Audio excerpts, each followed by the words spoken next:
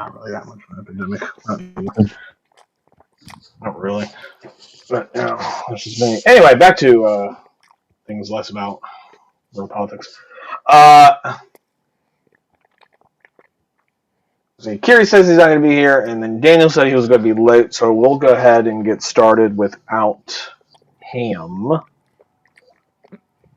Before we get started, is there any questions, comments, or concerns anyone has about what's going on, or any... What the hell's that doing there? Get out of here. Get out of here. We fucking invited you. But, hopefully I'm not... anything of that nature? Hopefully I'm not naming this episode The Death of Captain Torg. We will certainly see. We will certainly see.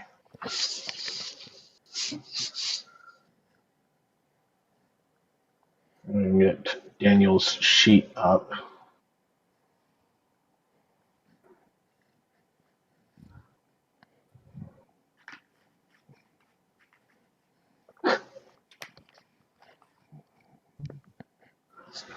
Cool. I pulled up his sheet and he had fucking notes written on it. I was just like, ooh, what kind of notes do you write?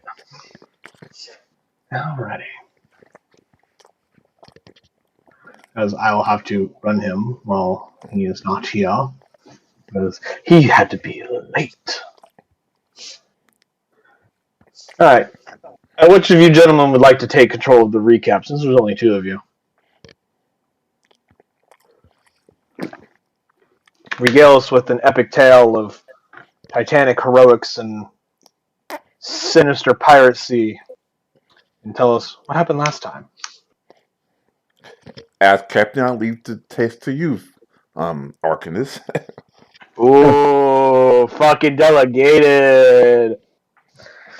Fucking flexing on that authority.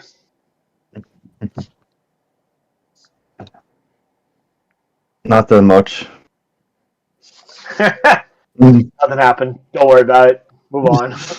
Yeah. Nothing important. So. I mean, I would disagree. You guys acquired an actual group patron and all the various benefits that comes with that. You guys acquired some upgrades, finally had some downtime. Captain Torg bored out. He fucking went hog wild and got immediately fucking schooled so hard by Master Creed, who proved far more effective at subduing the captain than Dr. Ice could, because Dr. Ice made a lot of very rookie mistakes when dealing with a raging barbarian pig monster. And last I recall, yeah, you guys were just hanging out in Luskin, just having a good old time. Nothing bad was happening whatsoever. You guys were just getting some upgrades. A tie roll initiative. Here we go.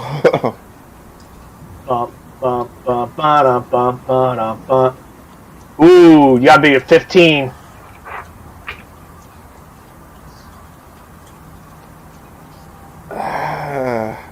can do it.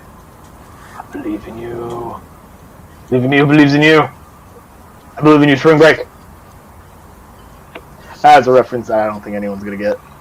Yeah, boy.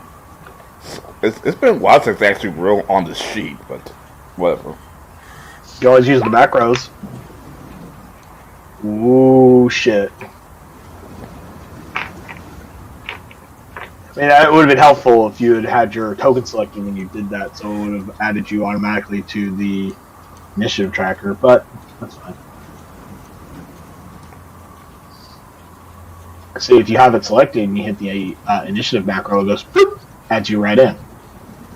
I know, the problem is... I don't have to... There's no character...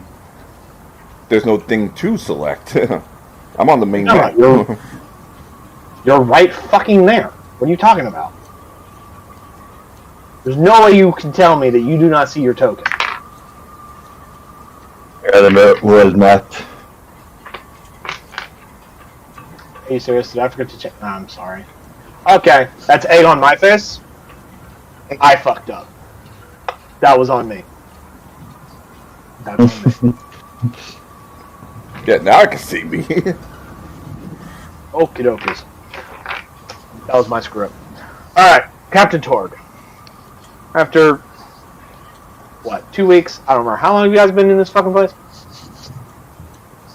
After 2 weeks of relaxation, upgrades, and various business ventures that needed to be dealt with, you're laying upon your inside your you're in your cabin on the deck or so on the ship, just snoozing in your hammock,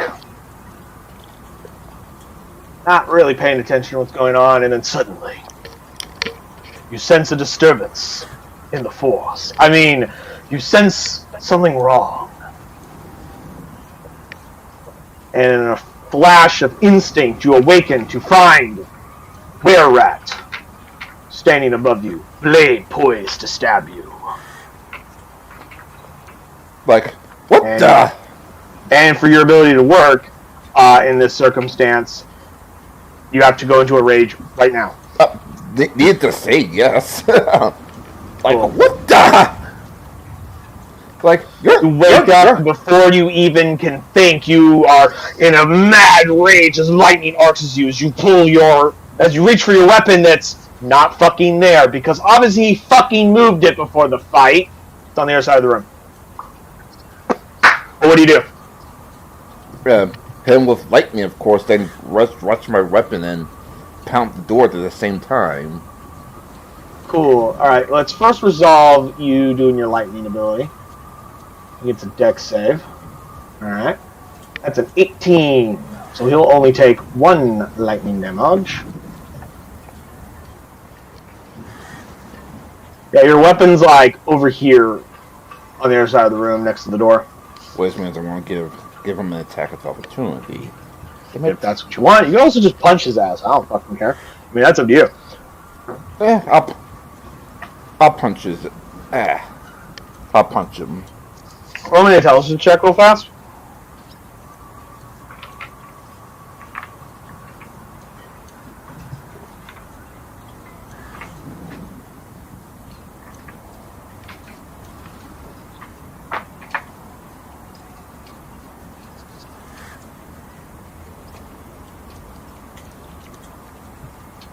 Intelligence, right? Oh. Yeah, Yeah, I'm done. Sorry. That's what I'm waiting for. Cool. You remember, just as you're about to punch him, that your fists are neither made of silver nor are they magical. Just a heads up on that. Like, oh, right. Damn it. You can, however, use your action to disengage.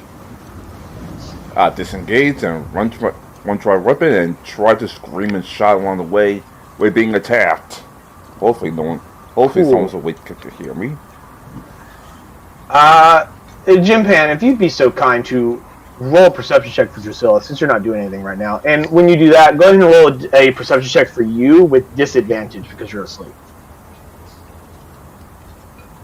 I shall roll Creed. Who has... Wow. That's... Wow. I don't even... Wow. Got a 1. How do you know a perception of a 1? Hey man, I didn't fucking pick the dice.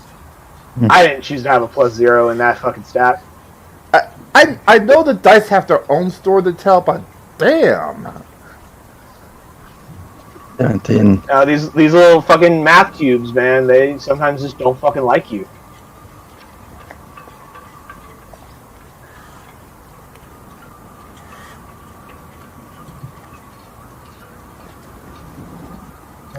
Let's see, the only one we're missing is Drusilla.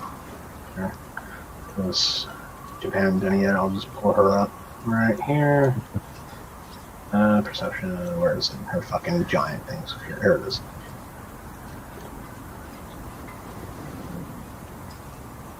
Cool. So.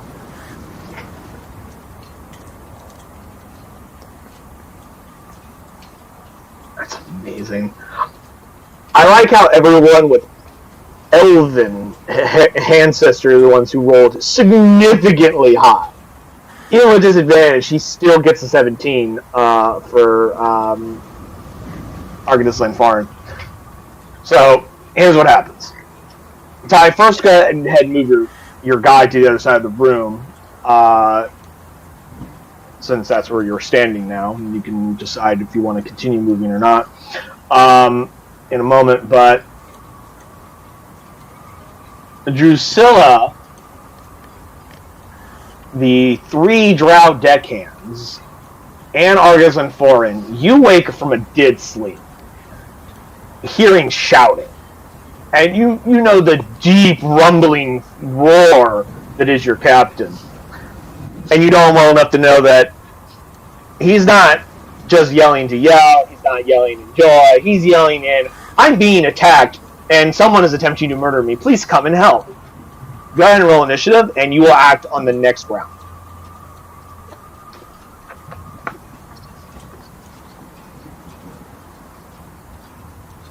Alright. And Drusilla will act on your initiative. And I will go ahead and one of the deckhands over here, and go ahead and roll for them as a group. They will also act on the next initiative. As they are reacting. Master Creed will also act on the next initiative with everybody else, but he is surprised because he rolled so bad on his perception check, but he rolled amazing on his initiative somehow. Fucking goes from natural 1 to natural 20. This is what happens when I run Daniel's characters. Apparently. But he will lose his first turn. But, like I said, everyone except Ty and the assassin will act on the next initiative, since you guys are just now entering into the initial track. Oh boy.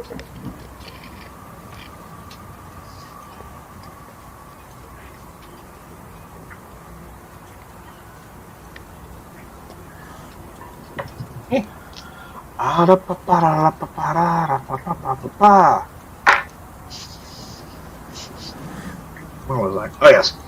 Anyway, Captain Torg, you moved, what, 5, 10, 15 feet? You now have your weapon in hand. You've used your action. You've used your bonus action. Is there anything you'd like to do? Would you like to continue your movement?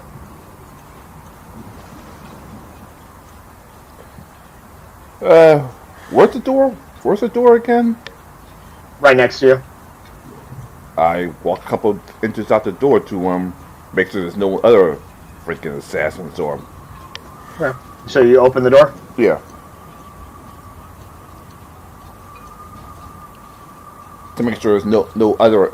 Well, yeah. So you open the door, you run out. Do you close the door behind you, or do you just leave it open? Oh no, I'm looking at. I'm trying to keep an eye on him to make sure that Okay, so you leave the door open. Okay. Yeah.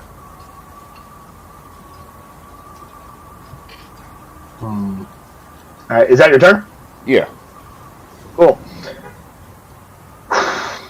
Let's see. His cover's been blown. All secrecy is gone. Odds are the rest of the crew will be waking up. Who I actually forgot to roll perceptions for everybody. Come on. Actually, I should have rolled perceptions for everyone, but everybody else gets disadvantage.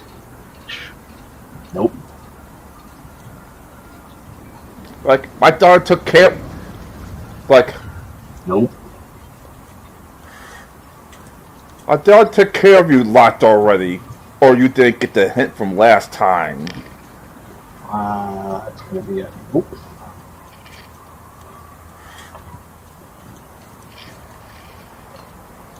Nope. They're below decks. I have a higher DC. Oh shit! Ooh. So Stone will also act on your initiative. Because he rolled a natural fucking 20 for a total of 24, which blows the DC out of the goddamn water. Also, just so we're all clear, you guys have 4 inspiration tokens on the table. In case you guys forgot. But, yeah. So, he will be acting upon the next round of combat, of course. Is that everybody? Yeah, because Vola and Nezor are gone, along with several other deckhands.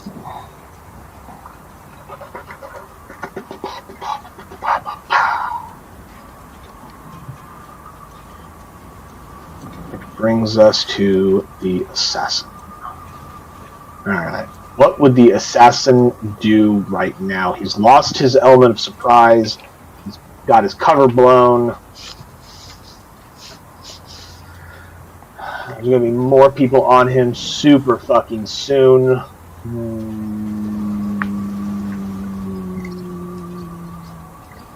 He's got... I feel like he's got to get at least one fucking shot in before he fucking tries to run.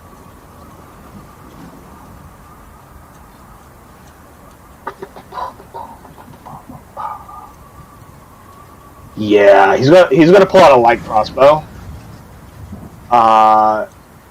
And he's gonna take a shot at you. He's going to attempt to shoot you. Unfortunately, I don't think 11... Damn, Wait, you're not wearing armor. Does 11 hit you? No, not even close. Okay. Yeah, fuck. Without your armor on, you'd have a 14 you'd have a 14 armor class because of armor defense. He dives out the window. He's out. He takes out. He's gone. He runs out of that situation, and you hear a sploosh as he jumps out of the window. This was not nearly as awesomely epic as I was hoping. Just completely dashed my plans, why don't you, with your stupid ability to roll high. But it's fine. It's fine. Coward! Cool. Let's see. Unfortunately, I don't have a bow. Unfortunately, I don't have a bow or firearm. Just. Oh wait. No, obviously I'm not gonna keep my firearm. You wouldn't have it on you at all times. Yeah, that's about to say. Yeah, I'm not gonna actually keep my firearm on me when I'm sleeping.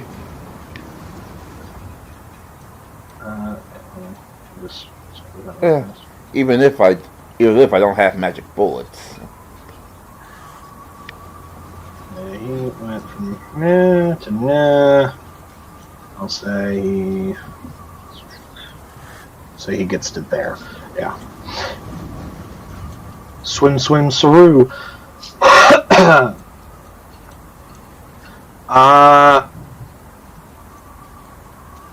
they're gonna have to.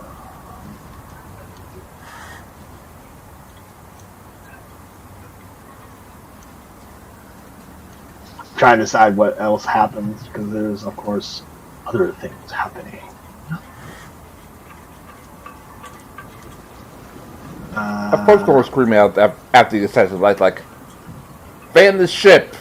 Someone tried to kill me. I'm pretty sure someone's trying to kill all of you." If you even see that would all be amazing, but you literally have less than 6 seconds for all of that, and you've already alerted people that something's happening. I know. I meant on my next turn. Get to that soon enough. See, no one's really surprised. Let's do this. Let's see. I'm gonna have a shot at Creed, one at Drusilla, and let's say one deckhand. Because you guys didn't think they'd only send one guy, did you? All right. I know that's what I meant by my next command. Ooh, Creed gets hit. He's gonna need to make a con saving throw against the poison, because if you know they got fucking poison. DC 15. 13 is not enough. He takes the poison. Or must make poison damage on a failed save or has much on a success. So that is going to be a total of 29 points of damage for him.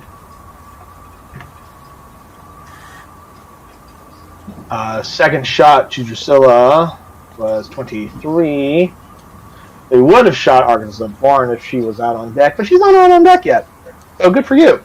But Drusilla, on the other hand, is. And that's a 21 to hit for the I need Drusilla to make me a damage save against this attack, as well as a Constitution saving throw against the poison.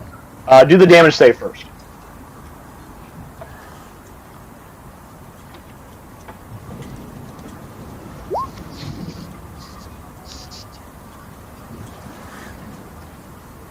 Cool. So, let's see, against that first attack. Let me see here. I also need that Constitution. Oh, yeah, there it is. That's... Okay, never mind. Okay. The 22, is that her con save or is that her damage save? Because technically you're rolling a con save for that. Yes, con. Basing con. So so that is for the poison. I need for the damage as well. Okay. So the first one's for the poison, the second one's for the damage overall because she's a retainer. Right? The damage then con. Okay, so the damage save and then the con. Yeah. Okay.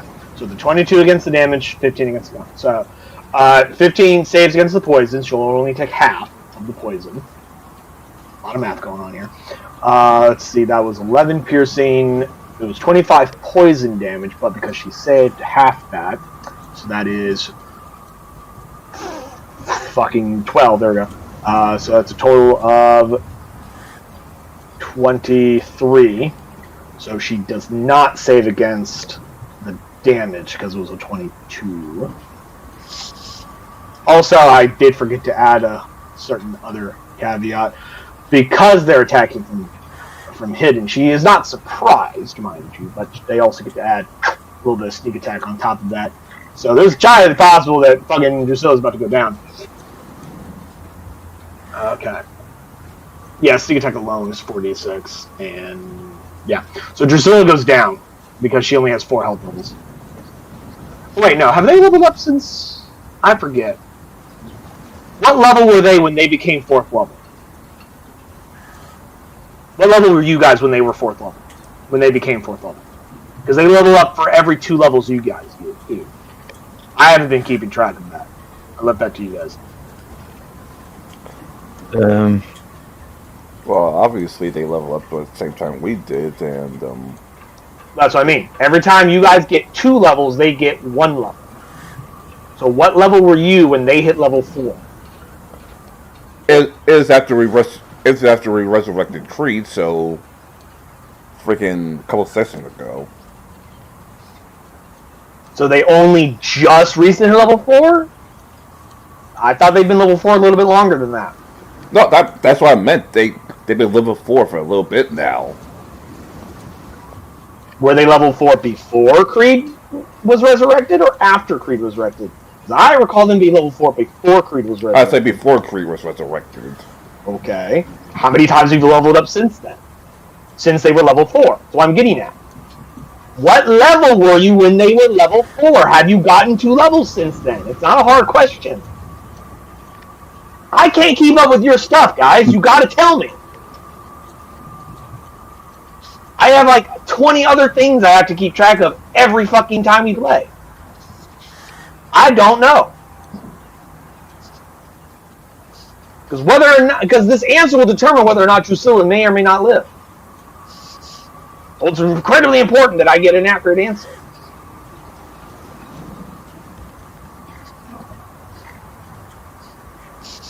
Wait. Yeah, they should be level 5 by now, in that case. Okay, then. But we started up, because I think they started off as level 4. They started at level 3. Oh, 3, yeah. You guys gained a couple levels, and they hit level 4. Has it been 2 levels since then? because they only get 1 for every 2 you get. Now, I don't remember what level you were when they hit level 4. That's what I'm asking. What level were you when they were level 4? You guys went up a level and they came up to level 4. What number was that? What number were you when they hit level 4? Damn it. If I remember, it's when we hit level 7. If it was level 7, then they are not level 5, because you're only level 8. I know. Are you sure? Jim Pan, unless you remember something I don't. No. Alright then. They're level 4 then. So she drops to 0. As she is immediately just assassinated. Speaking of assassinated, Master Creed is technically surprised because he did not hear any of the shouting a moment ago. So actually, there's an auto crit on his ass. So I'll get to him in a second. And one of the deckhands.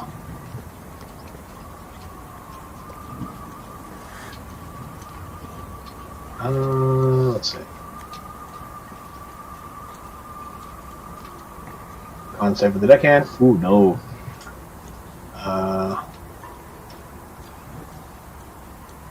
On that sneak attack. Oh no. Oh no.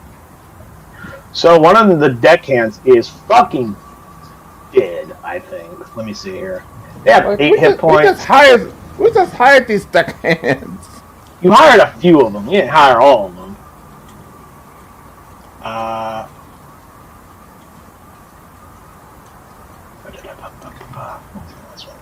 Yeah, 9 piercing, followed by 25 from the poison damage. They failed the con save, plus another 17 on top of that from sneak attack. Yeah, one of them is absolutely fucking toast. Full fucking dead. That would drop them well below -8, and they only have 8 hit points maxed. Dead. Going back to Creed, because 1, I didn't add his sneak attack on top of his damage, but I also didn't double for the crit that he absolutely would fucking had because he was surprised because he rolled so badly on his perception. First, let me get that sneak attack. Let me go ahead and we'll hit that macro a second time for the double damage.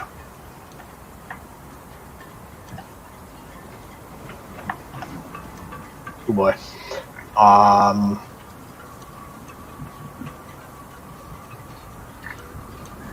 I'll take that.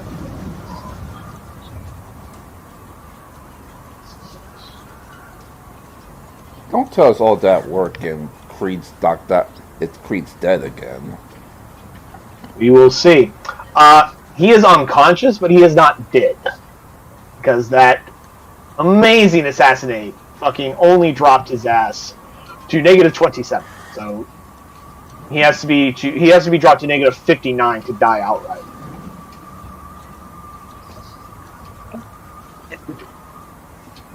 So obviously at this point the jig is up and there is quite the ruckus of alarm around the ship, which brings us to Argus and Foreign. What do? You hear your captain shout, and then followed by Alarm bell. Then roll me a perception check to see if you can hear what else is happening out there. But you do hear a lot of other people shouting, and no,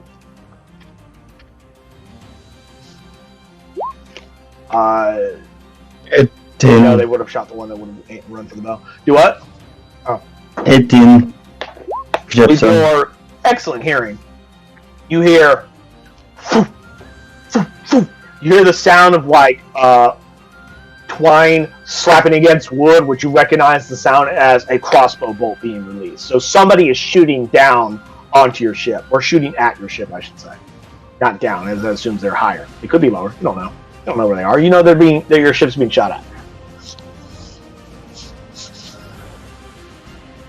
But it's your turn. What do you do? Here. All right. 1 second. Let me just go ahead and start. opening these doors. So you exit your room and you go down to the other end of the hallway, I assume, to exit out onto the deck. Because unlike the captain, your room has no windows.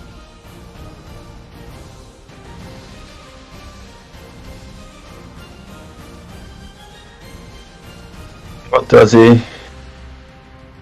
You see, right where you're standing, you see the two deckhands both looking around like, oh, we're being shot at, and trying to like find cover. To that, they're starting to move because they haven't had a turn yet. They're starting to move towards some semblance of cover. You see, from your angle, you probably see what looks like Drusilla, who has fallen over on top of the helm. The helm wheel, completely unconscious with a bolt in the back of her shoulder, and you see Creed also slumped over the railing nearby her, also completely unconscious. And from where you're standing, you can't see the other deckhand above you that is stone cold fucking dead. But you do see those two completely knocked out, and you see these drow. You do not see any other combatants because to spot a hidden enemy who is sniping you, you're going to use your action to try and beat their stealth with your perception. The whole hearing the crossbow thing, that was a free action perception I gave you, but to actively search for someone, that's going to use your action, and that's something you have to determine on your own.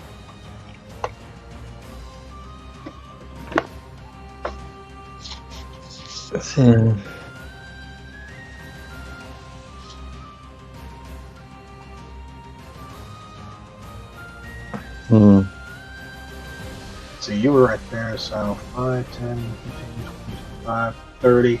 If you dash, you can get to Creed, yeah. If that's what you're, assuming what you're measuring out. But you would have to dash, and that would eat up your Yeah. That's up to you. On a minor note, none of them can get any assassinations because there's no longer a surprise. Other than Creed, but he's out. Well, around here, do I have cover? I think how a usual ship is laid out. You would be covered from the starboard side, but not the port side. Meaning, odds are they're shooting at you from the port side of the ship, because what other side of the ship would they be shooting from? They're not floating in the air or anything like that. So, if you wanted cover, you need to go to the port side, not the starboard side. I'm In other words, you'd have to go around the other way if you want to have cover. But if you want to get to Creed right now, you'd have to go out of cover. Like there is no way to get to Creed directly this turn and be in cover. It's either you either play it safe and be in cover, or you be reckless and be a hero. What would Arcanist Slam Foreign do?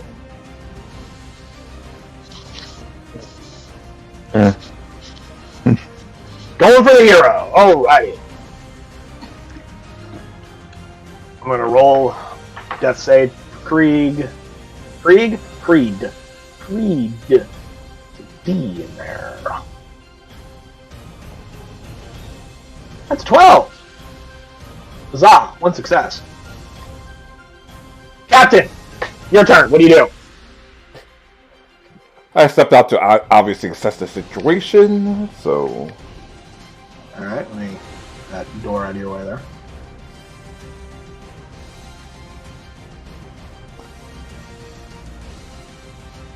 Then obviously seeing that Drusilla and Creed's down... Hold on. I'm sorry. This is the deck. If you're putting your people here, you're in the rigging. Or you're above the ship. Oh. Or you're standing on one of these upper deck areas. So you came out, you're right there.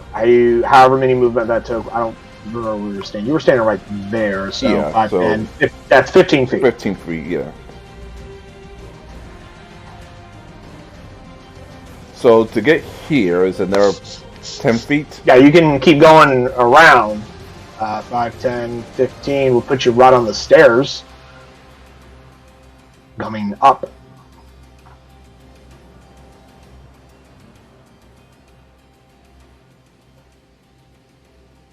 So you move slightly faster. So no, you have like an extra 10 feet. So 5, 10, 15, 20, 25, 30, 35, 40. You can get right.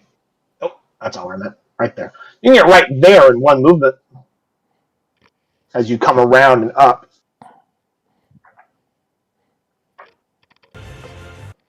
Like, after Drusilla Creed is out. Oh, yeah, they is super out. Shit. Oh! Real quick, I forgot. Argonist, Jim Pan, go ahead and roll a death save for Drusilla. And because we forgot Stone will act on Ty's turn. You have 2 retainers in play right now, and there's 2 of you, so we could split them between the 2 of you. But remember, retainers are run by you guys, so you guys got to remind me if I forget to have them take an action, because I have so many moving parts all the time that I can't remember your retainers all the time. So you guys got to make sure to keep on top of that. It's just I'd roll a d20 and add nothing. It is a d20. That is 1 failure for Drusilla. That's not good. What do I roll again? The perception to see if I can see the assassins? Yeah, it will use your action to do so, but if you roll a perception check, you can beat their stealth, then you will spot where the shots are coming from, because they're pretty fucking good at what they do, obviously. Alright, let's hope for some luck. And as a reminder, this is going to use your action, just so you know. I know, so that means I can't use my death save on Drusilla or Creed this turn. I'm not death stabilize Creed or Drusilla this turn. Not that you could anyway, because you'd have to use a dash to get 1 more square closer to any of them. I know. At the very least, you'll know where the shots are coming from. 22. Wow. Hyper vigilant. Just you immediately spot a few silhouettes. Or not, actually, no, you don't see silhouettes, because they wouldn't silhouette themselves against you. That'd be stupid. That's a rookie mistake. What you see are darker shadows against the night on a rooftop near the docks, like a warehouse. You see like a few darker shadows, darker than the blackness behind them, shift ever so slightly behind cover, and you see what looks like the glint of moonlight off of a crossbow bolt as one of them is reloading their shots and getting ready to fire again. You spot 3 of them. I duck and then look the crew. They're coming. It's from port side. They're shooting from the roof. Get some firearms. After Torek points that out, Argonist Unforeign, you track where he's indicating, and you have a hard time seeing exactly where they are, but you know the general area that they are in because he's pointing at like that specific building. It's not like there's a lot of real estate on top of the roof. They're somewhere on the roof. They're somewhere over there. Like, you have a general area, but you don't have their pinpoint exact locations. And unfortunately, but we all know what Argonist Unforeign can fucking do. She doesn't need to know their exact locations for this to fucking get wild. Yeah. Now for Stone, I assume, based on my understanding of Stone, he hears the sound of shit going down. First thing he's gonna go straight up to the deck to see what the fuck's going down. Yeah. Actually, no, probably he'd wake everyone else up, because right now half your fucking ship is still asleep. Because the drow deckhand that was going for the alarm was the one they shot. So while you're shouting, there still hasn't been the ringing of the alarm bell, which is a much sharper, higher-pitched sound that will wake someone up more than just a bunch of shouting, especially when you're in dock.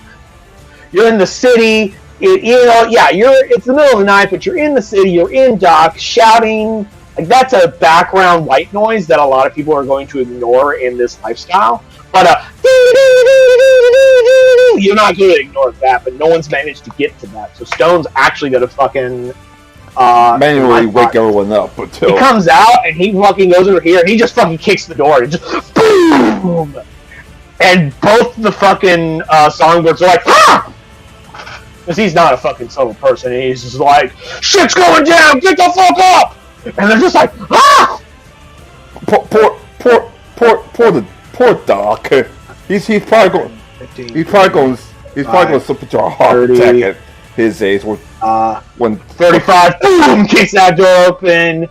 35, 40, jumps over the fucking table that's right there. Boom, kicks another door. He doesn't even wait. He just reaches in and just grabs them and just gets him by the scruff of the neck and then just keeps going. 50, 60, I'll say he gets right there. And he's just got Leibowitz by the scruff in like his fucking like night clothes or whatever. He's just like, he's like, what is going on? It's like, we gotta go, and he just like football carries him. Just smashes another door open. It kind of like smashed back and kind of starts swinging back. He smashes it back open. It like breaks one of the hinges. Remember, he's like this big Goliath motherfucker. I'm going to. Just a reminder, he's this big Goliath motherfucker. He's as big, if not probably maybe slightly more larger than the captain himself. Because Goliaths are like these large mountain folk.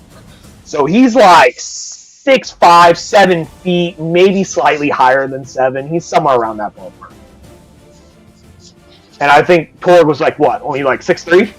Yeah, 6'4". So he's like a good several inches taller. Yeah. And of course, incredibly muscular. Because he's like that athletic guy. You know, he's the sports guy. He works out a lot. Because he has literally nothing better to do half the time. And that's just what Goliaths do. They value a lot of like physical athleticism. I'm gonna say Ryota is awake by this point as well, because like there's no way anyone's gonna sleep through all that fucking nonsense. So we'll say that all of the others will act on the next turn. You guys can split these 4 other retainers between the 2 of you as you see fit. All right. Right now I have a purple dot for which one Jimpan's are, and I have green dots for which one Ties are. So you guys just pick which ones you want as we go through the rest of this initiative. Ty, while you're ducking below the side of the ship, I'm going to say you have 3/4 cover because you are literally putting yourself down lower. So you're using your ship for what it's intended for, the sides of the ships, to like shield yourself. You were standing up, it'd be half cover, but because you specifically crouched down, you're like, nope, you got 3/4. You are actively trying to not get shot at. The Drow deckhands,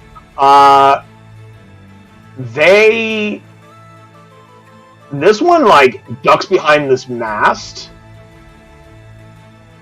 This one is gonna like, but you know what? No, they're both gonna fucking run below decks. They take off below decks to wake the rest of the crew if they haven't been already awoken. Essentially, I'm removing them from combat. Because your deckhands are non-combatants.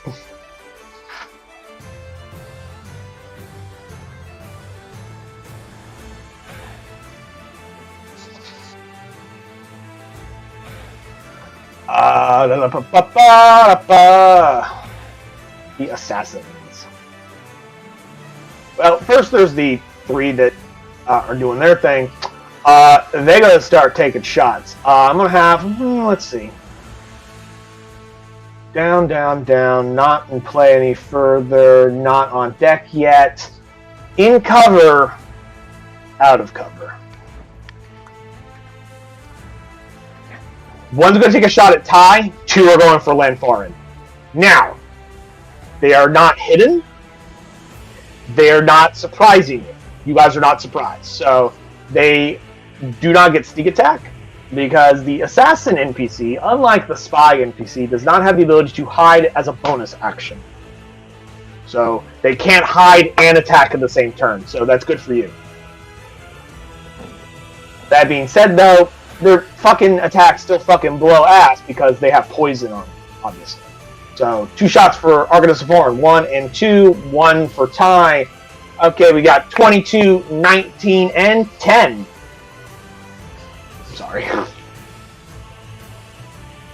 As a reminder, Jimpan, because you just woke up, you do not have your mage armor on. Just like how Ty is not physically wearing his armor. 1 second.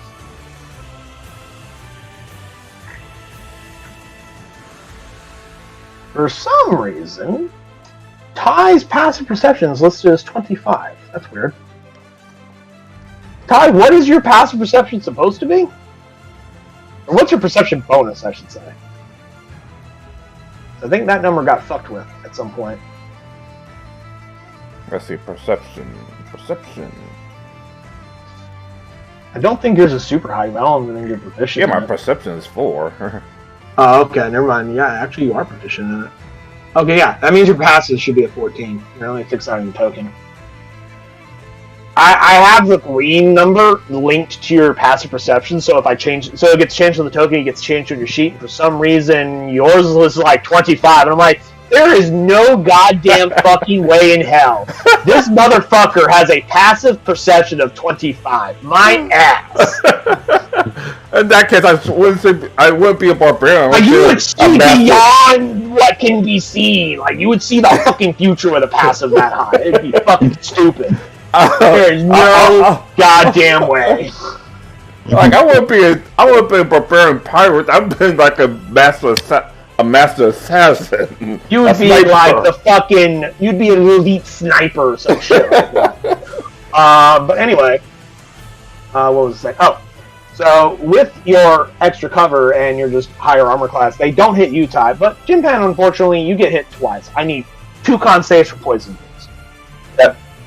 I have shield and I can. Oh. Well, hold on, how high does shield go? Because it was a 22 and a 19. And you only have an armor class of 10, last I checked. And shield only brings up to 15, so it won't block it. I have the gloves can. Oh! Okay. So you're going to use a reaction to use your gloves of missile snaring instead of your shield spell. Would you have those gloves on while you're sleeping, though? That's the real question. Let's really answer this question truthfully. Would Argos of Form be wearing gloves of missile snaring while she's asleep? Like, would you actually put these magic gloves on and then go to bed? For real. Let me look at them.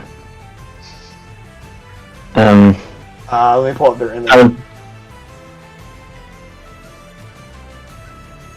See. Like, they don't strike me as like, oh yeah, these are my night gloves or whatever. Like, who would wear gloves? Like, honestly, who would wear gloves all there? Wait. Hey, I don't have it on me then. Okay, I mean, I don't want to fuck you, but the illogic of like, oh, I have these magic gloves on. I was like, you just woke the fuck up. Like, that's like saying like, oh, I have these magic boots on. I'm like, who the fuck wears shoes? Well, or wears gloves? Because remember, I don't have my armor on. I Okay. just grab my sword and probably my handgun. Yeah, like, I find it hard to believe you would have these gloves on. Like, I want you to survive, but like, it seems kind of weird. Okay, I don't have it on me, so ignore that. Okie dokies. Go ahead and roll me those 2 con saves for the poison, please. Okay. Man, it would have been badass if you had been able to reduce the damage of one of the bolts enough to catch it, because that means you would not take the poison damage, because the bolt has to physically hit you to do the poison. Well, That would have 15. been rad. Okay, so you passed the first one. Second one? 24. 24, you passed both, so you only take half of both these poison attacks. but it's still 76 poison. So, first attack does 10 piercing damage and 26 poison damage. Half of that for 13. So a total of 23 damage total.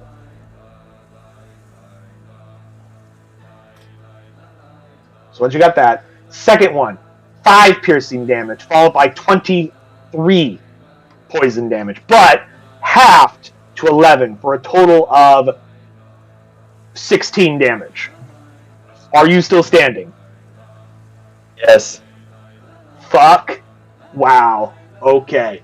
Ty, you dive down below the side of the ship, and just as you dive down, you hear boop, a bolt slam into the wood just where you were before you duck down. However, behind you, you hear the meaty stabs of bolt, bam, bam, right into Arcanus Lanforan. And Arcanus Lanforan, you feel the pain of the bolts, but you also feel this intense, horrific burning as the poison spreads into you. And you fend it off, the worst of it off, but it is excruciating pain. Yeah, I think total 39. If I did my math right.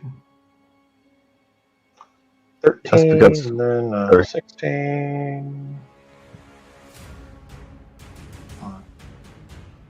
First one was 10 damage, was 10 piercing, plus 13 poison because it was halved. And the second one was 5 piercing and 11 poison because the poison was halved.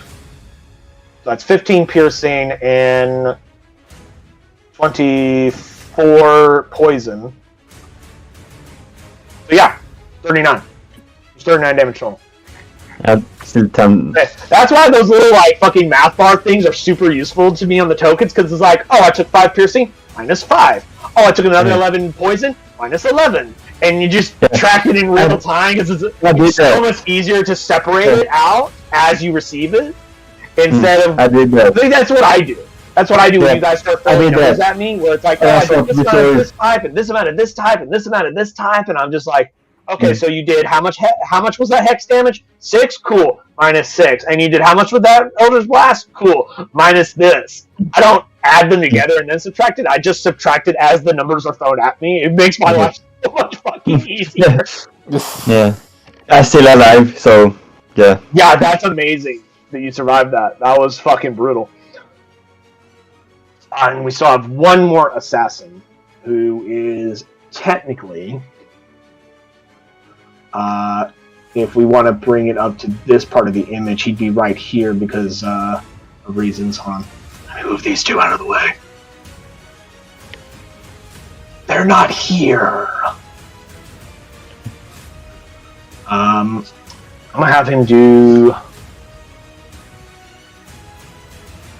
He's got to use an athletics check to try and get up here if he wants to get back on this ship.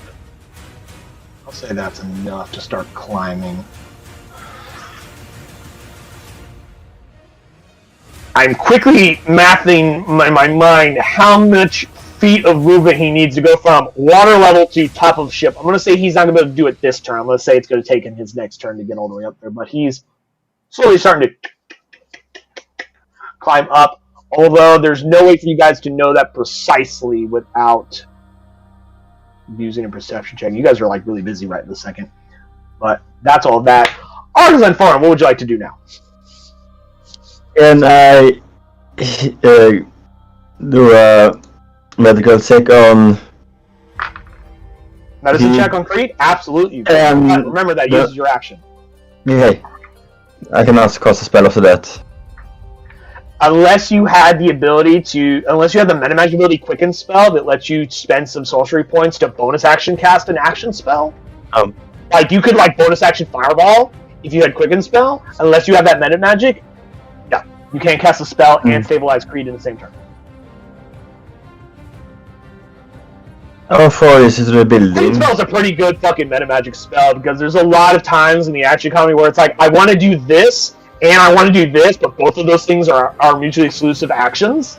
But it's like, It doesn't let you cast 2 spells in one turn unless one of them is a cantrip, so you can't bonus action fireball, then action fireball again. It doesn't work that way.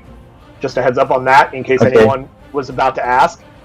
If you did get it in the future, but you could like bonus action fireball and then stabilize Creed, or like bonus action lightning bolt, or bonus action fly and then like action firebolt kind of a thing. Because like firebolt's a cantrip, or Eldritch Blast. You could like use your action Eldritch Blast, then bonus action fire off a fireball if you had quicken spell. Granted, it takes like social points to do that all. Shit. I want to cast fireball on the rooftop and do it a twin spell. So just as a twin spell is twin spell is it has to be a single. I just remembered. When I said that. However, it is an AoE. If you throw, let me put it this way, because it's slightly theater in line with these other 3 guys. If you fireball that fucking roof, you are hitting all fucking 3 of them. Yeah, now, as a reminder, fireball is a dex save. These are assassins. I'm not going to be spoiling anything by telling you their dex is really fucking high, and you know that they're fucking rogues. They have evasion, so there's a chance that this does nothing to any of them. I feel like I need to tell you that because that is information that your character in the river wouldn't think of it as a dex save and evasion, but they know that assassins are incredibly fast and nimble motherfuckers, and if anyone could dodge a fireball, it'd be these motherfuckers. Especially because they're fucking rat people, so like, they have that instinctive, like, something danger, they have that, like, spidey sense, because rats always flee away from danger, like, they know when something bad's about to go down. So, like, these are were-rat assassins who live in Luskan. Like, there are so many factors that are stacking against you getting a successful set them on fire move. But if you still want to aim for it, by all means, go for it. I just wanted you to have that information. Because this is something your character would absolutely understand, contextualize it within their reality. You know it as the mechanics of a game, but your character would contextualize it differently, but same information. These guys are going to be hard to fucking take out with the fire. That's not to say impossible.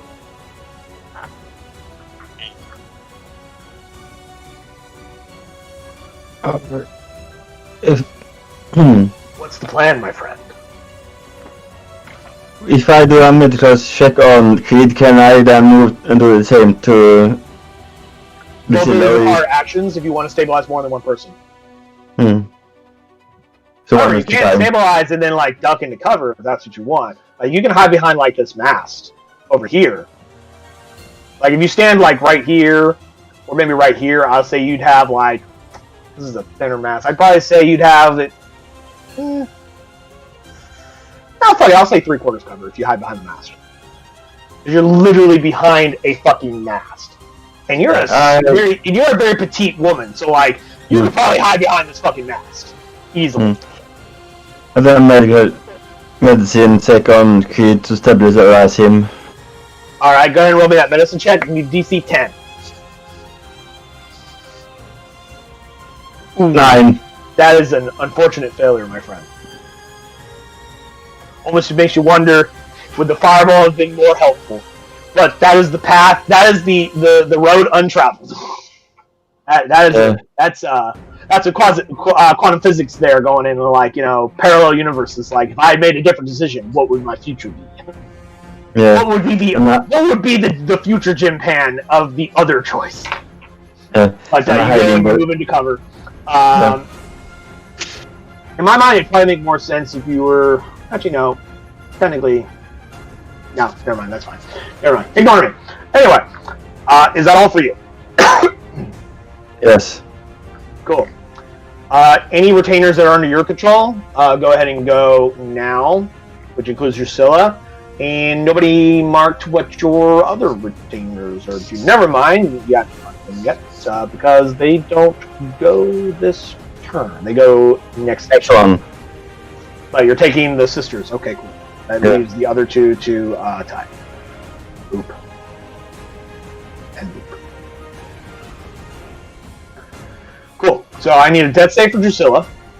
And like I said, the others will be acting on their next turn.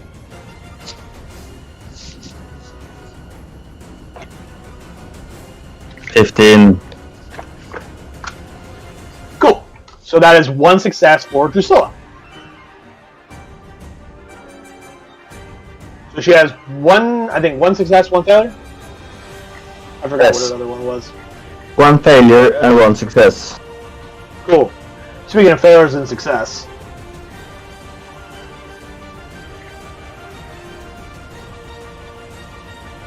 Master Creed. That is 1 failure for Creed. Ooh. Captain Targ, it's your turn. What do you do? I'm going to commando roll down here. Say again? Like, I'm going to, crawl over to Drusilla and somehow try to perform a miss to check to stabilize her. Okay. You try and dive over to Drusilla and do a medicine check. And roll.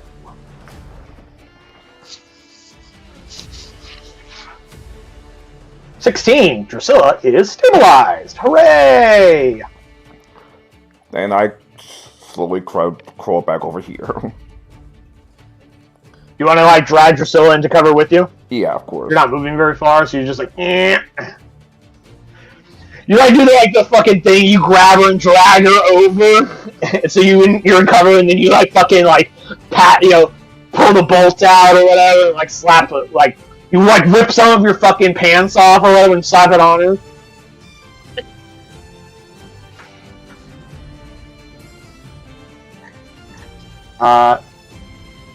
Because Stone is not, unlike the others, is able to act right now, because the others can't act until the next turn. I assume you want him to continue running up, and he will still continue to be football carrying Dr. Leibowitz with him. So, 5, 10, 15, 20, 25, 30...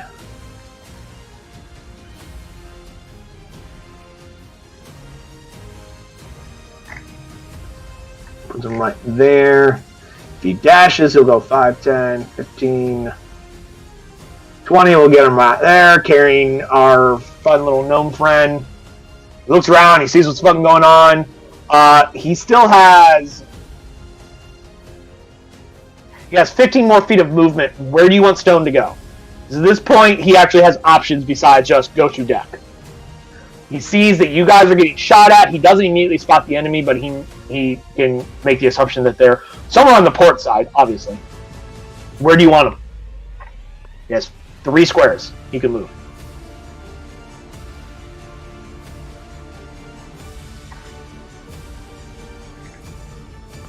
Well, since he's carrying the doctor, I'll try. No, it's not. It's too far. I might recommend that you get his ass in cover, because if he's out in the open, Yeah, I know. I'm trying to get him in cover, but if he gets right here, he's below the railing, the side of the ship. The side railing of a ship goes all the way along. Yeah. Have him be behind cover. So he dives into cover, and he brings Leibowitz with him. So now, without any movement for Leibowitz is now on fucking deck. Because Stone's smart enough to think, okay, if shit's going down, odds are somebody's getting hurt. Where's the doctor? You! Smash door! Smash door! Smash door! I'm here! I brought the doctor! Actually, no, that's what he says. As he kicks that door open, it wasn't really even closed to begin with, he just kicks it open. He just goes, I brought the doctor! And he just holds him up like fucking Simba. He's just, there's bolts on the fucking deck. They're coming from that way. He's like, where else would they be coming from? Yeah, Assumption logic, he dives for cover. Couple people are hurt already. 2 of them are down. I managed to stabilize the shield, but I don't know about Creed. Alright, Argus and Foreign, you have a 15 armor class right now, and Captain Tor, you have a 19 armor class against these attacks, so both of you are in 3/4 cover. And so it's Stone and Dr. Leibowitz. In fact, actually, I would argue that they can't even take shots at Leibowitz because he's so small and he's being essentially smushed down. Stone dives into cover and just smushes the dock down. So, You have a gnome laying prone behind 3/4 cover. I'm gonna say he's behind total cover because like there's no shooting knocking in this. Oh, the rest of you are not so lucky. So I'm gonna say a shot at Stone, Glenforan, Torg. Yeah, I'm gonna say a shot at each of you. 1, 2, and 3. Start at the top. Torg. 13. Argonist. 13. Stone. 18. He has a 20 armor class right now while he's in cover. Oh yeah. This assassin's going to use the rest of his movement to get up onto here. Let's see. Argonist and Foreign is in cover from him. Captain Torg is not. This one he will not have cover against because this one's coming from this guy who just climbed up on the deck and he pulls out his crossbow to take a shot at you. That's a natural 1. I'm going to say that the water fucked up his crossbow. He goes to pull the fucking thing and the mechanism gets fucked up and he's going to have to take a moment to like fix it. And he just says, fuck it, and he just tosses it to the side. It's like, this thing's useless, and he just throws it overboard and he goes sploosh into the water. That was a natural 1. Argonist and Foreign, your turn. What do you do? I cast Chromatic Orb. On to whom? Assassin. Just The one right there? Cool. You like lean around the cover and you fling it at him. Go ahead and roll your attack.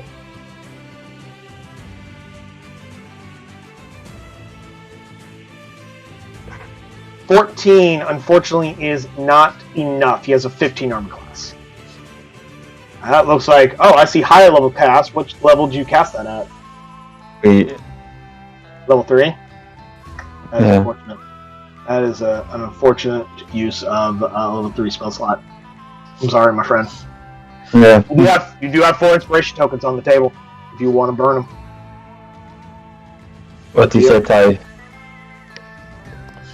Well, right now we can't have an assassin on the ship and an assassin shooting us at the same time. That's 22 points of fucking damage. That would be a shame if it went away. I'm just saying.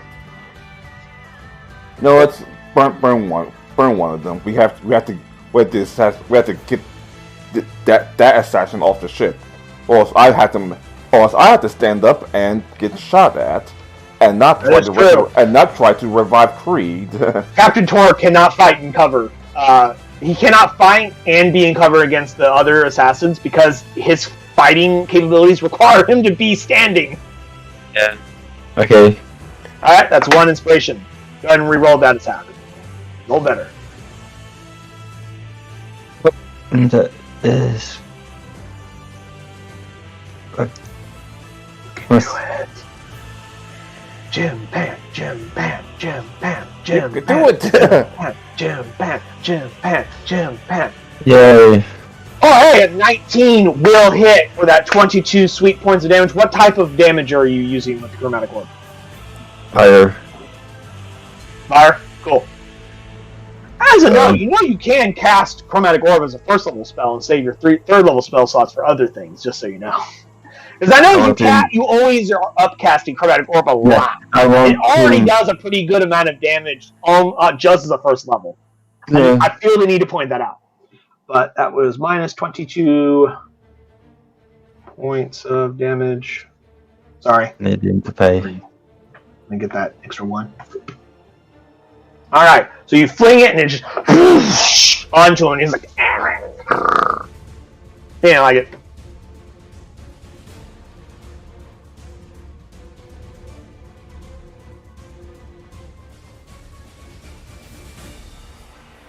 Is that your turn, my friend? Yes. Cool.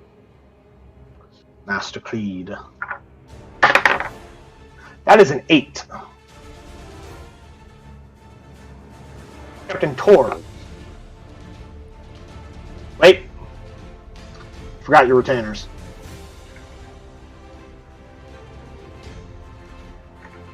Drusilla is stabilized, but the 2 Tabaxi friends of ours, the Songbird sisters, I assume you want them to quickly get the fuck up onto deck.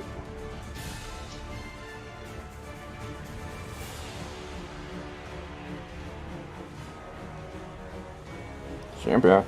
What was that? Yes. Yes. I just saw a lot of movement. I was like, shit. That was 5, 10, 15... Sorry, 5, 10, 15, 20, 25, 30... If you use feline agility, because they are tabaxis, they can double their speed this turn, and they can get onto the deck in one movement each. Because that lets them move at 60. They can get on deck right fucking now and still have an action if you want to do so. Yes. Alright. Sure. Well, let's start with Hummingbird first, since she's the first one you moved. What would you like Hummingbird to be doing? Where do you want her to go? What do you want her to do?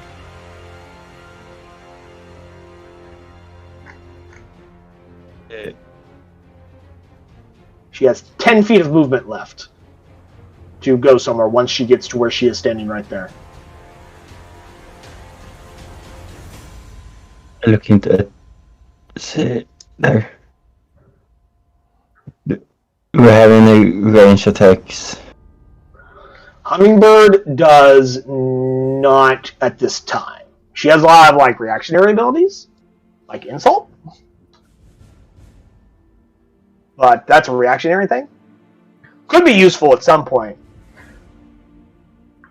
But if she was higher level, she would have her own fireball spell. But unfortunately, she does not.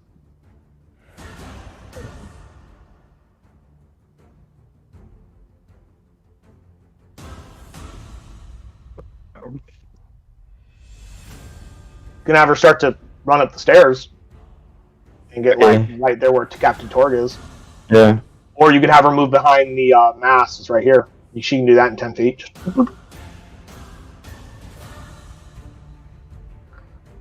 And she has her action. She can either take the dodge action or she can dash. Dodge. And now her speed is doubled, so she can move another 60 if you want to right now. But that will eat her action. So like she can get... Yeah. There's no one on the ship that these two cannot get to, so the question is, do you want to burn their action to do it, and where do you want them?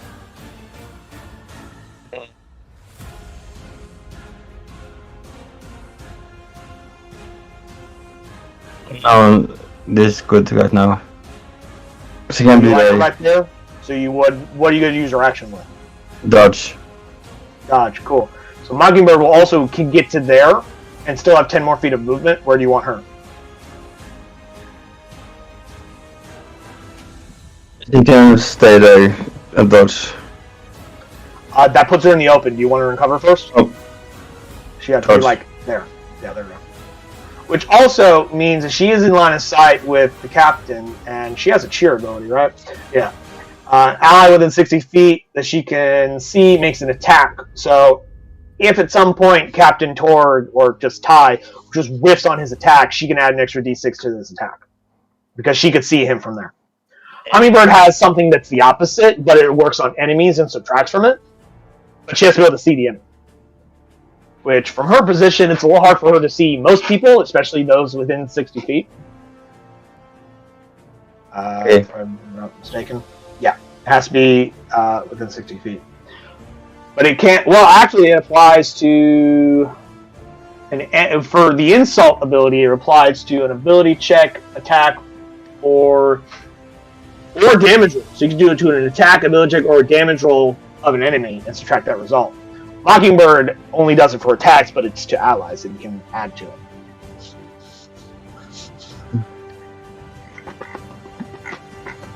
Captain Torg. It's your turn. What would you like to do?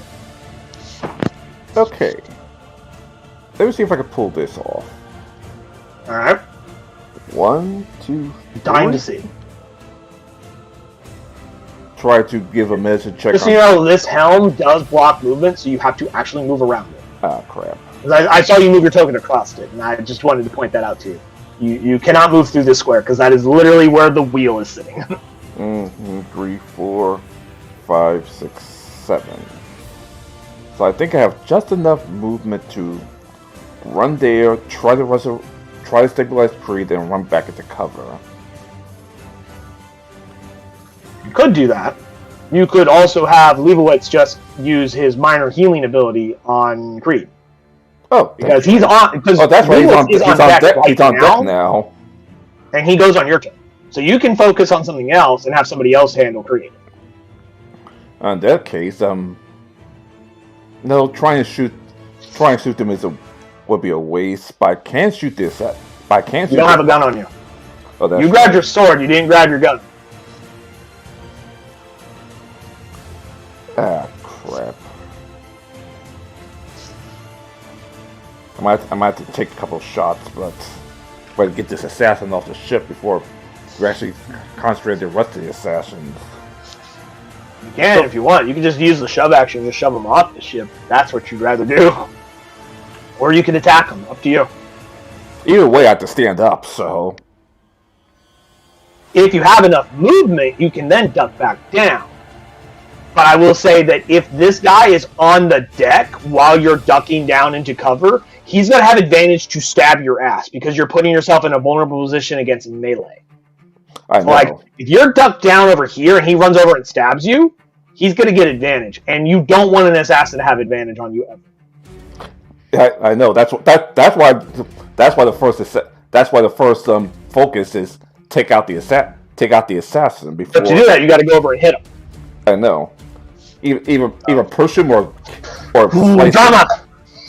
What we gonna choose, my friend? What we gonna choose?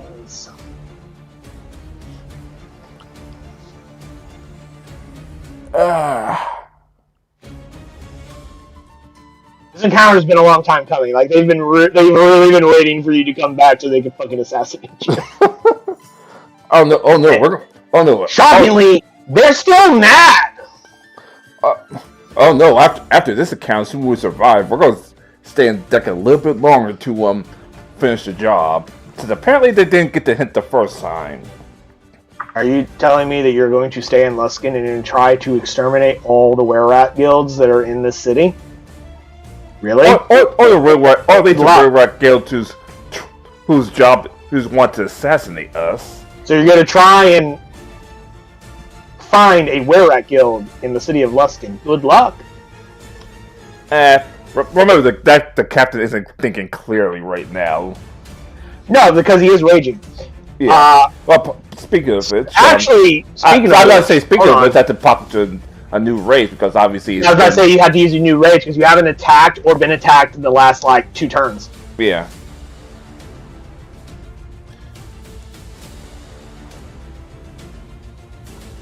So this will be your second rage, and what we doing?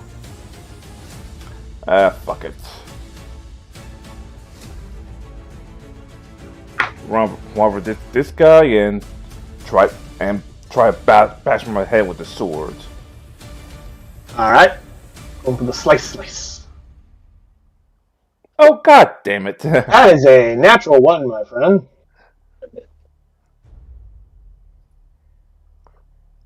And 15 isn't. Oh, reckless, of course. 15 does hit. That is 12 damage, and because it is magical, it bypasses his resistance, technically immunity. And Storm Order. Storm Aura. I just rolled an 11 just right here on my desk. Without looking at their bonus, I'm pretty sure that beats your DC, but I can confirm it. Oh yeah, they have a +3. That beats a 14. Your DC is a 13. I think. Your Storm Aura is based on your con, is it not? Yeah, I think so. That'd be 8 plus con plus 10. 8 plus proficiency plus con, so that's 8 plus 5.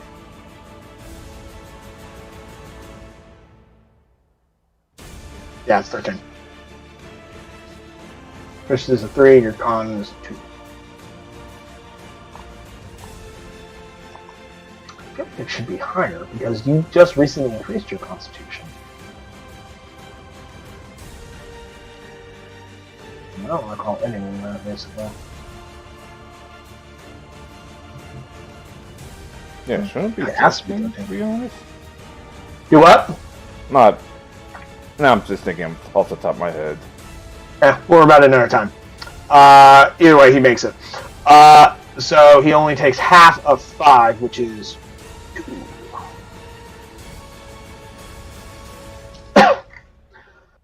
That being so, okay. So that is Captain Torg's turn, I believe. Yeah. Cool. Would you like Stone to carry Leibowitz over to Creed? Because Leibowitz, being a gnome, only has a 25 movement speed. Yeah, of course. So. Yeah. So Stone with 30 feet can go and be like here, and like just drop Leibowitz there, and then Leibowitz can move the rest of the way. I assume you want him to use his minor heal ability on Creed. Yeah. Minor heal ability on Creed. That restores 5. And then, oh crap. And then Leibowitz will. Yeah, I want him because he's small. He can actually get cover from the wheel. He ducks next to the wheel. All right. Unless you want him to do something else. No. It's not to look for cover, but since the wheel counts, then yeah. Yeah. The thing is, Stone, he has an action he can dash to somewhere that has cover if you'd like him to do so.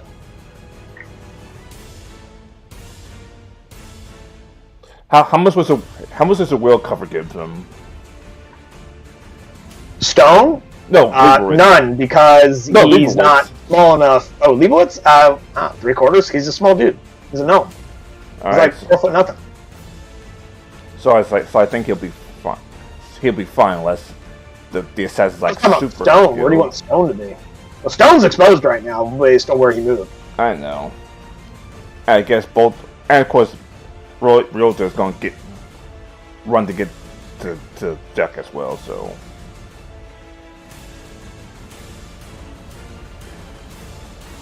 And I guess that's the turn, so... I know the assassins are going to let me have it, so... Let's see, 30 feet gets Ryota right there if you'd like him to dash to move into cover. And Stone is also still exposed if you'd like him to dash into cover. Yeah, of course. Cool.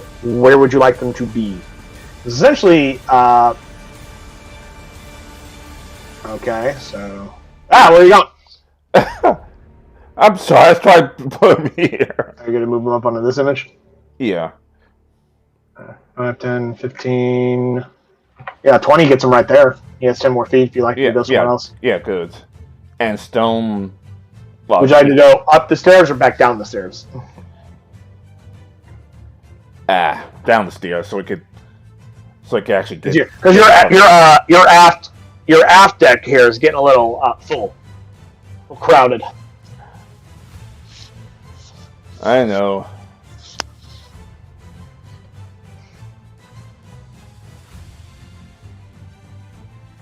So if he goes back down... I mean, he can easily get back to here in one movement, back where he started. He just runs up and then runs back down. That's a good idea, yeah. Cool. Assassins go.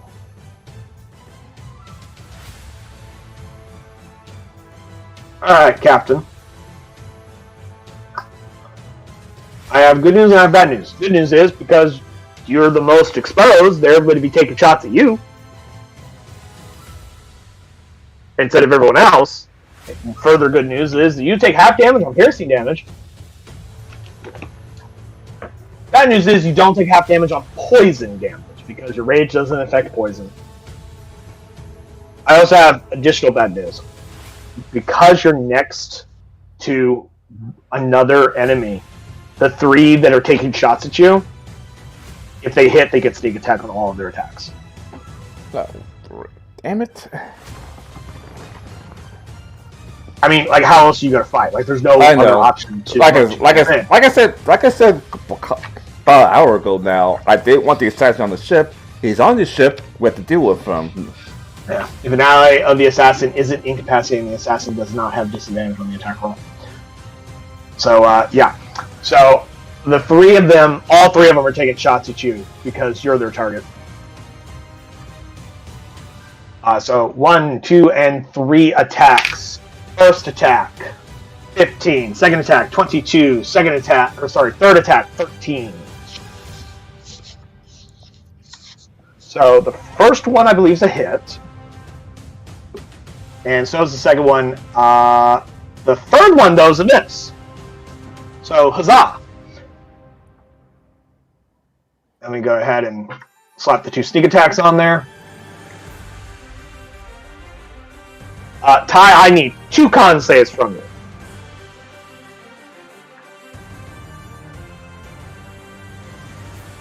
And we will resolve those in a moment. Once you get those 2 saves. There they are. 16 and 18, you pass both of them fantastically. Alright. Now I gotta be the bad guy and start reading you damage numbers. First attack does 9 piercing damage. Followed up with his sneak attack of 10 for 19 total. That is half to 9. So 9 damage for the piercing. My assumption is sneak attack is added to regular damage, and so it's also piercing in this regard. That's the way I've ruled it in the past, so that's what we're going to do it. So you take the initial 9 damage from the piercing and the sneak attack. Followed by 31 poison damage, which is half to 15 because you passed your con.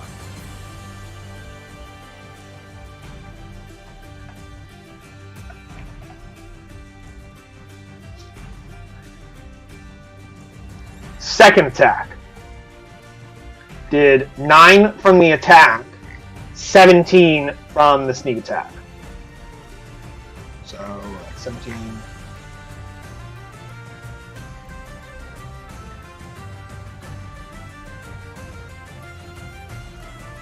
$26 piercing, half to 13.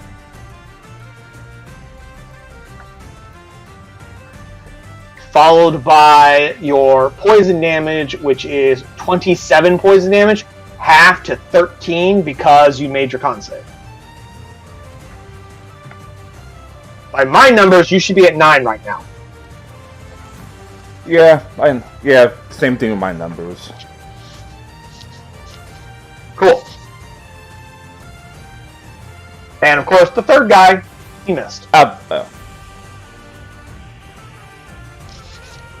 The assassin in front of you is going to take his turn. Yeah, because he's using his short sword, he finally gets to use his multi-attack, which is 2 short sword attacks, instead of just 1 attack that they were getting with the crossbows. He does not get sneak attack, because I'm literally standing in front of him.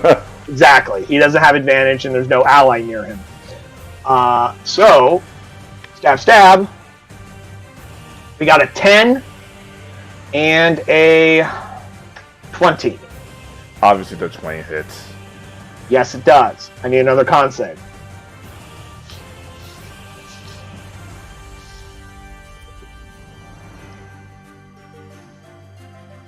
Wow. Cool. Lucky for you that without his sneak attack, his piercing damage is minuscule. He only did like 3 after attack from your range. So, 3 piercing, so you're at 6 now. Poison, on the other hand, unfortunately, will probably knock me out. Because it was 17, half to 8, brings you to 0. One of our... Say what? Doesn't he get 1 because the... Oh yeah, that's why I popped up by 1. Oh shit! I forgot. Which one are you going to use? Relentless or Relentless Endurance? Because those things track differently. Relentless. Relentless, okay. That is Oh, I didn't make a macro. Why did I not do that?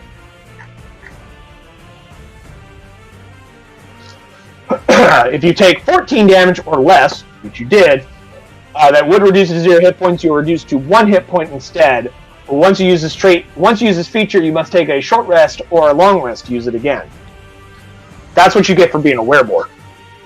As a half-orc, you have Relentless Endurance, which is similar, but it doesn't have a damage threshold. But it also requires a long rest, not a short rest to get back. So, well played, my friend. You're instead at 1 hit point. So, everyone else, this is what everyone sees watching this.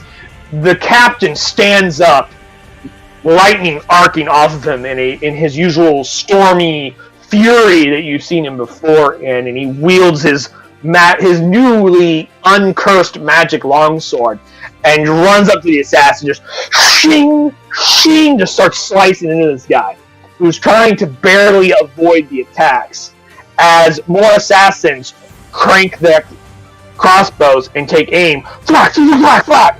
One flying by, hitting some wood, but another two zoom, zoom into him. You can see dripping from the bolt this horrid, sickly green liquid coming off of it as the poison is dripping onto the wood, presumably also into his back. You feel the burning of the poison, but just power through it. And then the assassin tries to come back at you, and he stabs straight into your gut.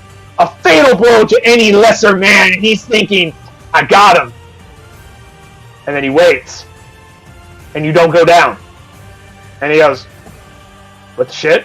And he just kind of like slowly looks up, because he's like crouched down, so he's just like... As he just looks down at you, or like, as you just look down at him and just slowly raise your sword to clock the shit out of him, and that is their turn. As he realizes that of the 4 of them, he has the worst positioning right now. Arcanus, it's your turn. I'm glad you remembered that, guys. I forgot about his ability to just be like, no, I'm not going to die today. No. Oh, you want to kill me? No, not today. No. Refused. Rejected. Arcanus and Thorn, it's your turn. I will cast Fireball on the roof. Cast Fireball on the roof! I need 3 dex saves. Go ahead and roll your damage while I'm getting these dex saves. They are really good at these, though. 1, 2, and 3. And then they also have evasion. So if any of them make these saves, they take nothing. So if the assassin is subject to an effect that allows it to make a dexterity saving throw to take only half damage, the assassin instead takes no damage if it succeeds on the saving throw and only half if it fails. So I got an 8, an 11, and a 23.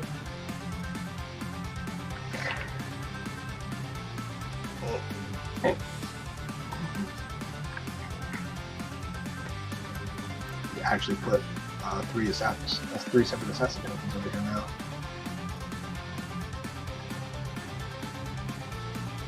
Now they all have like separate damages, so you guys are actually taking shots on them. Okay, cool. Let's see. The first one was an 8. Your DC is a 15. That's obviously a failure. He will take 10 fire damage. That one got an 11. He'll also take 10.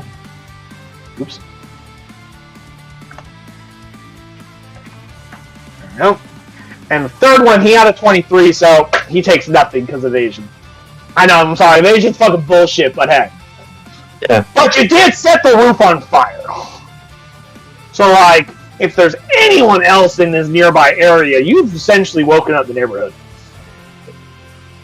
Which means the assassins have to force get off the roof or suffer or start to burn to death. It's not that bad.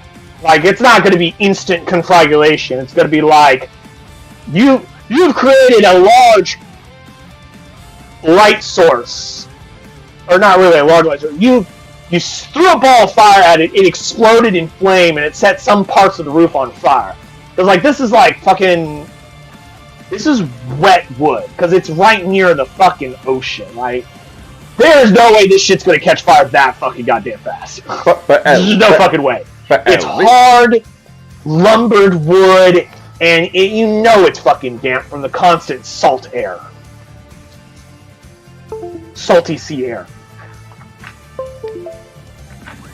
So like it doesn't ignite the whole building. So it's not going to cause an environmental issue to them.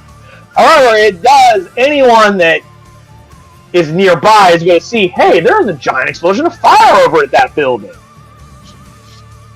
Which means they have a time limit now. Because other people are about to be entering into this situation, and they may or may not be friendly to them or you. You know? It's one of those things where it's like, the longer this fight goes on, the more potentiality of additional personnel entering into this situation, and that's bad for an assassin. Assassins don't like other combatants coming into a fight. So this is infinitely getting worse for them.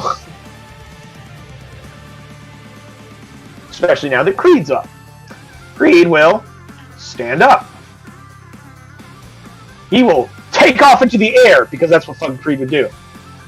Or start to, because he has to burn half his movement, and then his other half is him starting to fly up. I'll say he goes... He gets to about... No, if he tries to fly in that trajectory, he'll hit some rigging, so instead he'll just go...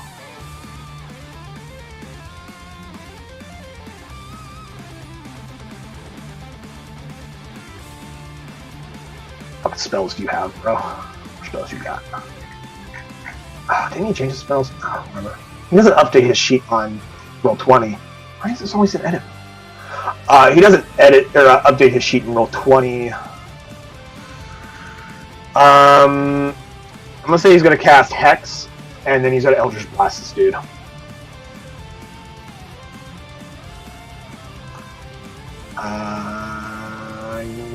Some Hex though. Pew pew!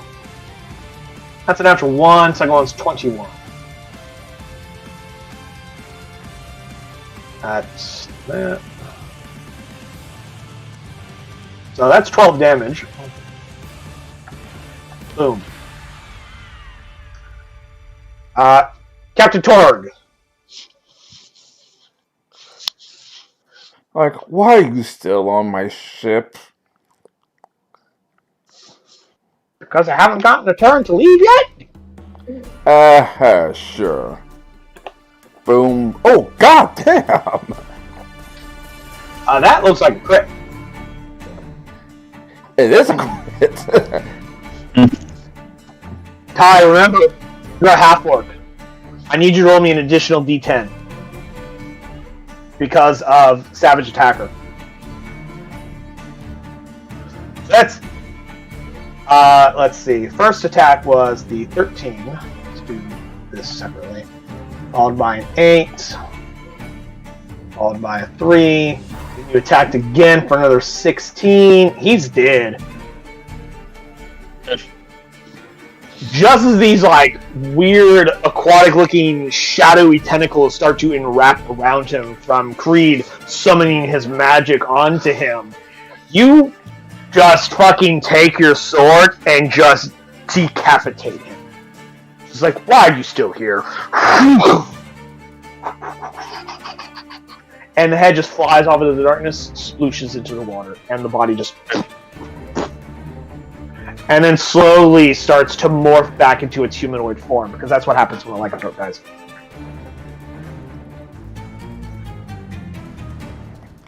So that guy's dead. Is there anything else you'd like to do on your turn, Captain?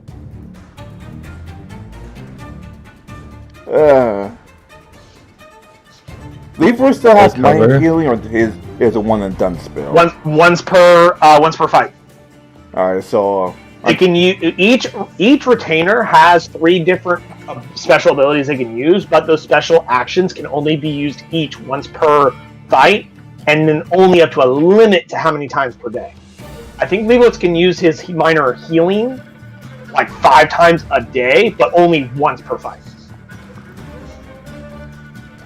Well, technically it's once every 10 minutes, but there's no fight that lasts longer than 10 minutes. And since Ice is at port side, probably getting some beers. God damn it, and I have no potion on me at the current moment. best thing I could do is duck behind cover and. Certainly could.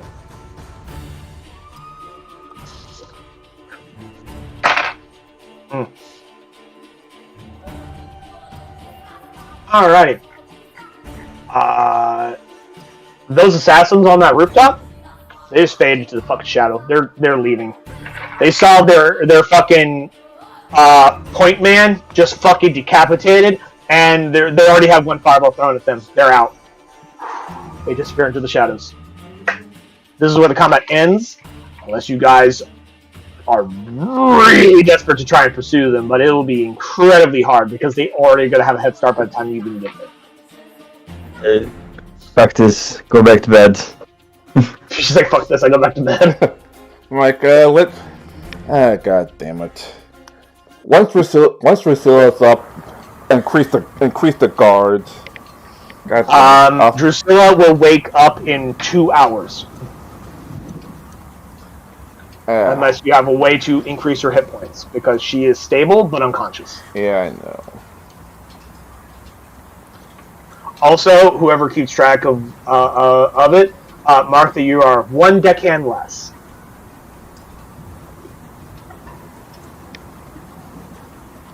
Because one of them is dead.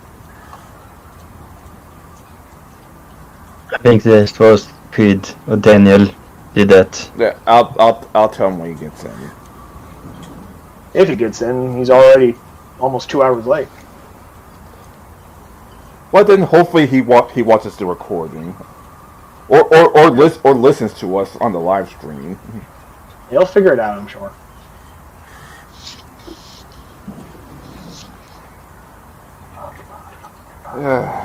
Damn it! I'll stay up till Drusilla's up in the belt again. Then I'll go to bed to recharge. As much as I want to chase those assassins. As a reminder, Creed doesn't fucking sleep, so he could literally just stay up the rest of the night. Oh, that's true. Which he already was doing. That's why him and Drusilla were up there hanging out.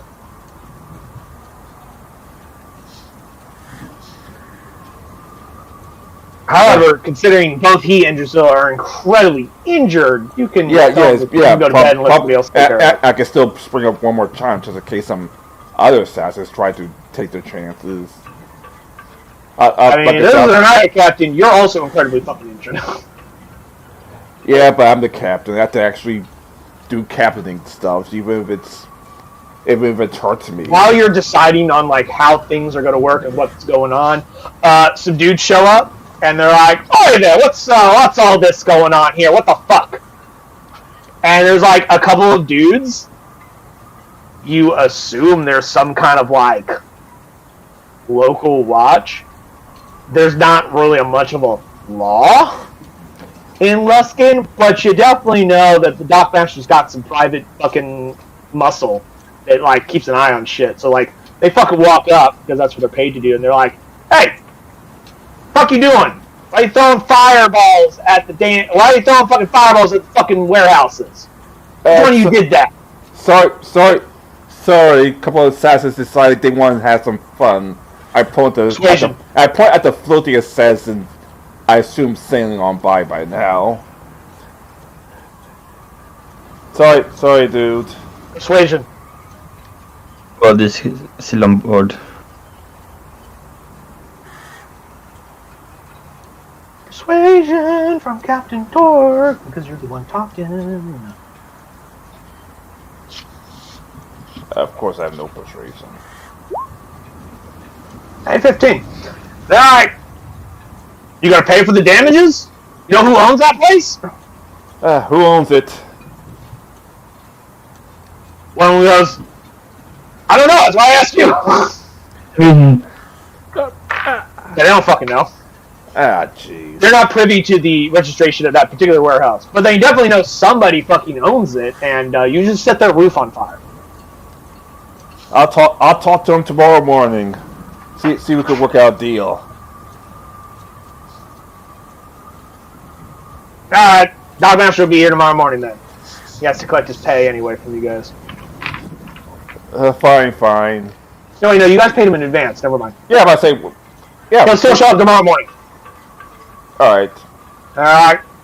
No, disturbing the peace. Told those assassins that we were sleeping nice and comfortably. I didn't see any assassins, and they weren't the ones throwing fireballs, motherfucker. I pulled the beheaded assassin again. Like, hey man, who you pull on your ship is your business. I don't give a fuck. Just don't be setting shit on fire. Murdering Luskin is not something that's gonna fucking raise an eyebrow to anybody. Not these guys, at least. Just like, dude, I don't give a shit who the fuck you killed on your goddamn ship, but the warehouse is not on your ship. Therefore, yeah. Our problem is you setting warehouses on fire, because our jobs are to make sure you don't do stuff like that. And we get paid to do it. And we go lose our pay if we don't tell you to cut that shit out and put the stop to that. That's their logic right here. They don't give a shit about the assassin we just murdered. And so they go, cut that shit out, and then they leave.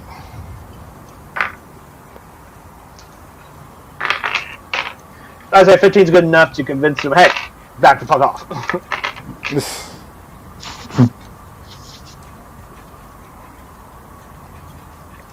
But I heard a lot of people saying, like, they go to bed and shit. To bed. Cool. Yeah, like I said, once Argus and Foreign, like I said, as you are in a less stressful circumstance, as you walk by the cabin that's next to yours, where it used to be Creed, but then when Creed just stopped fucking sleeping, Dr. Ice now resides there as technically the newly minted senior officer, based on what I recall Ty saying, because he's a field medic, so. Well, that doesn't mean he's a senior officer.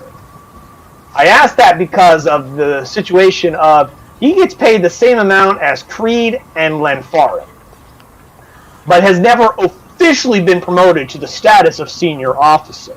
Well, now I am, because you see. Okay. I wanted to make sure that was a clearly established thing. That Dr. Ice is if you don't get the money, you're going to get the responsibility. Cool. But anyway, Artemis, you notice that door is open, slightly, which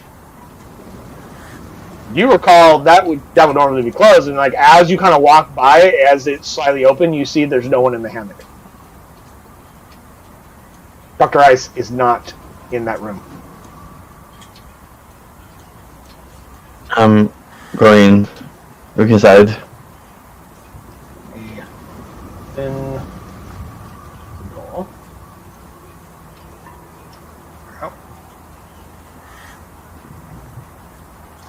oh yeah, he's not there.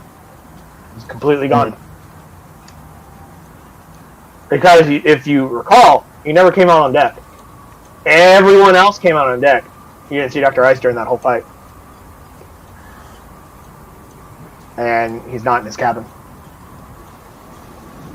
Have anyone seen Dr. Ice? Any crewman that's nearby that you ask that question to, all reply with, "Nah, I haven't seen him. Not since last night."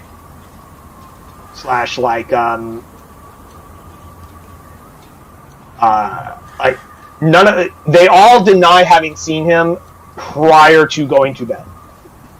Everyone tells you that like the last they saw him, he went to his cabin to go to sleep.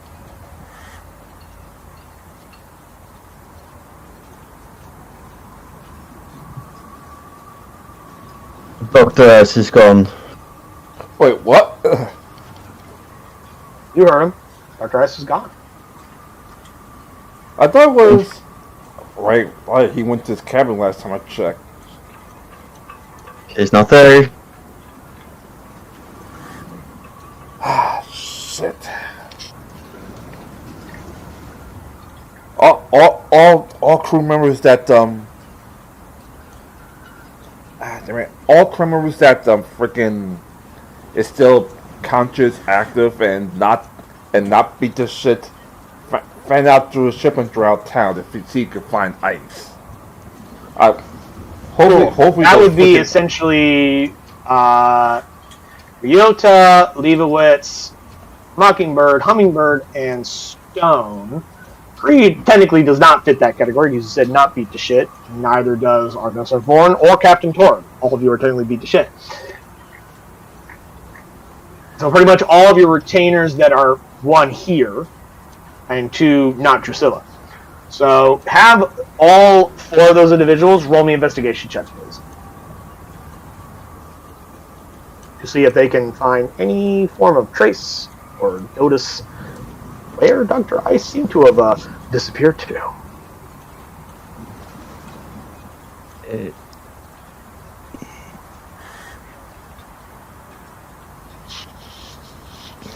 Investigation. Wow, Leibowitz fucking detective over here, damn. Hummingbird? 13's pretty decent.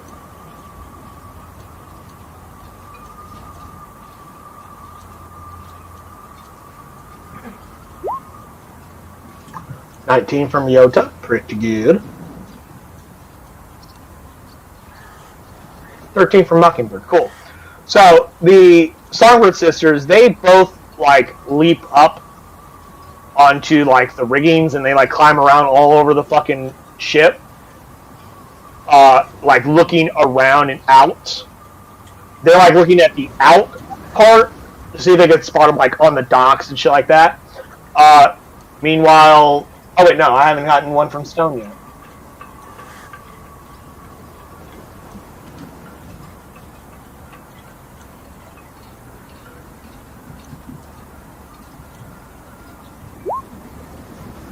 Wow. Stone picks up a bucket and looks under everything. I don't see him in here. Let's put him down.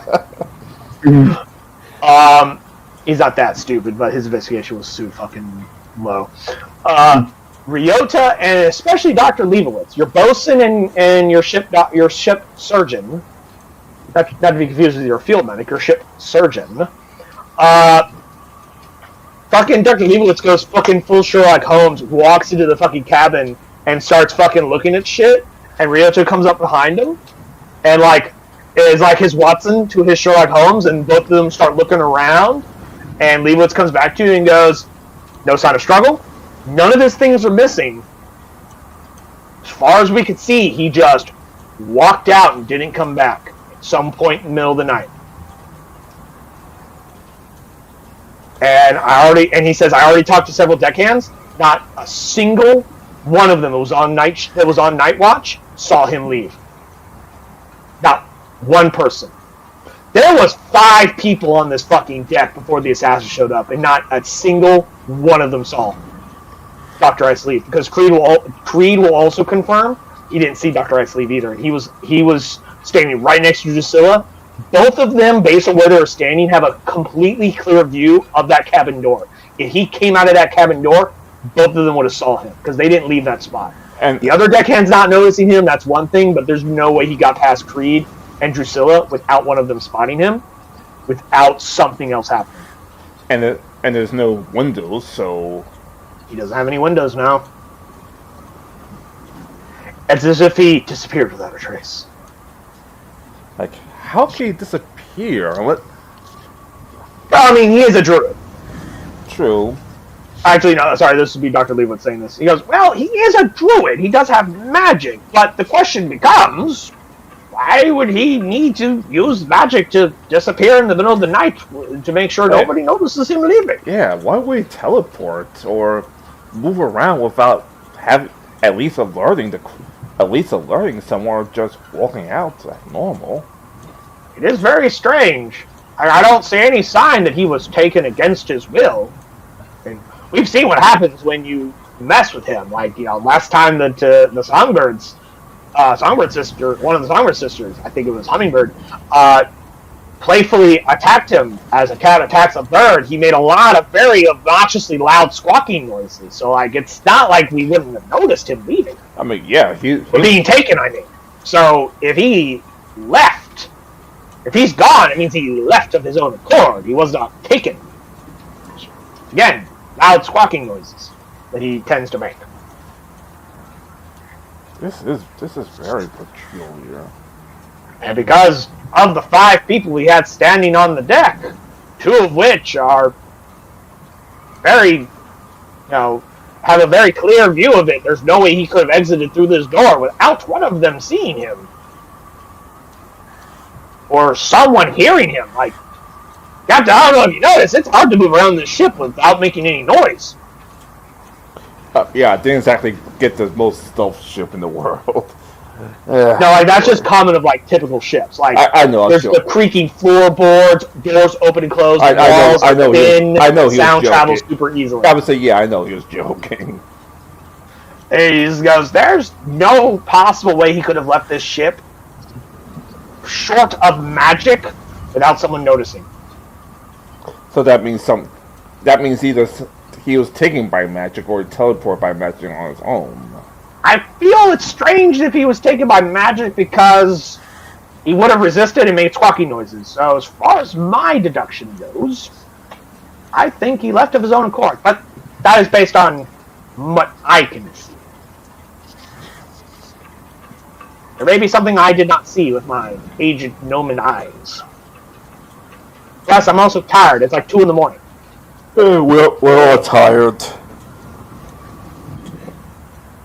Alright, Doc, you can get some sleep now. Aye, Captain. And he just trudges up, and then you realize you've been talking to him in a fucking nightgown with a nightcap this whole fucking time. Stone is naked. He doesn't sleep with clothes on. And Mockingbirds are in lingerie because they're just fucking sexy, charismatic people like that. Ryota, he's fully clothed. Like, he obviously sleeps in his stuff. He's in, like, his full ninja gi. With the mask.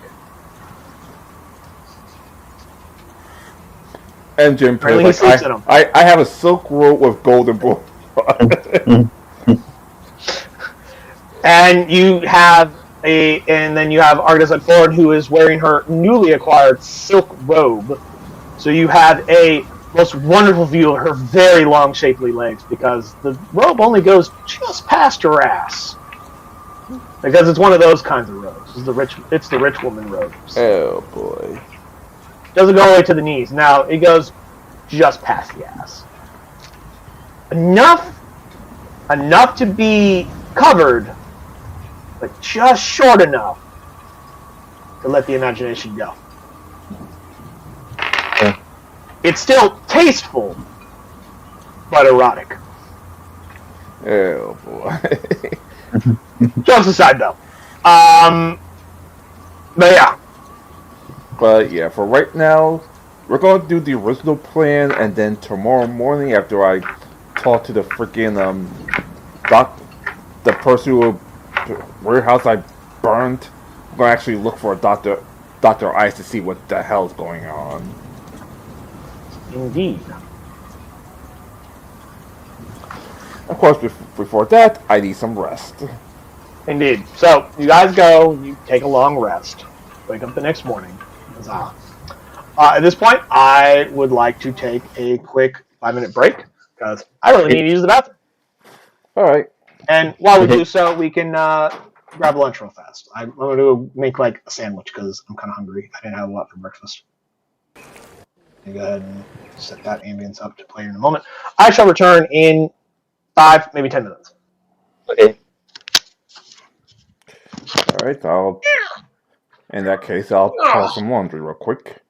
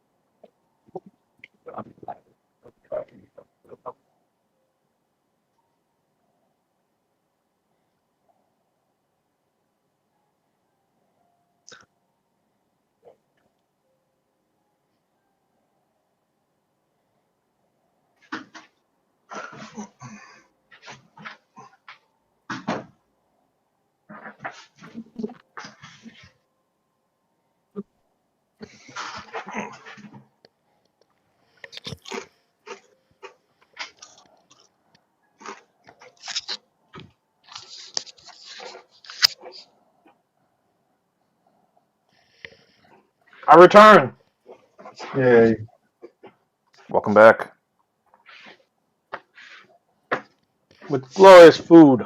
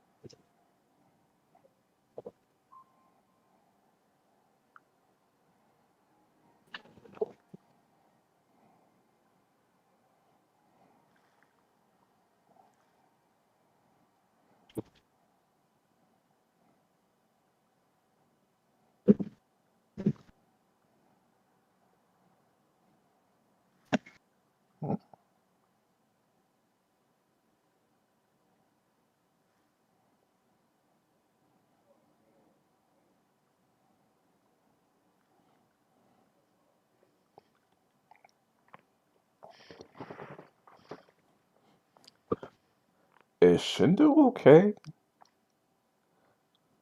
Usually, never.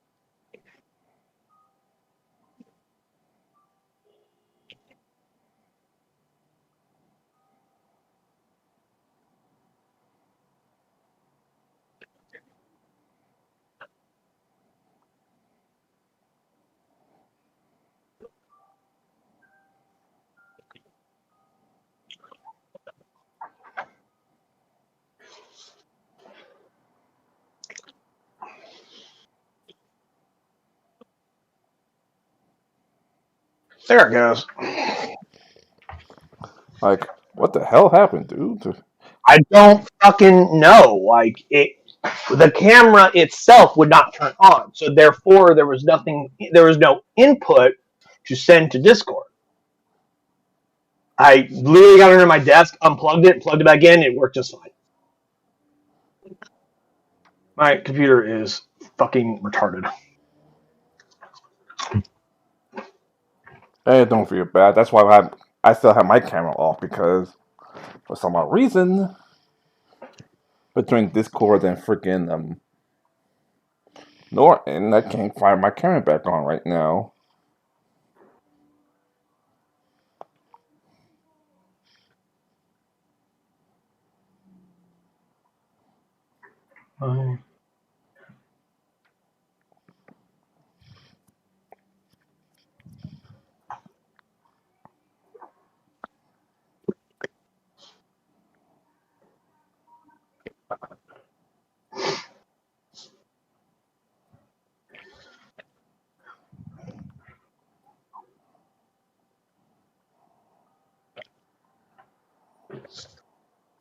Okie dokies.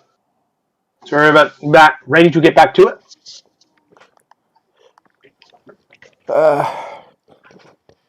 Yes, for the search of Dr. Ace. So wake up the next Well, morning. first things first, I have to actually pay for the freaking the burnt dock shit thingy. Let me finish chewing my food before I start narrating. So you wake up the next morning. You discover Dr. Leibowitz with like dark circles under his eyes. He hadn't slept all night because he's been treating Drusilla and Creed from their poison damage. He assures you that it's not fatal. They are fine, but the poison has taken a lot out of them. They are so exhausted that they will both be unavailable until further notice. Alright, so And Leibowitz has to stay with them in case their condition changes dramatically. alright, so have him take a long rest. I'll rearrange the watch order for night crew. I even stay up myself sometimes. Leibowitz says that something that minor has already been taken care of and not to worry about. In the meantime, though, the bosun, dockmaster, harbor master, the dude, shows up to inquire about the partially burnt warehouse. And I assume you, of course, for the sake of brevity, you explain to him about the situation. Is there anything you don't tell him?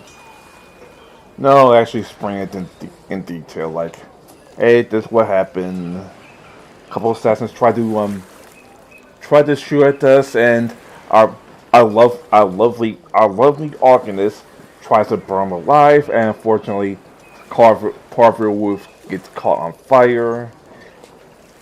As captain, I would take full responsibility for her. If you need me to like do anything, if you need me and my crew to do anything for you, you let me know free of charge. As long as it's not insanely dangerous. Well, I mean, he says that, like, you have to pay for the damage. That's, like, at least 20 gold worth of damage. Like 20 gold? Yeah, you got 20 gold on you? I just hand him 20 gold. Cool. Don't worry about it. And he just walks away.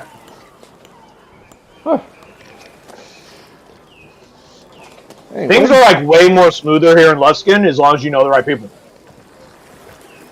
Like, there's no, like, governmental law that's going to come down on you hard. And unless that was, like, that was somebody who was super uppity, which the Harbor Master doesn't tell you who it is. He just says, don't worry about it. That's 20 gold worth of damage. We can fix that. Alright. The only version of law that exists in this town are hired muscle or, you know, by people like, by the dock master who, like, hires muscle to, like, watch the fucking docks in his interest since he's the dock master.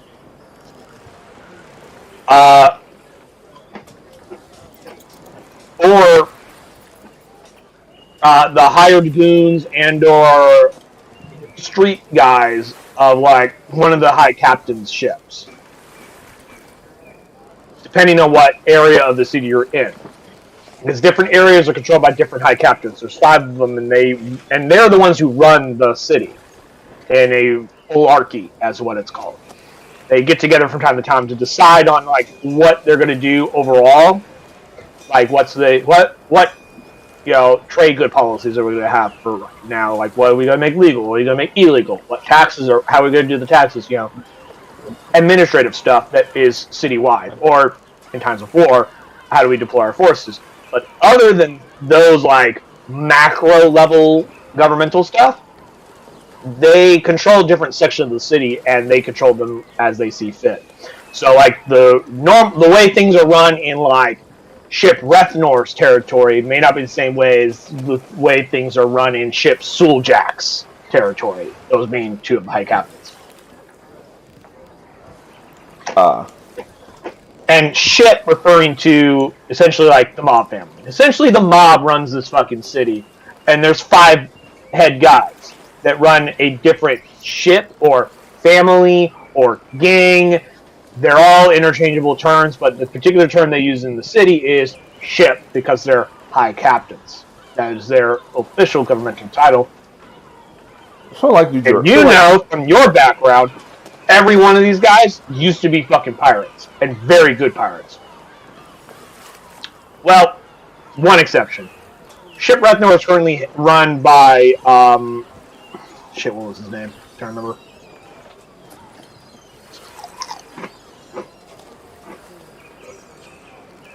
Kensidon, I believe his name was, who was the son of the original High Captain of Ship Rethnor, who was very old and died like a decade ago. He was never officially a pirate before being a high captain, but who's to say he didn't? That's not to say he hasn't done piracy. It was one of those like the official story is that the 5 high captains of Luskan are ex-pirates. I use heavy air quotes on that, just so you're aware. Just like in One Piece, where the 7 warlords of the sea is just ex-pirates. Actually, yeah, that's pretty much. Well, the assumption with them is that they are they stopped being pirates to work for the government. It's slightly different with the high captains because, like, they stopped being pirates to run a city. You know what I mean? So not working for a government, they're all the government. This is a pirate town. This is a pirate city. All right, so the laws that exist in this town are based on like laws written by pirates. So like there are laws. Don't mistake that for anarchy, because they have to protect their interests. So like, destruction of property is a big problem because property is money.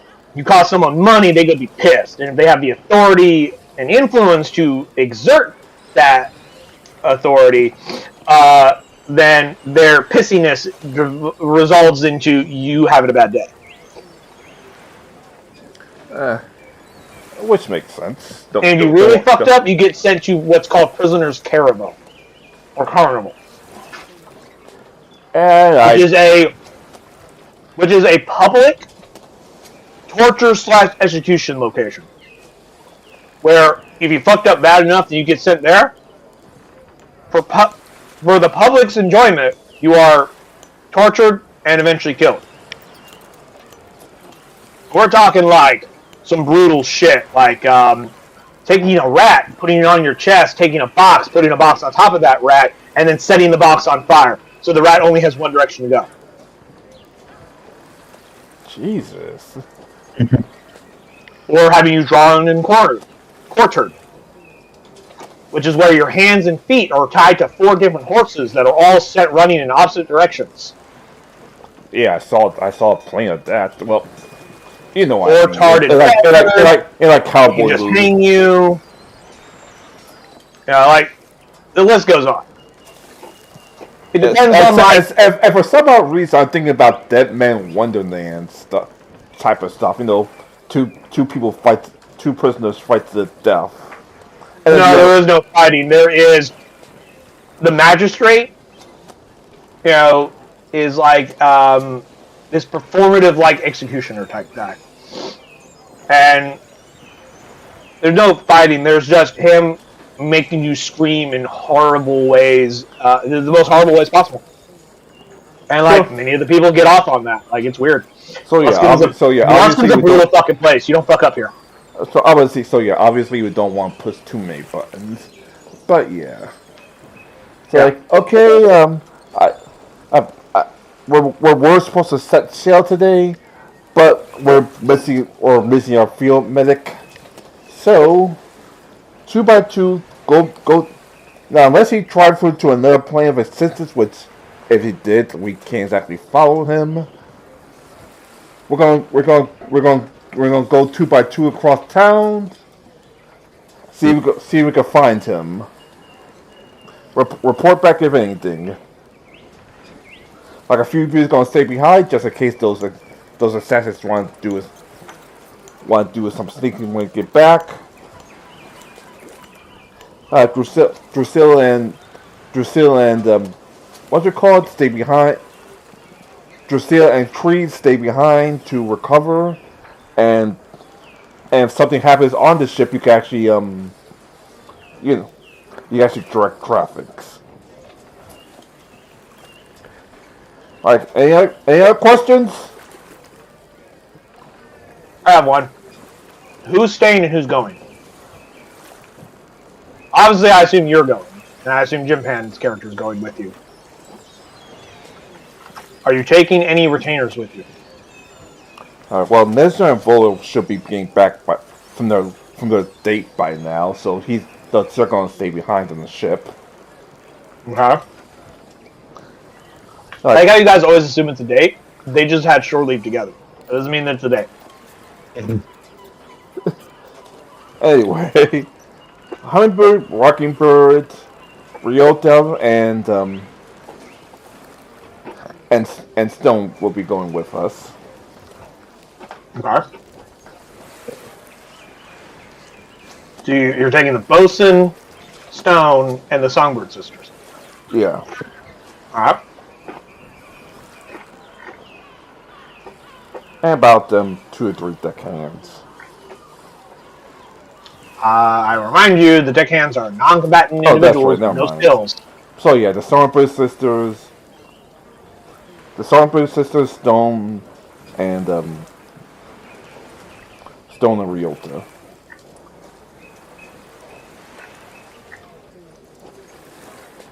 Alright.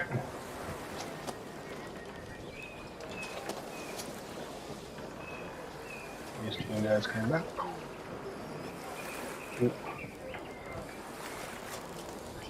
Nope.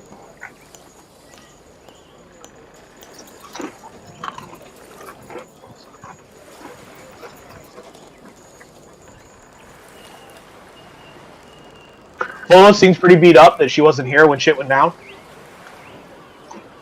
Other than that, she stays on the ship to make sure it's well secured while in your absence. Yeah, we explained to Miserable what happened last night.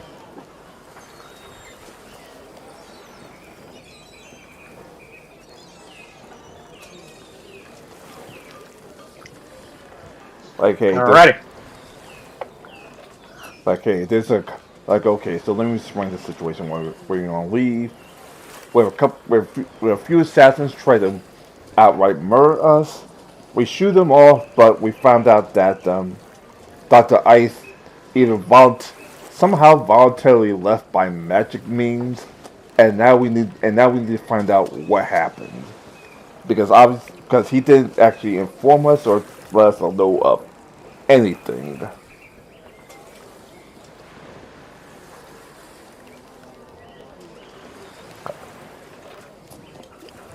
Cool. Right? Alright, so you guys leave. What's the plan? There's you and 4 retainers.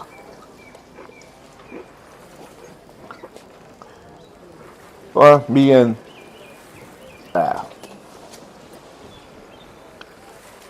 Lost Front with chicks. What, one side of town? The Songbird sisters would check the bars and local shops. Okay. And Stone and Ryota would check like the back alleys and stuff. Check the back.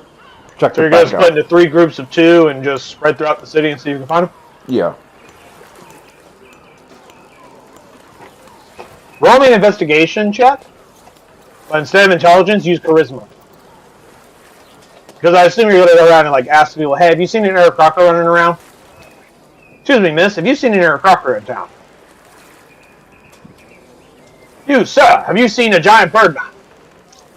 Oh boy, I don't think charisma is like my best bet, but here we go.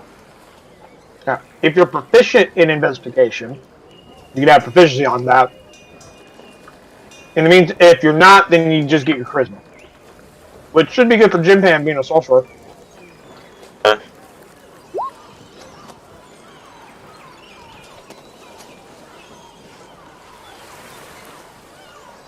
So neither of you are proficient in investigation? Awesome.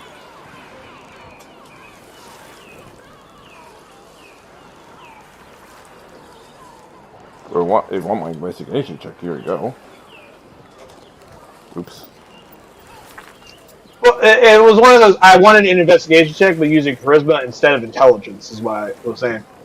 The thing about 5th edition and ability checks is you could swap any skill with any ability if you think something's more appropriate. Like if your investigation is about reading clues, well, obviously that would be intelligence, which is normally tied to it.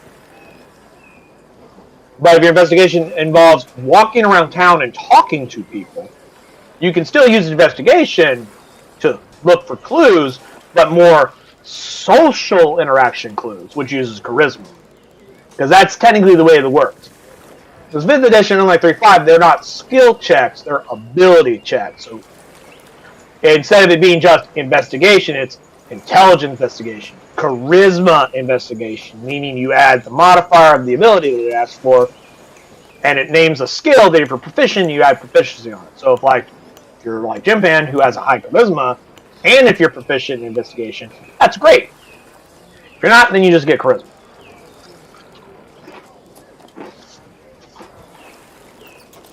It opens up a greater variety of how the skills can be used, because sometimes you could argue certain situations would involve more one stat versus another stat, based on what you're using them. In this case, it's a charismatic investigation rather than an intellectual investigation.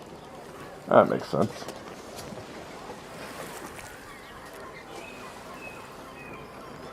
Which is the same thing we do back in 3.5 when the really strong dude who has no charisma tries to intimidate someone by using physicality.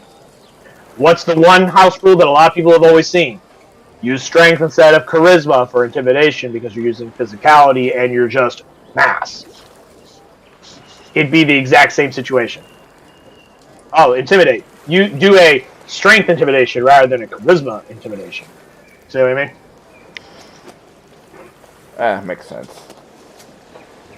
That being said, a 19 is pretty good. Most people that you talk to did not see an Aaron recently. Because if Dr. Ice left of his own volition, he left in secret and was in the middle of the night. Most of the people you talk to are people who are not running around town in the middle of the night. The rest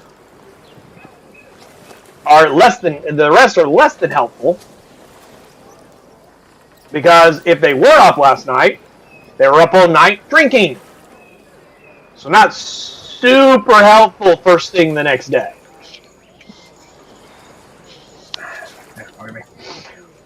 However, you find a couple people who are like, yeah, I think I saw some weird thing last night. Again, the information you get isn't you get information that they might have seen something vaguely bird-like, but it's you're talking to people who are hungover from a drunken bender last night. So the information's very vague, unhelpful, mostly inaccurate. You're not really finding a lot. You would think a big bird dude would be easy to find in a city of humans and drow and maybe some other people. You would think he would stand out. There are no other bird people here. But no one seems to really have any useful information. Well, that sucks. I was hoping even most drunkards will remember something. Damn Most people are blackout drunks. And the ones that do have some vague memory, very vague and unhelpful. They'd be like, yeah, I think I saw something, but I was drunk, so it could have been anything kind of a person, you know what I mean? What kind of eyewitness account is reliable from a person who was so fucking drunk that they don't even know what they saw was real? You know what I mean? It's not going to be a lot of helpful information. Yeah, very good point. Alright, that's one plan. Well, they either don't remember, or What they do remember is vague and unhelpful, and just unreliable.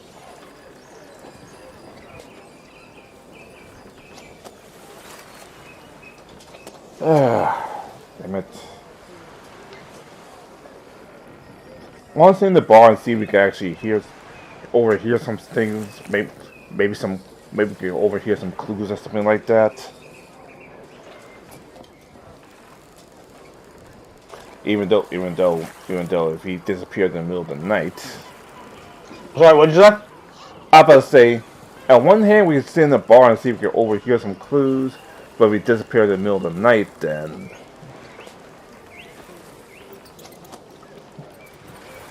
And like I said, you guys investigated and just listened to and talked to a lot of people. Like, there is, of the various people you've interacted with over, like, however many hours it takes you to do this, nobody has any information that's helpful.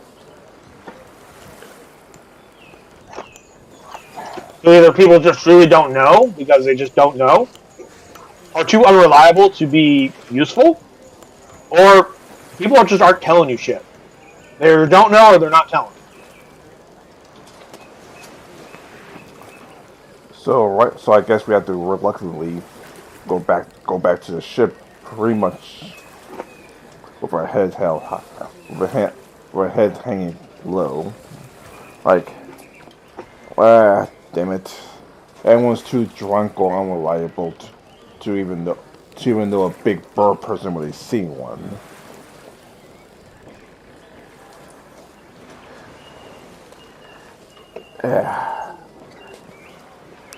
Arcanist, you have any ideas?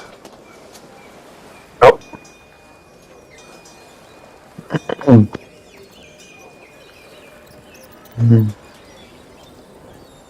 I know it's so fucking dark that before Jim Han decided to create some more light, the only thing we could see is just like the whiteness of his face illuminated in redness. So he's just like this floating face in the darkness. Damn, we're being out here. No, Captain, I do not have any ideas.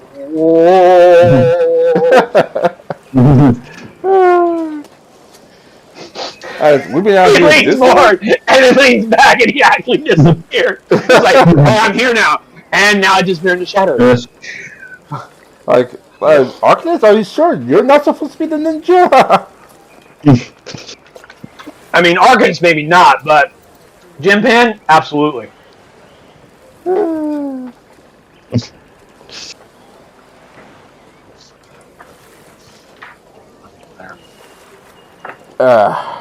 I'm stuck. I will also point out that because you guys didn't leave this morning. Yeah, that means we have to pay them a little more. Yep, you got to pay another thing.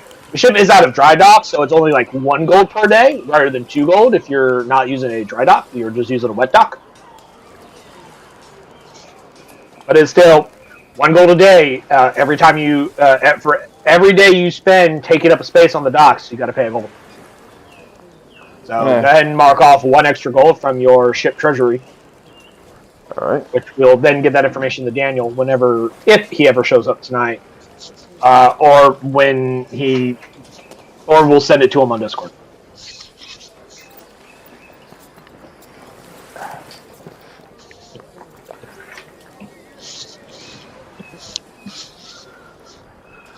Damn it, I'm stuck now.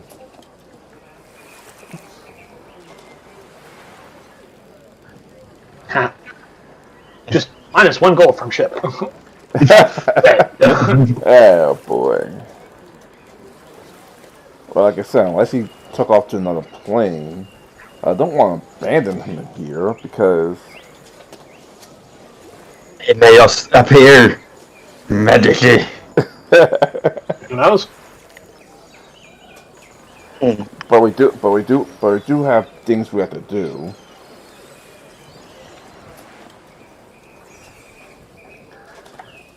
Damn it.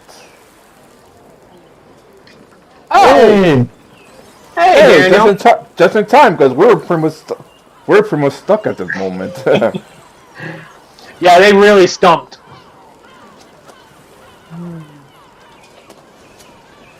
So, real quick, as soon as we can confirm he can hear us. You good? Yeah.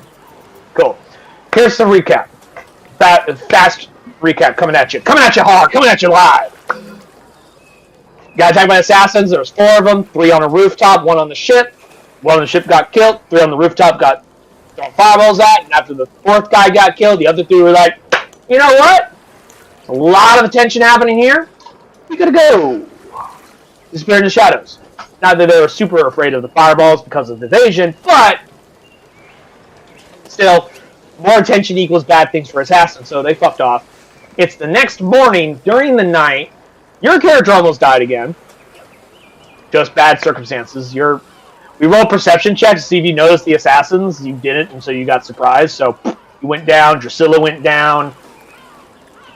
Narratively speaking, your character is on bed rest by doctor's orders, but now that you, the player, are actually here, that's how I narratively got rid of you for a minute. You can be like, fuck you, Doctor, I'll rank you. I'm going to go help find Dr. Ice, because during the night, Argus and Foreign realized Dr. Ice is gone. No sign of struggle inside his cabin. None of his belongings are missing. No one saw him leave, and they just spent, like, I'm going to say 2 hours investigating across the city. Them and 4 retainers. That they all 6 of them split into 3 groups of 2. Not a single person has come up with any information on where Ice is, because you would think a bird person would be easy to find in a city of no birds. But nobody knows anything, nobody's saying anything, anyone that does think they might have saw something is unreliable because they were drunk during the time they saw it, and now they're suffering a massive hangover. And that is where we're at. Jimpan and Ty, both in and out of character, are completely flummoxed on where to attempt to go from there, and they could use a new brain on this. Just a quick narrative thing. You guys are running around town looking around, and a fucking shadow falls across you as a bat-winged creature flies overhead. You look up, it's Creed as he lands next to you. So much for bed rest. He looks a little haggard. He's got like these dark circles under his eyes and some bandages on where the bolts hit him. And he looks a little bit more paler than normal from the poison, but otherwise he is combat ready and has achieved a long rest, mechanically speaking. So you're at full hit points, all your spells and abilities. Clearly, you look like shit. Creed, are you sure you should be up and about right now? What's 1 gold? Yeah, because we have to spend. You guys were supposed to leave this morning, and you only paid up to this morning, and because you didn't leave this morning, that was another dock fee. Oh, and one of the deckhands. Well, I'm telling. Oh, I did forget Daniel, but not to mention that one of your deckhands was killed during the initial attack because they were on deck doing watch, and they were the closest next to the bell, so they got taken out before they could ring an alarm because they were attempting to take out as many people as possible before an alarm was raised. It worked out in their favor because Ty rolled higher initiative than the assassin. So, you guys are at 22 deckhands now instead of 23.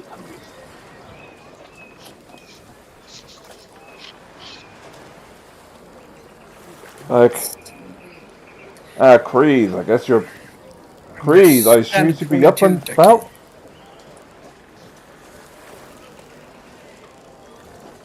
Daniel? I'm not sure if Daniel heard the question or not, or if he's taking that long pause to think. I am fine. Long pause. I am fine. Well, unfortunately, we searched all over town, and no one had to, and unless he jumped to the material plane, there's no other place he could be. Can I check, make a corner check if I can find something magical happened in the... Arcana is a knowledge check to understand like the mechanics of magic, like magic theory. and understand like magical creatures or plane theory. Like it's your scholarly knowledge of magic, magical things, magical phenomena. It's not the skill I use to detect magic. You need an actual spell detect magic to detect magic. Okay. And even then, detect magic, I don't think detects like, hey, there was magic cast here. Otherwise, like literally everywhere would fucking ping. It detects things that are magical. Okay. Like, hey, that chest has magic on it. What kind of magic? It will tell you the school of magic. So, like, it's like, oh, that chest is glowing. It has a magical glow to it, and it's the school of evocation. I think there might be a fireball trap on that, or maybe a lightning bolt trap, or some kind of explosion kind of a thing. Or, hey, that dude's armor glows with an abjuration school of magic, meaning there's probably some defensive enchantment on his armor. Okay. You can like use the that thing is magical and this is school to make deductive reasoning on what might it be, but it doesn't tell you precisely. An identify spell, however, will. But the difference is like detect magic is like I can just use a spell slot or ritual cast this in 10 minutes, or I can spend 10 minutes to cast identify or ritual cast it for 11 minutes. I believe is how that works. Kind of a thing. Plus, you have to be like able to physically touch and interact with the object or identify. Whereas detect magic, you just go bing, and you just look around and you have like a radar sweep. Like for the next, yeah, I think it actually lasts for either a minute or 10 minutes. For like, I think it lasts for like 10 minutes. For like 10 minutes, you can see anything that's magical. So it's a very useful spell. It's just not useful in the way you wish it to be, unfortunately. Okay. It's not like a magic fingerprint duster. I'm like, oh, there's definitely magic here. Okay.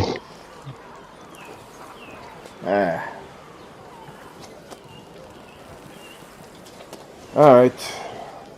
Let's check for jobs in this thing, and then hopefully Ash will catch up to us. Unless you have an idea where I might have went Creed. No. Yeah, hopefully he catches up to us. But we're still pirates. We still have a job. So let's actually check the bargain board. Let's actually check the boards to see what people need from us.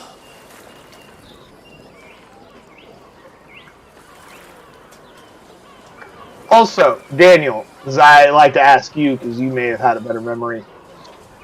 What level were you guys when your retainers hit level 4? Because we were trying to determine whether or not they're level 5 yet. Or we were at earlier. Do you recall? No. Okay. I don't know much about the retainer rules.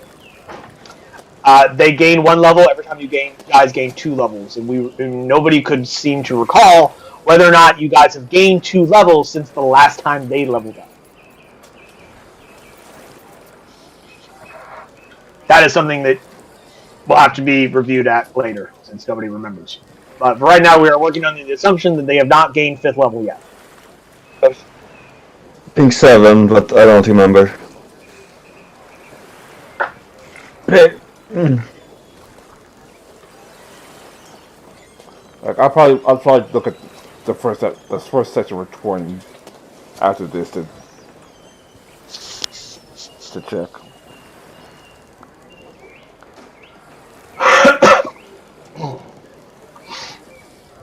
But In the meantime, what's the plan now, gentlemen? But yeah, since we can't find ice, we have to look. We have to use the rest of the state to look for work. You could also just go out and just do grand larceny upon the high seas. You don't need a job for that one. But, it's never a bad idea to have some legitimate work every once in a while, and illegitimate work. Why only do one or the other when you can double dip into both? Who says we're not going to? Exactly. Pays to have both legitimate and illegitimate work. One pays more, but the other one you can use as a cover.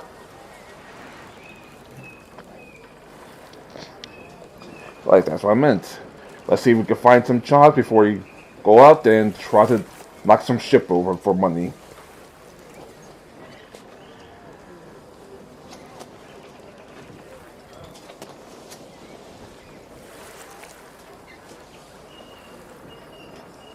Okay, so I guess I'm the only one that can. I'm the only one that can think of that. Okay.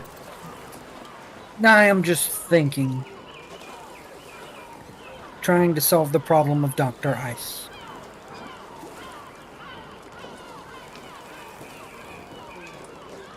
Unfortunately, since he took off in the middle of the night, there's no reliable source to find out where he is. And since he took off by magic, no one in the ship saw him. But apparently his stuff is still here, so I assume he has interest in returning.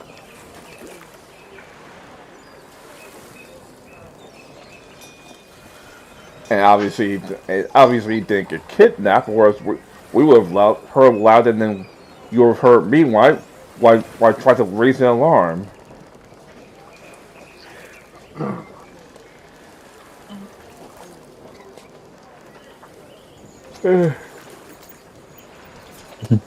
Either way, So if we what's our plan? say again. What is our plan? What should we do? Well, we can't find any. If we can't find anything, any legitimate work, we have to just knock a couple ships over and go and on our way down to what's your huh? I was about to say, so where are you going to go to find, say, work? Like, who are you going to talk to? Who are you going to interact with? Unfortunately, that lady already has a crew, so I don't. So She obviously, has, if you're talking about Lady Brightwood, she has several crew. She works for an international mercantile company. Or rather, she runs a branch of it. So, like, you can go and see if she has any jobs for freelance work. But I believe you guys have already kind of extended that as an offer, kind of a situation. So, yeah. like, you may or may not be perceived as pestering them if you go and bother them right now. So right now, She kind of comes across as the don't call us, we call you. Don't call my people will call you. yeah, Like, if she has work for you, she'll contact you. yeah. Obviously, I don't like bugging nobles too much for obvious reasons. Especially Mirabar nobles. Nobility is not really a thing in Luskin, but she's not from Luskin. She lives here, but she's not from here. She's from Mirabar. Nobility actually does count for something in Mirabar. Especially ones that are per order of the crown. Or is there an actual king of Mirabar, or is he a governor? I can't remember. I had to look that up to make sure. But, like, the head of the government of Mirabar places specific individuals in charge of different branches of the Red Dragon Company, because it's much like the East India Company. It's a pretty much allegory to it. It's governmental owned. It's not private. It's not a private business. It's a government business. Like So. Oh right, we still did upgrade the new crow's nest. Let's go down there first, and maybe we can find some work over there.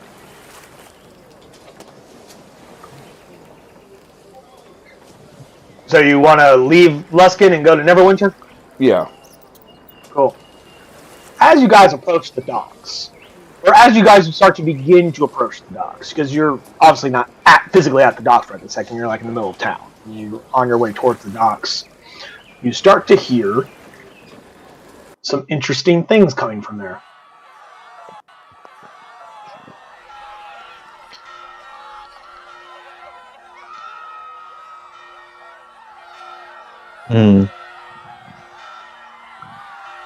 Is that screaming? What does it sound like? I have my volume tuned down so people can actually hear the recording. Oh, right. Sorry. Yes, you hear a lot of panic screams. Motherfucker. Let's go investigate. You guys start running. You start booking it.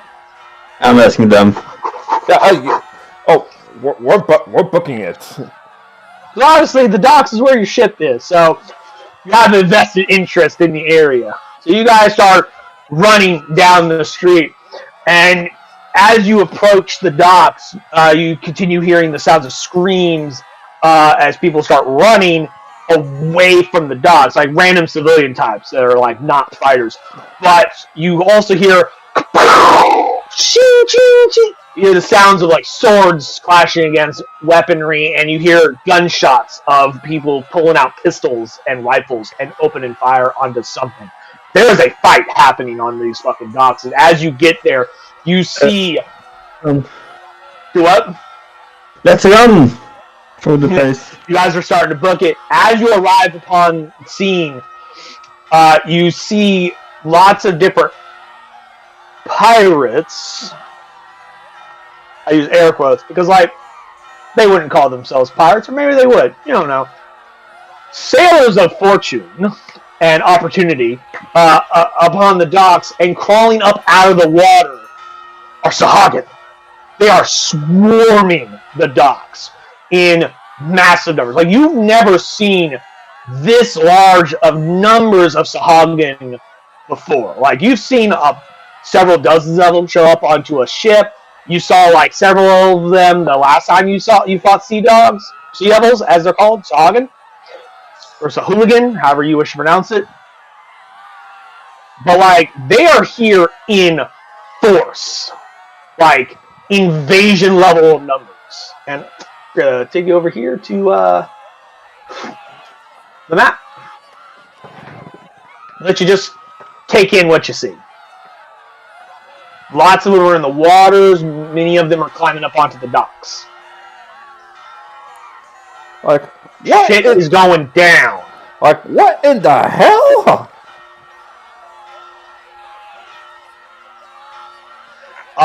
Approaching from varying different locations, you'll see the Songbird sisters. Stone and Ryota also arrive on the scene about the same time as you guys. And then upon your ship, you also see Vola and Nezor, and you can very clearly, because she is not a quiet person, very clearly hearing Vola shouting orders to your crew to move into defensive combat positions and to hold the ship until the captain returns. So your crew is going into combat mode. What do you guys do? For combat. Yeah. Roll initiative.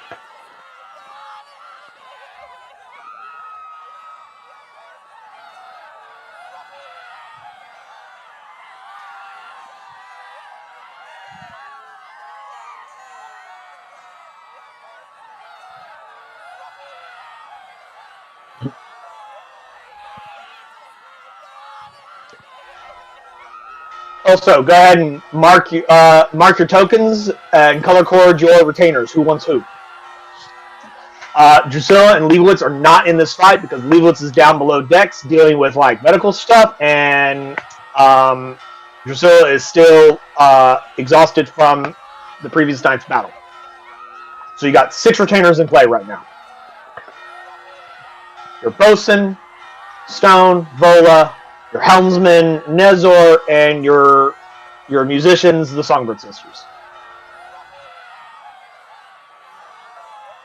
Go ahead and pick whatever favorite colors you guys like, and then mark the tokens with said colors, so that we all know who has whom. Meantime, let's see. We got Creed, and August, and Torn. All right, that's everybody's initiative. J-Van, did you roll twice? I didn't roll, never added. I played again. And finally I was added. Okay, so the first initiative you rolled was the 5, not the 12. To the 17.14. Okay, so that was your initiative, okay. That was my first roll. Okay. Go ahead and organize you guys. Which puts you, Arcanus, right at the top of the initiative order.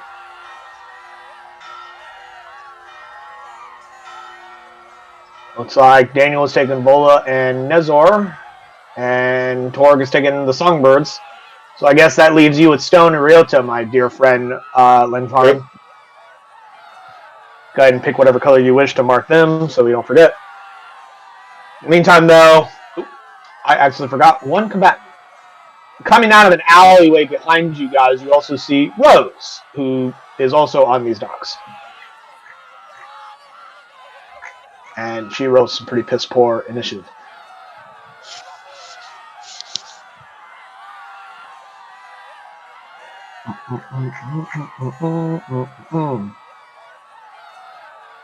Alright, look at the battle music going.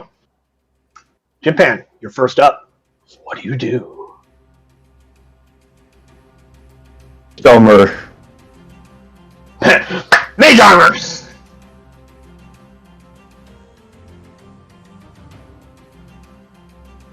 And Eldritch Blast. Alright, who are you taking shots at? That one? Oh no. This one. Oh, Okay, that nej, one. det var det kvar. No, det ser i front of me. I feel... So, this one then. Oh yeah. Alright. Then take your attacks.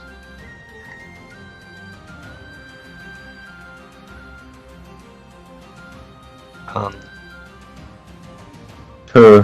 Why is there a thing showing that I rolled Eldritch Blast? It's weird. Anyway, first one's a 1, the second one is an 11, which unfortunately does not hit, because they have a 12.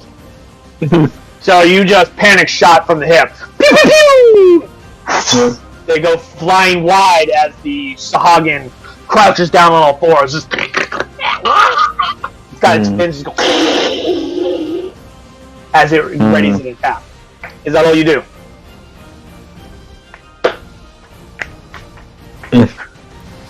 So, Yeah, you back up a little bit.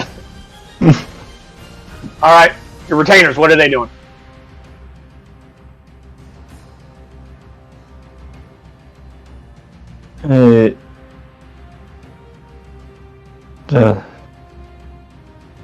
Stone runs over, and what does he do?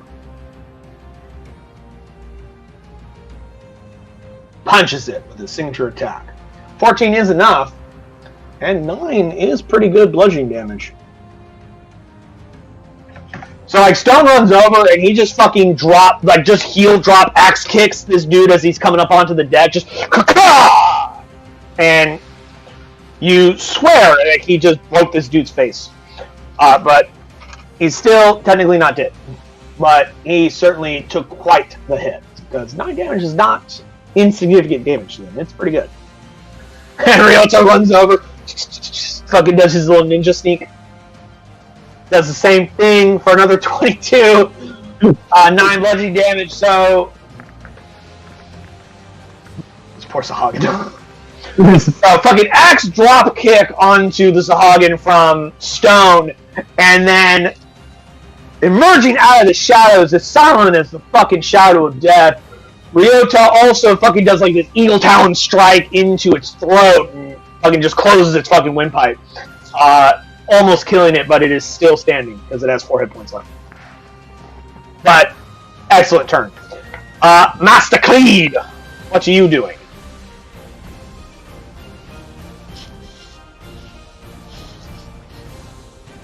Look, there's a Sahagin next to me.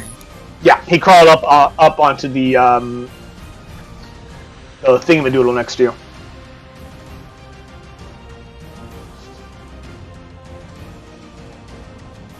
Well, since he is sitting there,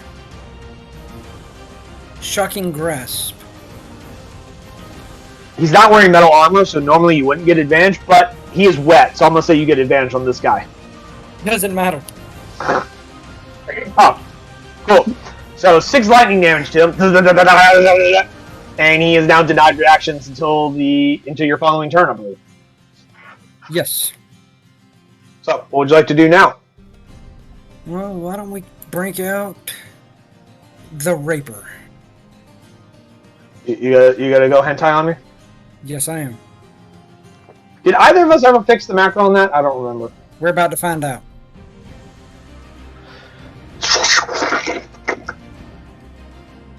And he will go with his standard attack on it. Alright. 18 definitely hits for 12 cold damage. Let's see. So the tentacle flings out and wraps around this fucking thing's neck, and it starts to choke the life out of it as like little bits of frost blue ice form across its face as it's slowly dying, but it's not dead yet. That's 4 hit points.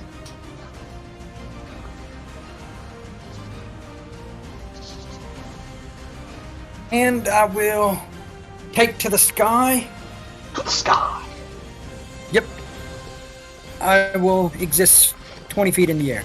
Cool. I want you to remember that number in case I ask for it later. And your retainers. Well, since I did hit, Nezar will target this guy over here.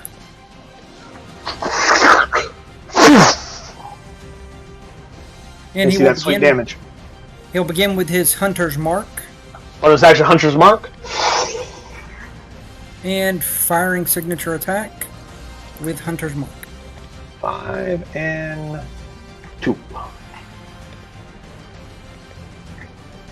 There's that little leaf. Leaf symbol. There it is. Oh, Hunter's Mark. Alrighty. Vola. Is that where you want him to be?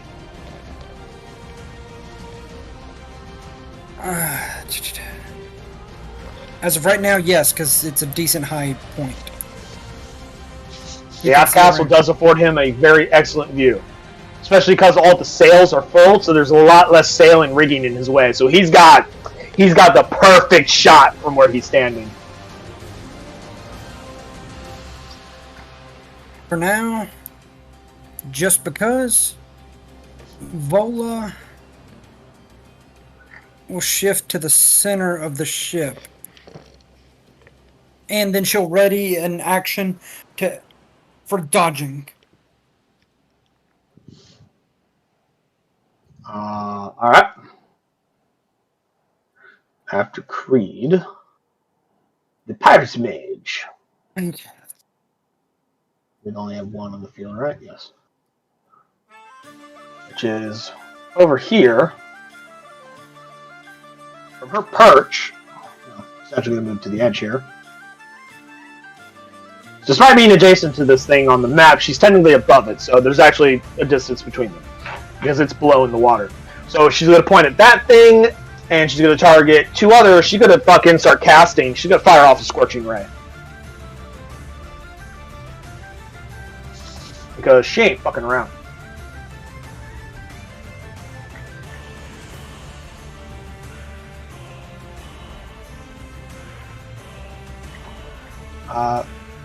Well, theoretically, perhaps it might be more wiser for her to cast Mage Armor, but who cares? She's deadly, not smart. Let's see, 8's a miss, 15 hits, and then 25 hits. So she misses the first guy. She's going to hit this one here. Second shot, that's 3. And she'll hit this guy over here with the third shot for 6 damage. So it's just these fucking ray missiles of flames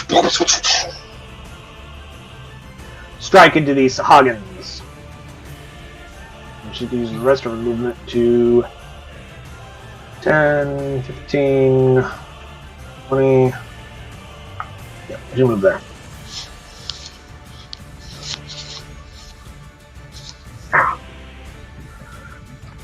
The pirate captain that's over on a different ship again runs over here. There's a multi-attack. What is it? 2 with a scimitar and 1 with his dagger. Or the captain makes 2 ranged attacks with his daggers. Cool. He's going to suck and draw out a couple of daggers from his bandolier, and he's just start chucking them at some Sagain. He's going to toss a couple at the. He's going to toss 1 at this guy and 1 at this guy. Hang. There you go. So, thwack, thwack. 15 on both will hit. That's 5. That's 5. Officers.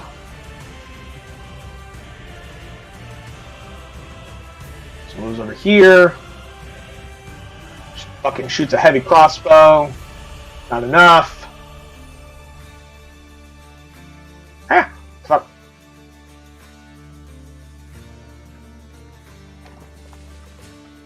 This one moves over here and fires their heavy crossbow.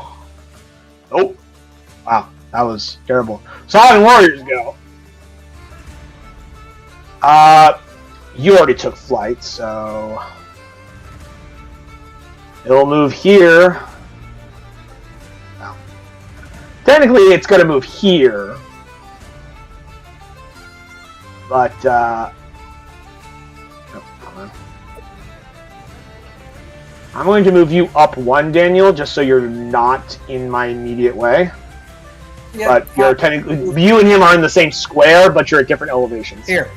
I can move 20, just 5 feet to there. I say I move there and be done with it. It's Okay, the cool. same area. Zombie makes 2 melee attacks, one with its bite and one with its claws and spear. Blood Frenzy. Advantage on melee attack rolls against any creature that doesn't have all its hit points. You still have 1 hit point, so.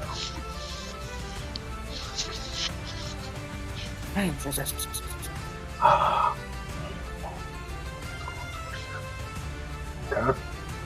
It's going to go for its bite and spear on you, Captain Torg. It does have advantage because it is flanking. First one is 12, and I believe you do have your armor on, obviously. Yeah. And Jimpan, just because I forgot to mark it on your token, there you go. You have 13 armor class because you used maged armor a moment ago. So 11, it does not hit. Sorry, 12 does not hit.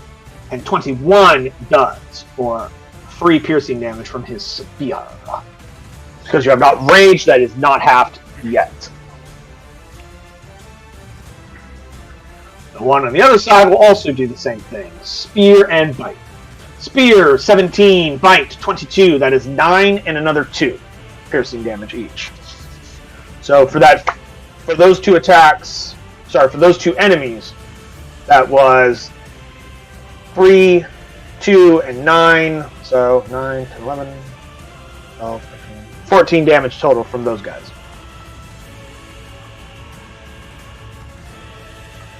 Let's see. One over here is going to take a bite out of Ryota and a spear on what's his face? Stone. Oh wow. That's a critical hit. I need a con save for Ryota and nothing for Stone because he missed Stone. But I need a con save for Ryota, or his damage save, I should say. Same roll, but different terminology.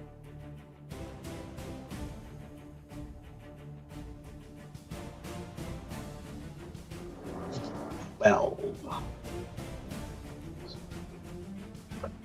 Ooh, just barely beats it. You're lucky. This Sagain here is going to move up onto here and will also attack Ryota. 5 and 8. Sorry, the first one was 20. First one's 20, the second one's 8 with advantage because he's flanking. I need another con save for him. Gotta beat a 3. That's the damage he rolled. Oh yeah. This one moves to here, spends all of his movement getting up there, and then we'll use his action to dash to here. Moves to here. And then let's see. This one will move to here. And he'll attack you, Ty. You are not at full health, so his Blood Frenzy kicks in, so all of his attacks have advantage because of that. Even so, only one gets higher than a 15. That's 5 piercing damage to you. This Sagain is going to throw his spear at you, because he's not close enough to get in a normal attack. Wow. For a 19, even if we assume half cover, Still not enough to miss. So another 5 damage from that one. But I'm going to put a mark on this one to indicate, I'm going to use this little wrench icon to indicate that he is no longer wielding a spear. Remind me the next time that one takes a turn, because I'll probably forget. The Sahagin will spend its turn climbing up to here. The Sahagin will spend its turn climbing up to here. This one spend its movement to get to here, and it's going to chuck a spear at Vola. 10's not enough to hit anyone, especially not her. Mark She has the dodge. That is true. It still would have been 10 even with disadvantage once I glance back over at it. This one runs over to you, Argus and 4, and it will attack with Spear and Bite. 7 and 6 is not enough. This one climbs up out of the water, and then will dash to here. They're attempting to box you in. This one moves to here. Nope, sorry. No, it moves to here. Will attack the Songbird sister of the Hummingbird. Do what? Right out of you. It's And you're going to take a bite of that sweet ass. For Hummingbird, her armor class is what? 13? Yeah. 21 and 21 will both hit her. I need 2 damage saves, unless one of them is going to use the reaction to try and reduce that attack. But actually, no, I think it actually... No, even if you got maximum result on the reduction from insult, it still would not be enough to cause a miss, so never mind. So I need 2 damage saves from Hummingbird. And the Sahagin next to Mockingbird will attack her.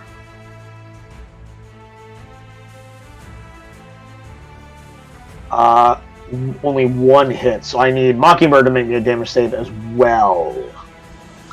Hummingbird passed both of theirs. Also, I just noticed the color you're using, Ty. Can you use a different color besides red? I always use the red dot for concentration markers. Alright, Because they're bright and easy to spot. So you change that whenever you get around to it. This Ogden's going to climb up to here. He's going to spend his whole turn to climb up onto a ship deck. Anything? Nope, that's the wrong Sahagin. I almost moved the wrong monster. This one's going to do the same there. This one does the same here. This one does... Nope. This one, there we go. This one does the same there. Did anyone... Let's see. That was a 16 for Mockingbird. Yeah, you passed. Are there any Sahagin warriors that have not gone? Oh, this one has not. He's going to climb up to here, and he's going to chuck a spear at somebody. No, Nezra shot him. He's going to chuck a spear at Nezra. Watch out! 9's not enough. And he is now weaponless. Any other warriors that have not gone? Oh, this one hasn't gone. He spends his turn to climb up to there. I think that's all of them. If I missed one, who cares? Captain! That's a Sahagin Warlock. Oh, hey. Yep, see. Hey. These are the warriors. Yeah, I saw that. The other ones that you see look like this. You don't know they're warlocks yet, but that's what it says on their fucking token. So I can see how they would look similar in their names. You're not like zoomed in enough to notice it, but yeah, that's a different type. They go after time. Okay. Got the target. It's your turn. Alright, obviously pop into a rage. Pop into a Slim Jim. Pop into a rage. Stab into a Slim Jim. Oh yeah. Yeah. And target the one. You want to shoot lightning at if you go into a rage. Yeah, the one right in front of me. Might I point out, the one that Daniel fucked up only has 4 hit points, so you could possibly kill it. This one right here? Yeah, the one directly behind you. Oh. Alright. Let me get his dex save up. That's a 14, so I believe he saves. Yeah, he saves. But he still takes 2 damage, so he's at 2 hit points. Right? 1. Wow. I should have said that is reckless. phenomenal. Yeah, One I and a should have 20 said on the same reckless. macro. Oh boy. So that was a miss, unfortunately. I get annoyed then. Now I'm going to use reckless attack. Oh, so this next one was reckless attack because you Yeah. forgot to take the first attack. That would have been real helpful if you had, but unfortunately that is the way it is. The second one though, 23. Pick your target. Who do you want to hit? Don't want to behind me, of So, course. 8 damage. He's done. He's donezo. He's finished. He's out of here. He had 2 hit points left. 8 damage is more than enough to kill him. Keep in mind though, when you reckless, all attacks against you have advantage. So keep that in mind. In the meantime though, is that all for Captain Torg? I can't exactly back off without provoking this guy to attack. Whether or not you give a shit about their op attacks. It's not up to you. In the meantime, though. I would try to stay alive a little bit longer. Oh. And then you have the Songbird Sisters. They're gonna attack these dudes because obviously this dude's weak. Cool. Go for it.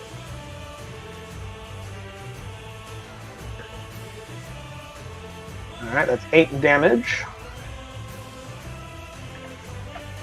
And what's the other one's damage? Okay, if Hummingbird moves there, she takes an op attack, just so you're aware. Oh, never mind. If you move her down to here instead, because she was right here, if you move her down to here, she will not take an op attack and can attack the one that you wanted to hit.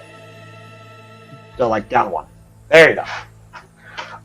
The second one was 7 slashing. Alright. Not dead, but very injured.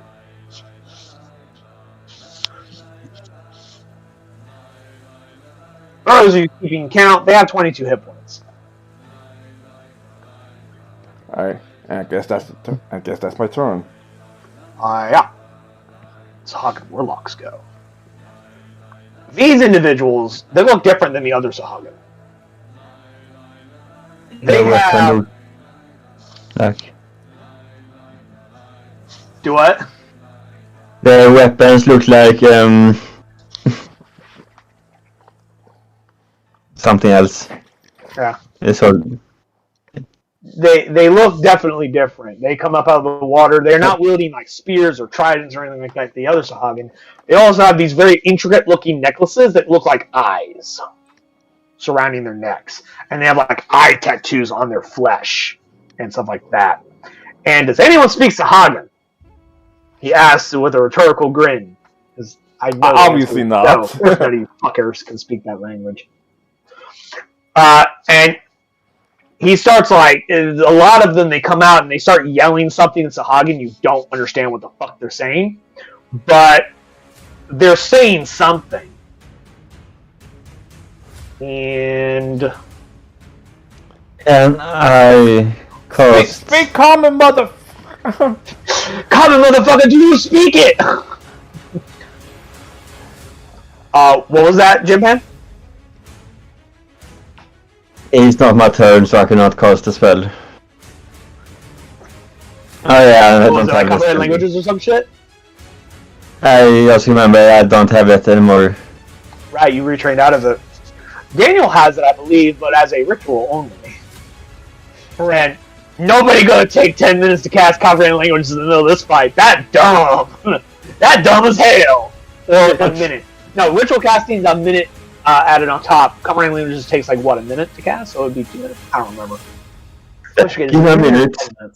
Hey, That's 1 I'll minute. go up in the air and sit up here for the entire fight. I feel like it'd be difficult to ritual cast on the wing. Like, when I think ritual cast, I'm thinking like you're opening up your book and you're reading it and you're creating like a magic circle and like putting like ingredients in. Like, it's a whole involved thing. It's not just, I channel the arcane energy through me and boom, I cast magic. So like, I feel like it's hard to do that while going and trying to stay in the air in the middle of a combat. That being said, though, one action. That's an action. Okay. So we'll hold off on that for a moment. Let's see, this one's going to spend its movement to get up here, right here. May shift ping. There we go. So we all see what we're looking at. And that Warlock is, since you're in the air, Daniel, you're a fucking beautiful target, he's going to Eldritch Blast you. That's right, motherfuckers, my guys can get the spell too! Suck it, casters! Got two motherfuckers over here with Eldritch Blast. Now the question is, let me see here, real quick.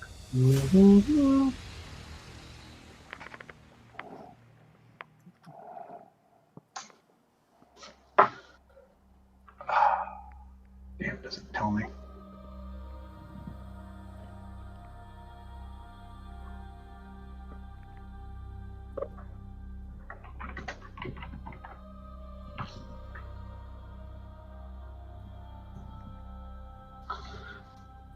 Oh, here it is.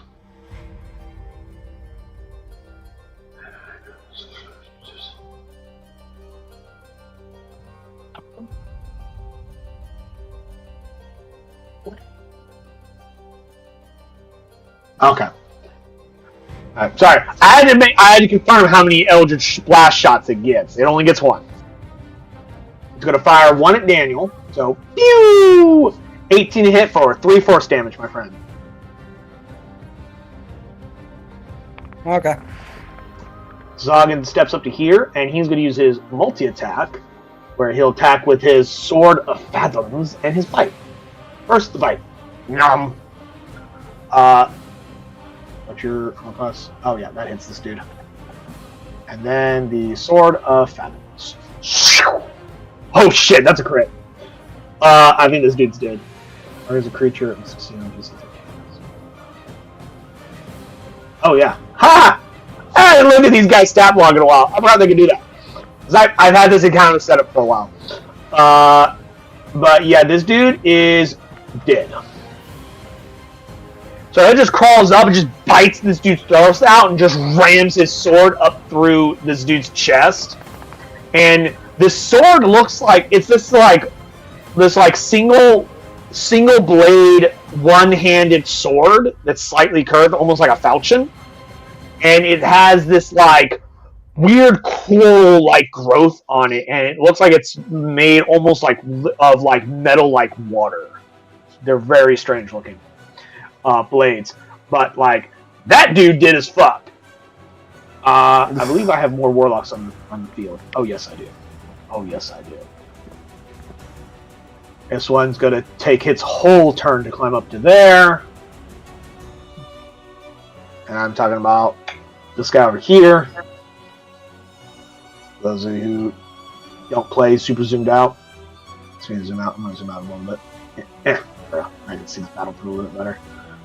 This one over here comes up onto the deck, or onto the docking wood here, and based on what its angle is, the one that's the most exposed would be a Mockingbird. It's going to take an Eldritch Blast shot at her. Pew! 12 to hit is not enough, unfortunately, because she has 13 on cross. Good for her. I believe I only placed a couple of them. 1, 2, 3, 4. Yeah, just the 4. Pirate Rifleman. I think I only have like 2. Yeah, I do.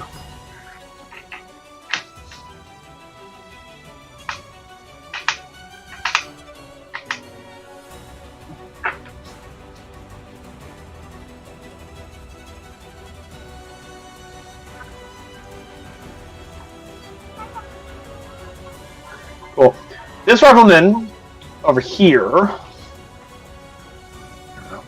she pulls out an actual fucking rifle because she's called a rifleman for a reason, and she's gonna fire at that Sagan Warlock because she just saw that bitch cast magic. So she's like, "Fuck that dude," and she's gonna fire her musket. That's a 21 to hit for 9 piercing damage. And as part of her multi-attack, she's going to take her second attack to start reloading her gun so she can fire again on the next round. So normally that takes an action to reload, but I believe the firearm rules that both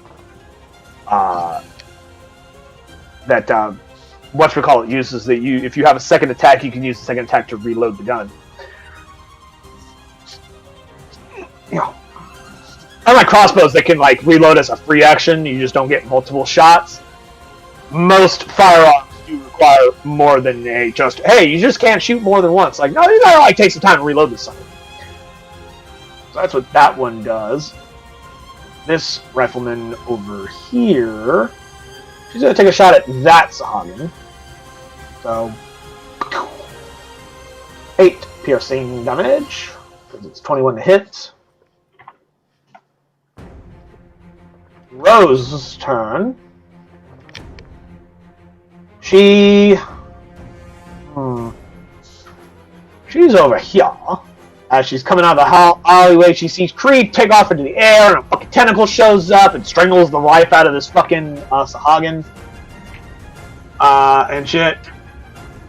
She comes out, and she purposely avoids going as close to the tentacle as possible. She comes out to here, and she kind of looks around, and she goes, well, shit.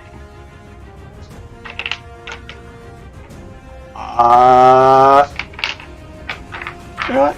I'm gonna have her roll and see what she gives a shit about right this second. Cool. Multi-attack. Let's see. Makes 2 attacks. She's gonna shoot that Sagain right there next to you, Jimpan. 20 and 13 both hit that guy as she just takes 2 rapid shots. That's a total of what? 15 damage? Oh yeah. So 2 arrows, one in its neck and then one in its into its upper pec, just the nice fat fleshy bits, and she just kind of goes, "You look like you're having some trouble." Might I like it? Thank you. Well, was a town versus a bunch of Sagains, so ain't a little bit helps. Pirate deckhands have the ones over here go. Over here, I mean over here. Should really start shifting anymore. This one's gonna scimitar attack that one. This one's scimitar is the one in front of him. Both had got a 21 to hit. That's amazing. 4 damage, 1 at 5.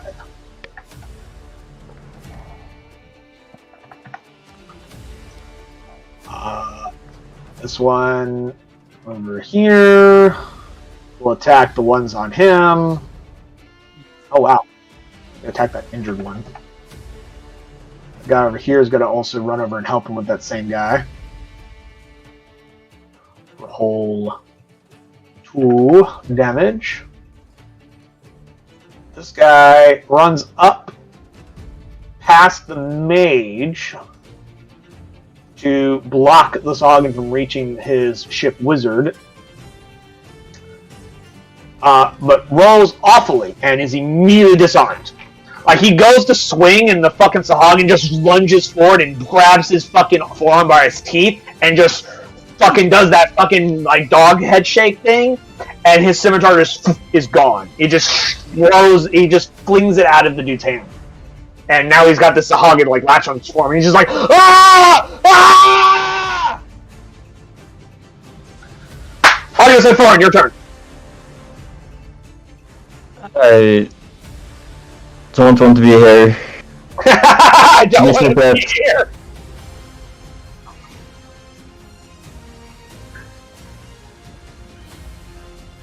Was that a mistake? Yes. 5, 10, 15, 20, 25, 30, and you can easily see that spot? Absolutely. So, fucking Argus Inferno disappears in a puff of mystical smoke and a flash, and suddenly she's on the ship. Because, you know, she's too pretty to be touched by weird fish people. I think it's still her goal to take control of the ship by having the first mate and captain die. I mean, Argus Inferno is 2 deaths away from a field promotion, just saying. Yeah. Because I'll just pass 1 on this one and Alright. Go ahead and roll your attack for that one. I'll explain that in a bit. Explain what in a bit? What I dropped into the chat. Oh, I haven't even looked at it yet. Let's see, a 24 will hit for 4 damage, which is the exact number you needed to finish that one off. So he's gone.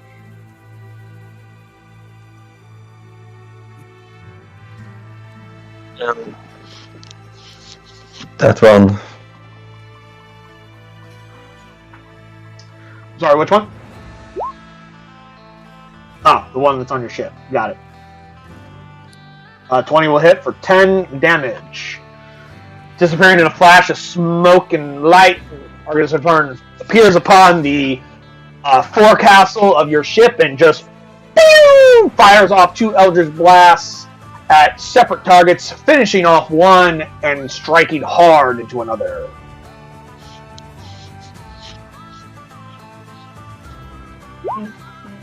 Is that your turn, Arcanus Unfound?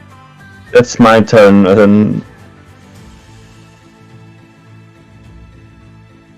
On this one.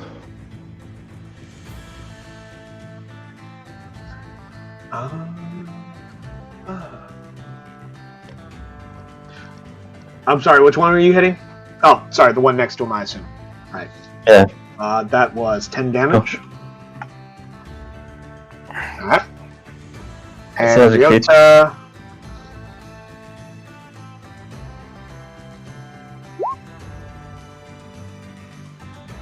7.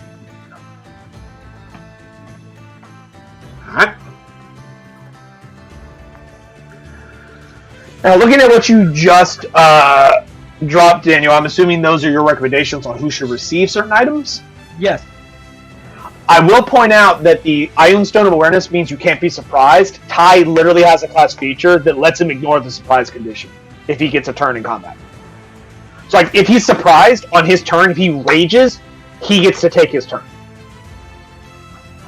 Now, mechanically, he could still be surprised for the purposes of something like an assassin's assassinate ability, if the assassin goes first. But if Ty goes first, then he rages and he's no longer surprised. So, when Ty's turn comes up in a surprise situation, if his turn comes up soon enough, he can just ignore the surprise condition and remove it from himself. So, that's going to probably be more useful to someone who doesn't have that ability. Which is exactly what happened this morning. Yes, that's exactly what happened. The assassin couldn't take his ass out because he rolled higher. Then Creed should get it as second in command. Fair enough. Especially considering not being surprised would have been really useful earlier because you were absolutely surprised. Because when we rolled a perception check for Creed, he got a 1. It was bad. And because he's awake at all hours, the inability to be surprised would be incredibly useful because that makes you the mega super awesome watchdog of the ship. I do have one question. Yes. And this pertains to the retainers, and Nezor in particular. If he's wielding the arrows, would that just be a permanent onto him, or do I have to actually keep track of them? Because the arrows are ammunition, they are once per use type items. So, like, you choose when you want him to shoot those, and when he uses them, they're gone. They're consumable. That's how magic ammunition works in Fifth Well, with retainers, on the other hand, it is slightly different. That's why I was asking. The retainers still follow the consumable item rule. If it was a permanent magic item, that would be different. If it was a magical bow versus magical arrows. So, not that we keep track of how many arrows they have anyhow, because it's considered that always happens. If they're standard mundane arrows, no one gives a shit because you can literally get them anywhere. Bullets are something we do keep track of for Ty because bullets require actual, like... Yeah, not everyone makes bullets. You actually have to pay people for that. After you even go to a blacksmith or... Yeah, like find someone that is skilled enough to know what the fuck doesn't give a shit about the law, depending on where you are, to make you stuff like that. Here in Luskin, firearms are not illegal. For the other two, if y'all just look over it and see what y'all's opinion is of it, that would be good. I mean, Vola definitely could easily use either the Trident of Fish Command, which she has right now, last I checked, or the Scimitar of Speed. Both work perfectly well. The Scimitar also works fine for a lot of your retainers, and so does the Spear of Returning and the Trident, depending on if they have the proficiency to use them or not. No, only Vola has proficiencies with them. Fair enough.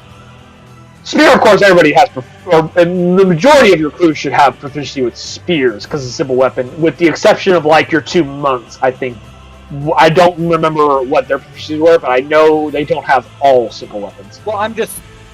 But That's irrelevant. Look over there. But yeah, to the irrelevant of the point, the Sonar Speed's a really good magic weapon, and I highly recommend someone using it because it's a +2 scimitar that gives you a bonus action attack. That being said, however, it is not a two-handed weapon. It is a one-handed weapon, and it only does a d6. So, if Ty wants to use it, he's giving up the d10 of his +1 longsword, but he's getting a +2 scimitar that gives him 3 attacks a round. But the third attack uses his bonus action, which means you can't use your Rage or your Storm Aura as a bonus action. So, action economy. Things to think about. And giving Dr. Ice approach of shielding just means that, he doesn't have to worry about magic missile or getting hit with force damage, which, being the fucking Jim Pan. I say, they're fucking twisting his mustache to be more sinister looking. And of course, he's the only one that has like just the right amount of facial hair structure to pull it off. Inspiration for your group. You now are up to 4 because Jim Pad made me giggle. Like, just because we're playing 2 evil campaigns. Just about anyone can use the Spear of Returning. I don't remember if it's a +1 spear or not, but I do remember that you can use your bonus action to make it come back to your hand if you throw it. So it's good for like making it come back to you. Very much similar to what the Eldritch Knight can do with his class feature ability, where he can like take his bound weapon and summon it to his hand. Well, back to the game. Yes. I mean, technically we're still in the game. We were going over items. Done. See, Lantron, Creed, it's your turn. Alright. I'm gonna once again go up another 20 feet. Alright. Like so. Uh-huh. Let's see. Who is... Which warlock shot at me? That would be this gentleman here. Yeah. We're gonna go Hex and Eldritch Blast on him. Alright. The hex mark.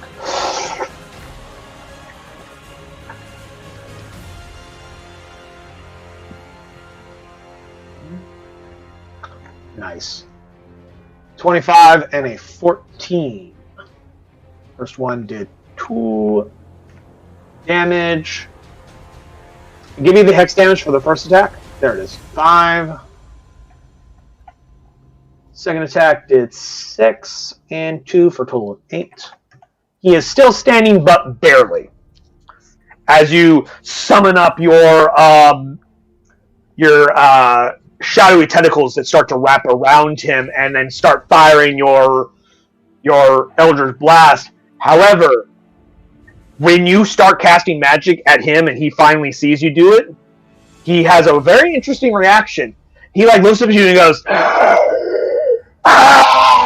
And he starts pointing at you, and other Sahagin all start to react to this, and they're all like, ah, yeah, yeah, yeah. They're all starting to focus on their attention on you. For some reason, something about your magic has attracted their attention.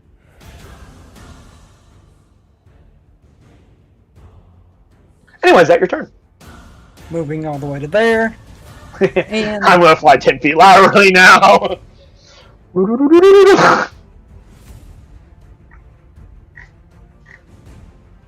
And now for my people. Nezor on his marked one. Oh.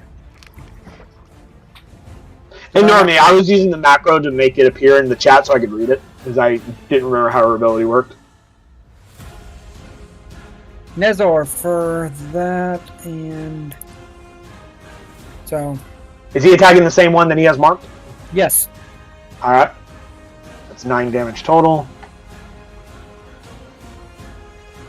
pulls back another arrow with his mighty bugbear-sized bow. Slams into it again. Doesn't get shot. He gets slammed with this fucking... His arrows are a little bit bigger than standard size. It hits like a fucking beast. Okay, so it can be done on a range or no. And Vola will also, but she will go after this one here. Alright. And for her auto hit, 16 piercing damage. Damn. Until otherwise specified, my assumption is she's still using the trident, so she fucking like hoplite, just this fucking dude straight into the chest, severely weakening him. He's just bleeding his strange fishman blood everywhere. It's this like green silvery color. It's not red like normal, blood. That, well, I actually don't recall if elves and humans or tieflings all have the same colored blood. They may or may not. Doesn't matter. It doesn't shine like human blood, which you guys are more familiar with human blood. You've killed a lot of people. Anyway. And that's all for you, my friend Denny. Yes. Fantastic. Pirate Mage. Let's see. She's gonna use her action to cast Mage Armor on herself now that there's dudes on her fucking ship. Makes her armor class of 15. Pirate Captain. He'll fling one dagger at the dude you just attacked. Misses him, he'll fling a second dagger, that one hits, and that Sahagin dies.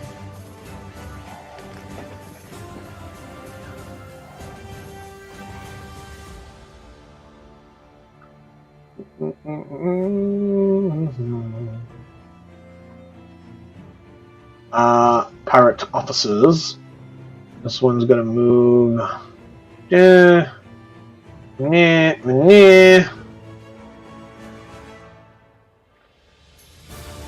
multi-attack. Oh wow. Yeah, none of those fucking mattered. That was fucking awful showing. Awful showing. Nope. This one. Excuse me. Oh yeah, that one's gonna shoot her head crossbow at the one that's on their ship. 4 piercing. Sahagin Warriors. Well, Ty, I got some bad news for you. I'm gonna get jumped on. You getting swarmed. You getting swarmed, bro. And because you're not at maximum hit points, their Blood Frenzy kicks in, and they all have advantage on you. Not that they would need, not that some of them would need the Blood Frenzy, because some of them are flanking you, but all 5 of these guys are each getting 2 attacks, so you got 10 attacks coming your way, coming at you hard, coming at you fast, coming at you live here on the stream game, all with advantage. Yeah, let me start making new character sheet. I'm just kidding. On the right side, though, you are raging, so there's a chance you might not take a lot of damage. They don't do a massive amount of damage. They're not super powerful. Alright, starting from the top and working our way clockwise. Spear and bite for this guy. 21 and 5. First one was 6, reduced to 3. Let's see, second guy got an 18 and 17, both of which hit. First attack does 5, reduced to 2. Second attack does 2, reduced to 1. I'll be keeping track of this as I say it. Need me to slow down? No, I'm good. I have my calculator out. Okay, you got it. Like I said, first was like, it was 3, 2, and 1 so far. Interesting enough, the damage is counting down. Hey, maybe we'll hit 0. And then you'll explode. Third guy, 8 to hit, 15 to hit. So the first attack missed, second attack hits for 5 damage, reduced to 2, because you're raging. Fourth guy, If it hits for 3, I'm gonna laugh. Hits for with an 18 to hit. Hits for 3 damage reduced to 1. And the second attack that guy does is a 15 to hit for 5 damage reduced to 2. They're only like D8s and D4s for damage, so like that's what the average damage is going to end up being, especially when you're halving it. And the final dude does not have his spear because he threw it earlier and hasn't picked it up, so he does not use his spear attack. Instead, he uses his claw attack for this. So first the bite. 14's not enough. Claw attack. 17 hits for 2 slashing, reduced to 1. So all of you got all those numbers I just slammed. So I have 12 total. Are we agreeing with that? I mean, I wasn't keeping complete track of every damage I threw at you, and I don't feel like scrolling up in my chat to collect it all, so good enough for me. That's the ones hitting you. Let's go for the one hitting Stone next. Spear and Bite. First one's a crit. The second one is a 10, so 10 misses. Unless the first one does damage, and then in which case the second one would have an advantage on the attack because he hasn't been injured yet. So let's first do a damage save for the first attack to see whether or not the second one will hit. Because the macro rolled a 10 and it rolled a 21, so if he has advantage, then that's a 21 to hit. Whoever is in charge of Stone. Cool, can I get that damage save? Mr. Stone. Damage save. 10. Not enough. He will take 2 health levels from the first attack, which means that he's now injured, so the second attack is a 21 to hit rather than a 10, because he's now in a blood frenzy. So I need a second damage save for the second attack, please. 13. Luckily, though, he saves against that, so he does not take an additional health level. But he is now at 2. He lost 2, so he's at 2. So go ahead and mark that. Next is attacking. The other one's going to attack Ryota. Spear and Bite. 12 does not hit him, I do not believe. Nope. 17 does. I need another damage save for him. Got to be DC 2. Tell me if you do so. 12. Well, okay, cool. Now we're going to swing over here to the Songbird Sisters. This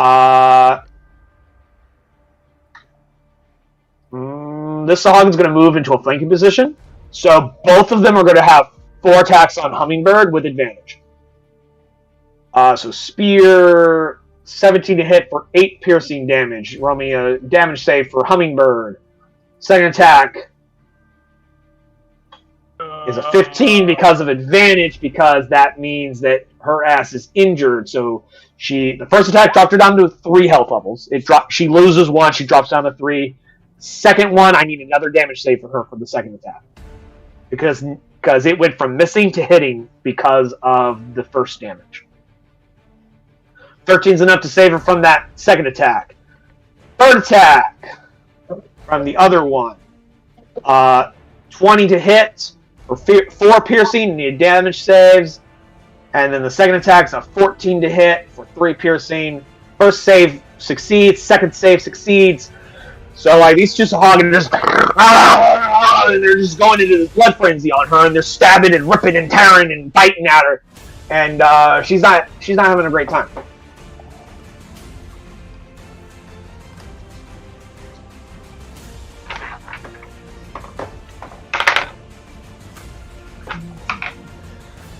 Alrighty.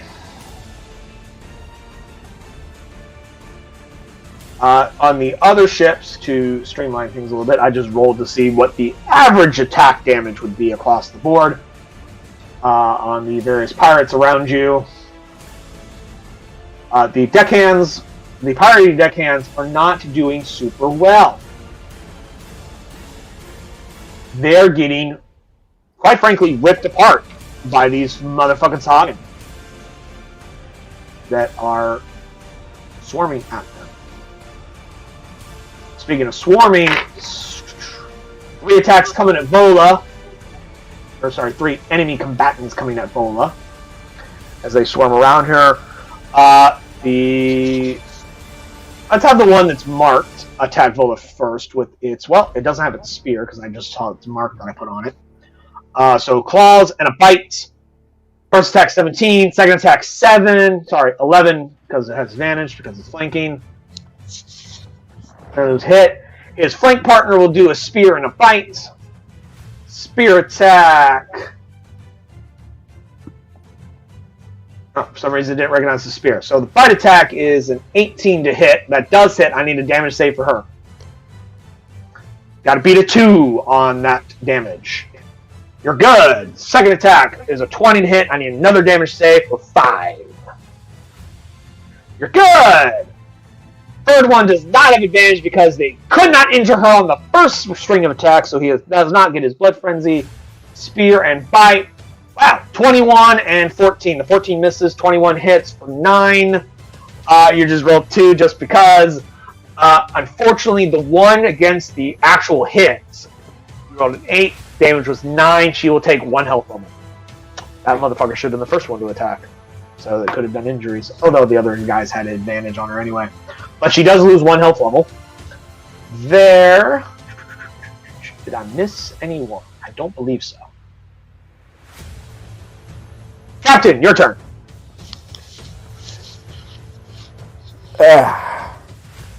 Why are you doing such coggins on my on this dock? And what the hell? The shit! I think you're pushed to talk by interacting with something, my friend. But like, he just saw this fucking like rave thing. I'm like, I am all of these things. I am the universe. He's raging so hard now that he's polymorphing into multiple objects. Pretty much. All right, what's he doing? Alright, try to remember which one was injured first. This one. I thought so. So, yeah, 7 hit points. Well, let's see how many let's say points. Reckless? Let's see, 19 will hit. That's 7 hit points. He's done though. Just surrounded by enemies. Torg, you are in your element, surrounded by enemies who cannot stop your onslaught as you cleave one down. Second strike. Then attack his buddy right next to him. Easily cut deep into the second one. And so cleave one down, strike a second one, easily just ripping his chest open as his lungs and ribcage are exposed to the sky. And then you blast him with lightning. Frying him. He is now fish fry. I'm like, summoning a storm that is your namesake. Like, I don't know. It falls to the ground, a smoking pile of corpse. Like, I don't know why it decided to attack this town, but I'm not gonna attack it. But I'm not gonna attack my ship. I love how eloquent he sounds when he's in the middle of a rage. You want to throw that out there? Like, in my headcanon, in his mind, that's what he's saying, but everyone else here just hears, I'm gonna fucking kill you! You came to the wrong fucking neighborhood, motherfucker! I just ripped the dude's fucking head off. Just, I'm pretty sure the other pirates are like, what the fuck is wrong with your captain? Oh, you have a reputation. They know how you fight. Everyone in this town knows how you fucking fight. Anyway, you've been here long enough. Anyway, I think the Stormbreaker is going to double team the Sagain warrior. Alright. And roll your damage. That's 6. That finishes him off. Oh. Next one. So that means Marcus will have to come over here to attack. 11. Oh, that's half his hit points. Nice. A neat halving of his hit point total. I guess that's the end of the turn. Alright. The Warlocks go.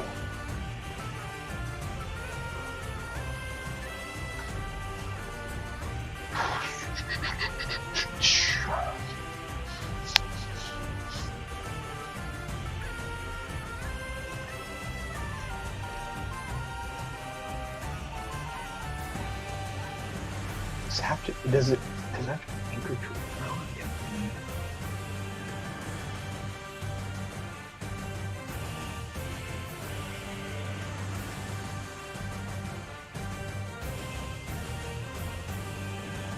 Center on a point within range. Okay. He's awesome sauce. Awesome.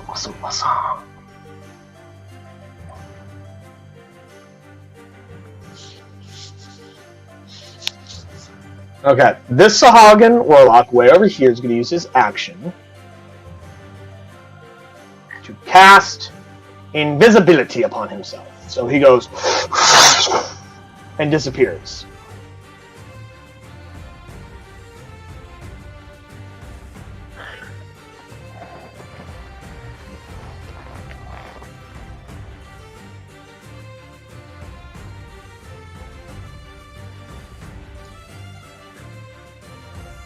This Warlock, oh, wrong layer. You guys can't see that ping. This Warlock, what spell will he use?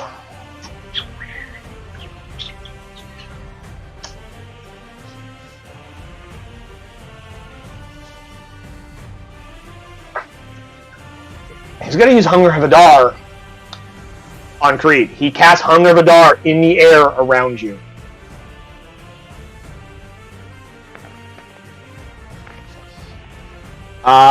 You open a gateway to the dark between the stars, a region infested with unknown horrors. A 20-foot radius sphere of blackness and bitter cold appears, centered on a point within range, and lasts for the duration. This void is filled with a cacophony of soft whispers and slurping noises that can be heard up to 30 feet away. No light, magical or otherwise, can illuminate the area, and creatures fully within the area are blinded.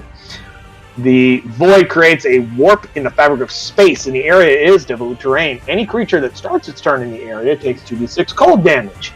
Any creature that ends its turn in the area must succeed on a dexterity saving throw, or take 2d6 acid damage as milky otherworldly tentacles rub against it. Now, correct me if I'm wrong, Danny, you have Devil's Sight, correct? Yes. So instead of hearing this, you see these horrors.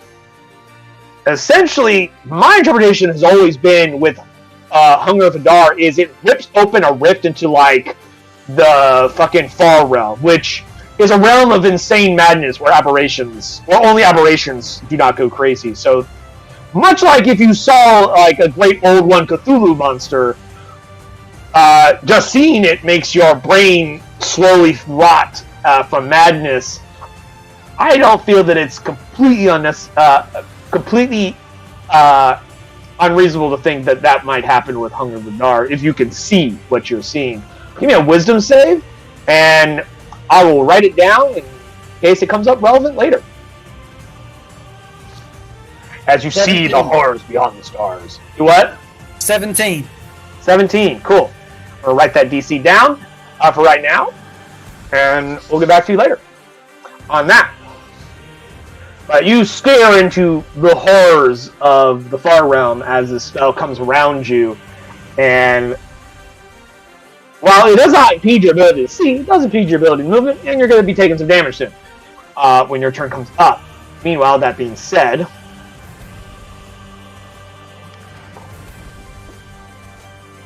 the other Sahagin Warlock, the only other one that's still up since one of them was killed.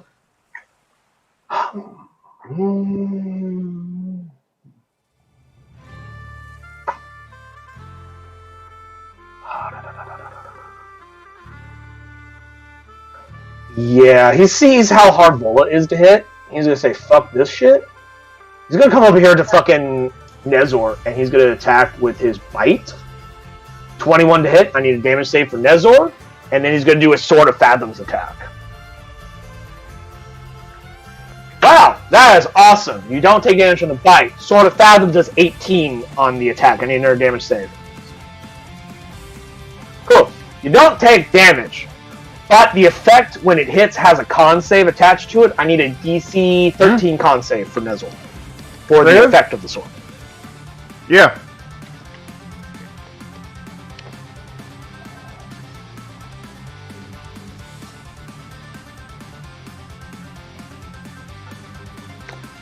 I'm not Jer. I don't know actually how to work an accordion.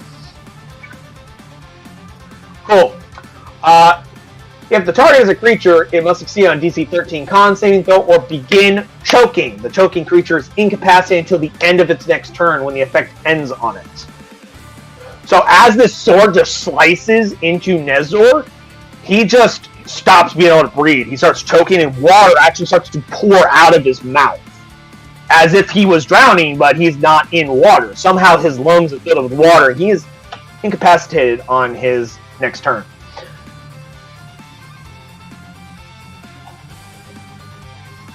This is your rifleman.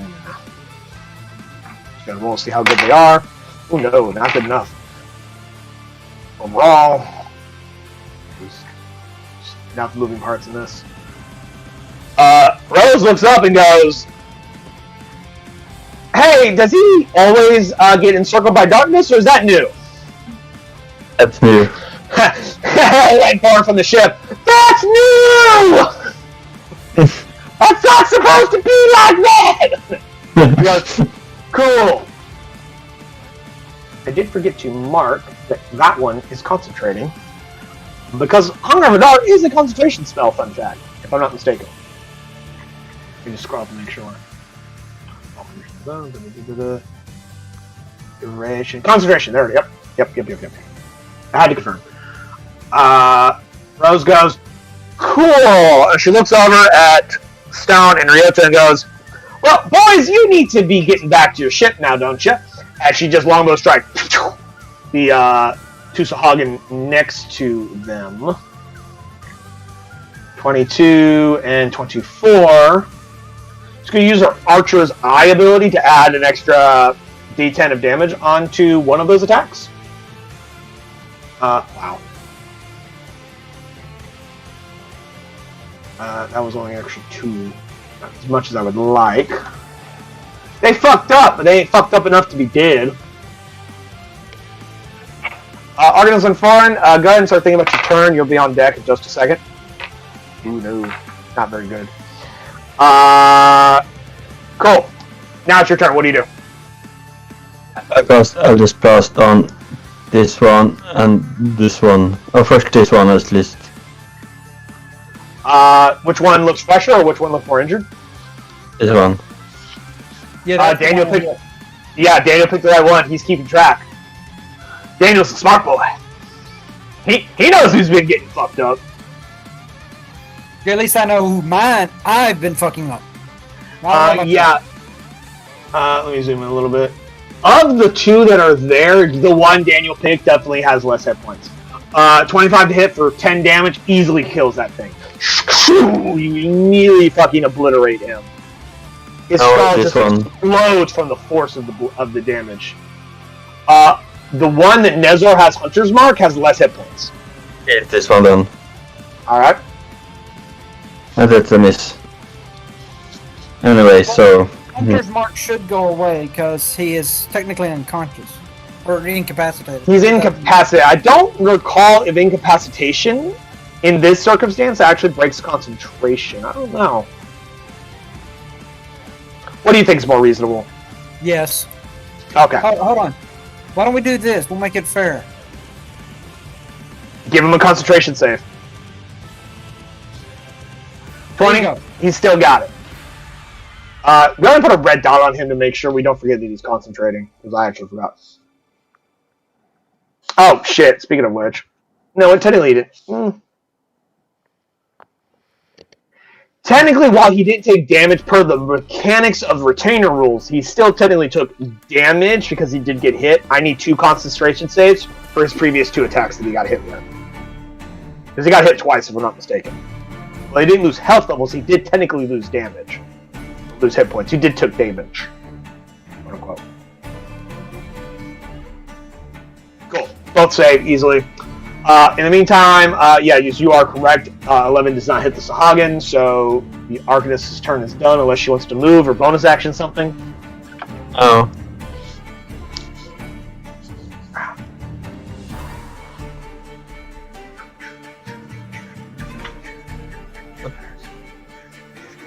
So, stone attacks and Ryoto attacks.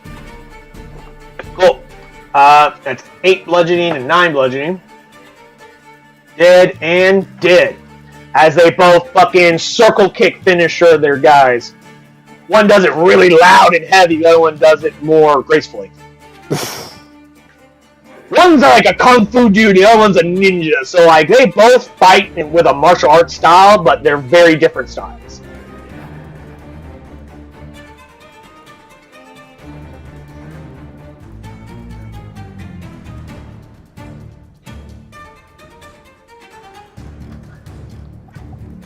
And they have their movement if you'd like them to do something.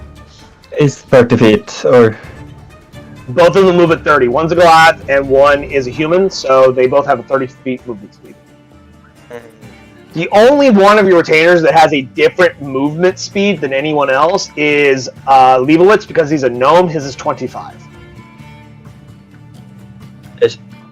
And Should I move back Stormbreaker to- sisters can do something special with theirs. They have an ability that lets them double theirs like once a round. Or like usually like once a fight if you think about it. Should I move them closer to the ship, or should I have the captain closer That's to the up to you. captain? That is up to you, my friend. Asking the others. They can't tell you what to do. You gotta make your own decisions. Oh, I'm just giving you shit. what do you think? I mean, Yeah, I think. let's ask this. What right now in this fight is your ultimate goal, guys? Do you want to kill the Sagain or just protect your ship? Probably kill the Sagain because we still need to go back. Eventually, need to get back to the port. So, probably not piss off the port master is probably the best idea. I mean, you're not going to piss off anybody by protecting your own interests. That's like, that's commonality here. Like, you notice how the other pirates are protecting their fucking shit more than helping you fuckers out too. So like, True. it would not, based on where you are and the people that live here, it is not unreasonable to look after one's own self-interest before worrying about somebody else's fucking problem. That being said, however, you guys can choose your level of ethics and morality. You can choose whether or not you are selfish or selfless. And those, of course, both have consequences, but there's not any gonna be like major groundbreaking consequences whether you choose to go to your ship and defend it or have them run down the dock and like punch some more people. Entirely up to you. Well, right now the first goal is to get the Sagain away from us.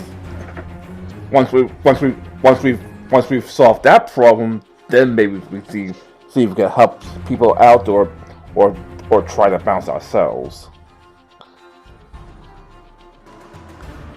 One problem at a time, you know? Yeah. This.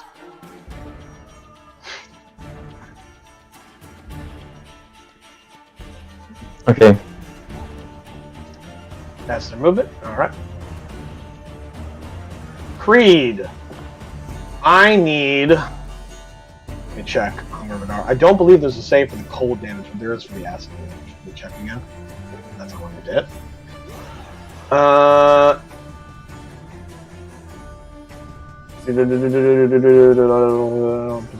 Any creature that starts its turn in the area takes 2d6 cold damage. So you just eat 2d6 cold damage. That's 8 cold damage. Which I believe you have resistance to that, do you not? I do. Cool. So you take 4 cold damage. I do need a concentration check for your hex. 22. Fantastic.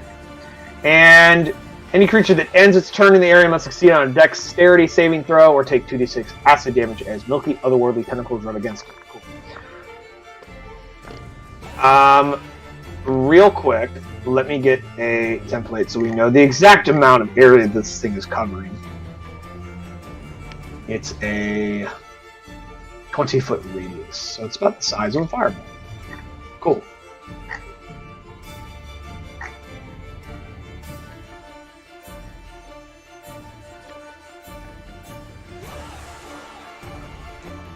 Alright, down.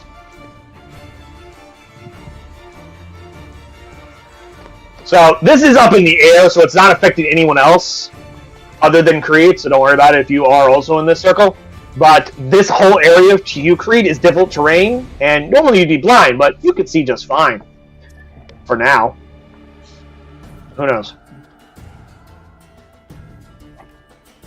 But that being said, though, if you do not exit this area, you will take another 2d6 acid damage if you fail a dex save. Because the sheer vacuum of what this space is creating coldness, and then there's these milky tentacles that are trying to reach out and grab you. Changing my hex to this warlock. All right. And shooting at him. What is the range for that? 90 feet. Oh, okay, yeah, you're within 90.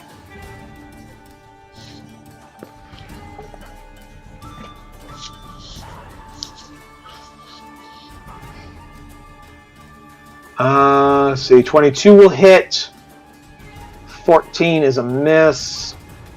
So that's 3 damage plus the extra 6 you just did from Hex. Go ahead and roll his concentration check. Like open it up. No, I actually still have to open up the sheet. I need to know what his con is. Okay, so he doesn't have any con. 17 to maintain his concentration on his spell.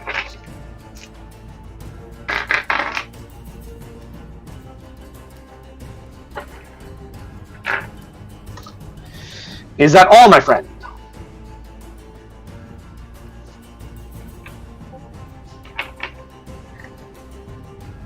And I will move 30 feet straight up. So I'll be out of the spell. Just barely, because it is difficult terrain, so you're moving at 15 feet as you go up. This is a 20-foot radius sphere. And they pretty much centerized it on you. Because you're moving at half speed right now. Yes, difficult terrain counts for flying creatures if the area around you is difficult. In this circumstance. Essentially, you're trying to fly around all these tentacles trying to grab you.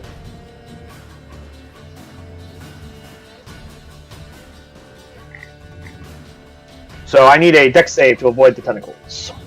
Because it's 20-foot radius, and you can only move 15 feet, you're still in the circle.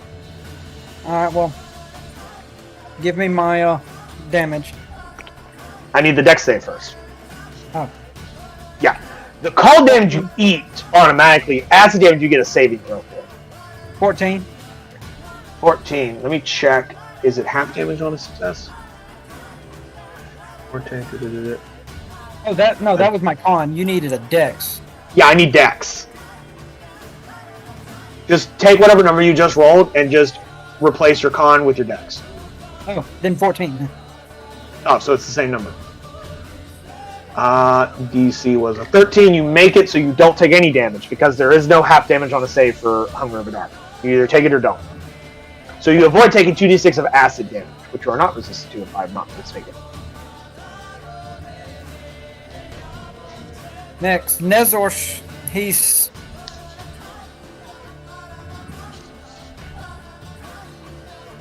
doing one. Unfortunately, Nezor can do nothing. He is incapacitated for now. Because of his water choking issue.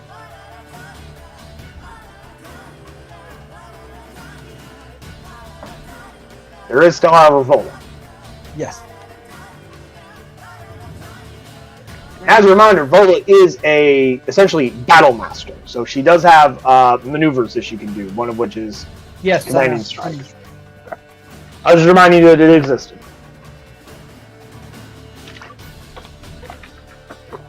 And when you guys have your retainers level 5, they get to unlock their second special actions. So exciting.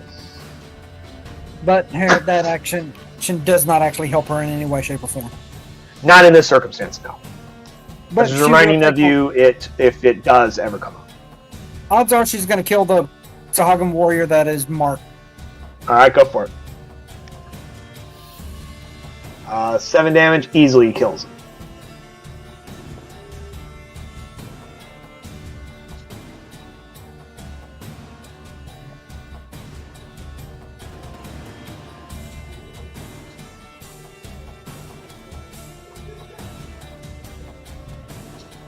Alright, we'll mark this guy over here with you.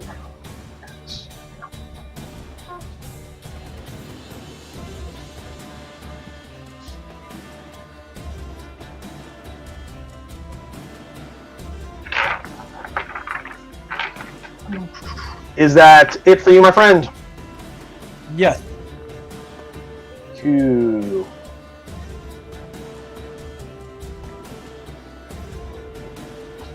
Let's see. Pirate Mage.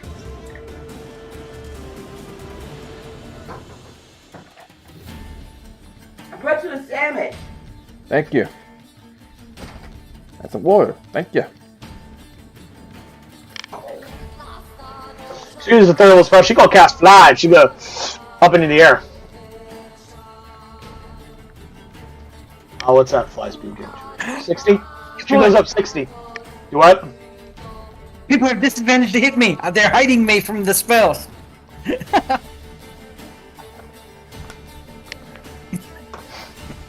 Oh, are you sure? Unless they can see it here too. You think you're the only fucking warlock in the world that has Devil Sight, motherfucker? Yes.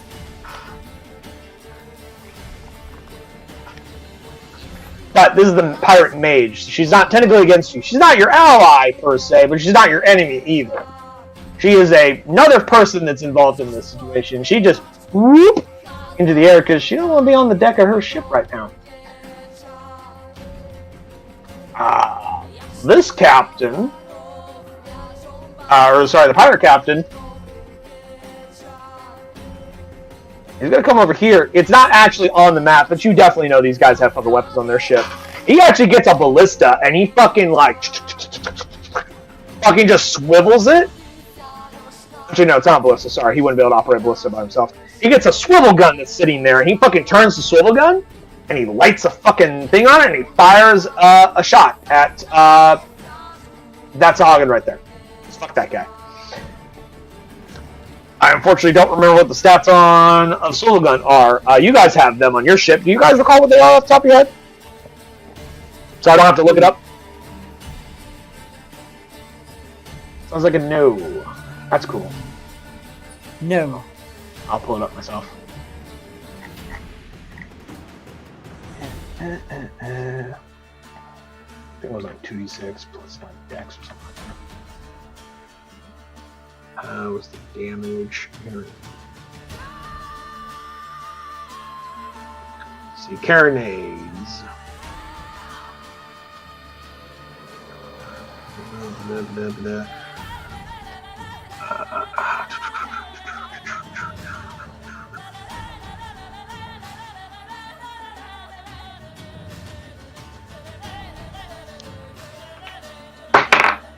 Wow.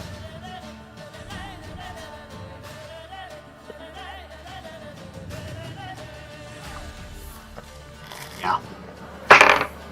Cool. Ty, give me a dex save, please, because he fucking rolled terribly. Oh. And there's a chance that this fucking thing's gonna, this 1 pound cannonball is about to fling right past the Sahagin and hit you in the face. As a reminder, as a barbarian, you have advantage on dexterity saving throws. I forgot what the class feature ability was called, but I do remember you do have it. Good luck. Well, 21 plus is my advantage if I have one. So, yeah. I think it was this one, Feral Instinct. Yeah. Nope, that wasn't it.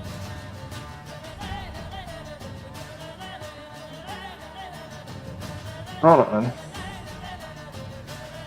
Danger Sense, that's what it was.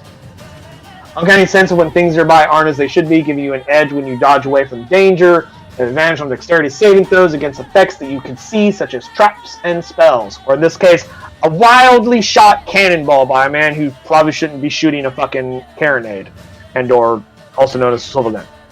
I refer to them as swivel guns. The book refers to them as carronades. Regardless, though, 21. You, as it whizzes past this Hoggen's head, you just, as it smashes into like a fucking crate behind you, just some shower of wood and splinters. Let's see, the warriors we go.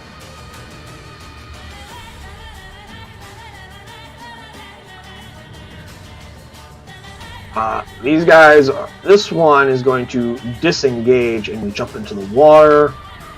So is this one. This one actually will dive deeper into said water. He actually goes down underneath that ship. This one swims over to here and spends pretty much the rest of its movement getting up to there.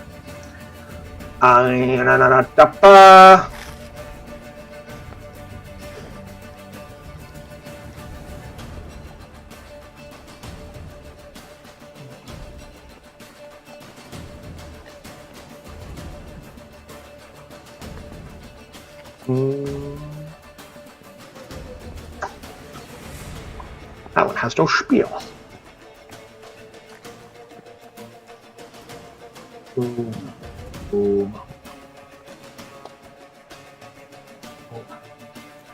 Dash.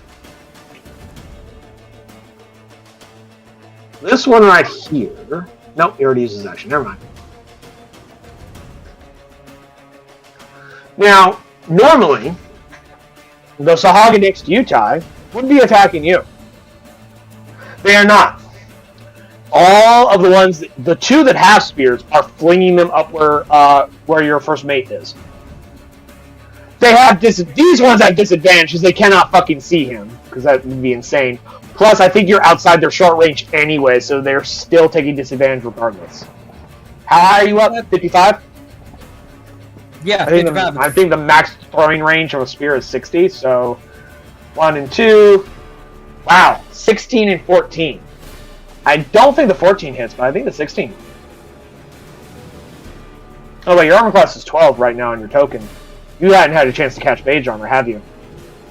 No, but I assume I've always cast it every 6 hours, but we'll let it go. That's never been my assumption.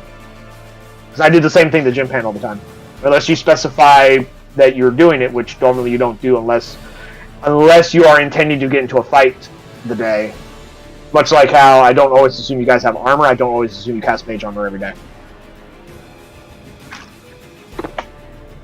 But continue. Well, one does 7 piercing, the other one does 4 piercing, as they get super lucky fucking shots. Even with disadvantage, like, the first one got a 16 and a 19, the second one got a 14 and a 16, so, like, they rolled the minimum they needed to. So, go ahead and calculate that damage, and then do your concentration. In the meantime, we'll move on. What was the damage? Because I didn't hear you say it. Oh, sorry. It was 7 damage for the first one and 4 damage for the second one, for a total of 21 damage. So I need 2 separate con saves for those 2 attacks, whenever you get around to it. Or concentration saves. The one next to the songbirds, it's not going to disengage. It's just going to flat out move over here. So go ahead and let both Tabaxi, Hummingbird and Mockingbird, let them both just take an op attack. Ty? Oh.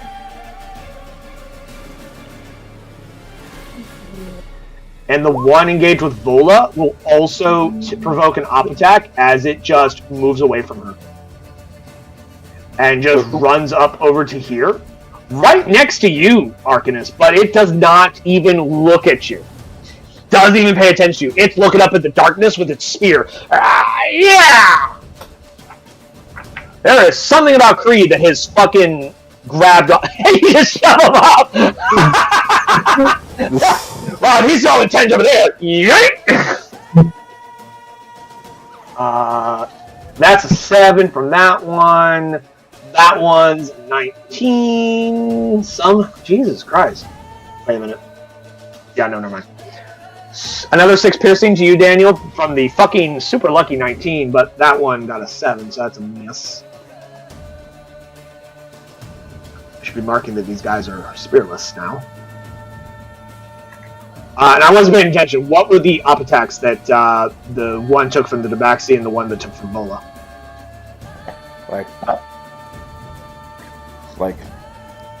text them Okay, I for just looked over. Let's see.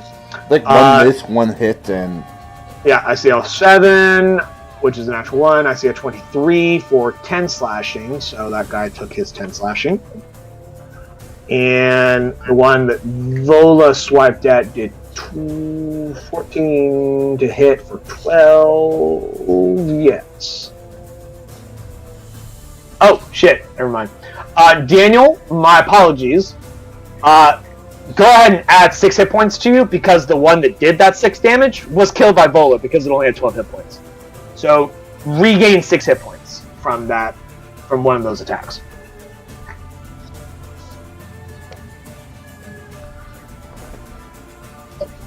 Captain Targ. Targ. 'Tis your turn. like in his element, he just tries to kill anyone who's in his way. So first, Hey, fun fact. I want to point this out. This guy right here that's just out of your sword reach, but still in your aura, yeah, looks really fucked up. yeah. Very alive. So you know what I'm thinking already. Well, yeah. This is the actual special stuff for a Storm Herald, is that his ability to hit the second row of dudes without having to move. Because it's a 10-foot aura. So go ahead and roll your Storm Aura. Ooh, maximum damage. Now let's see if you guys can take it. Oh, whether he takes it or not, he has 1 hit point. That's enough to kill him.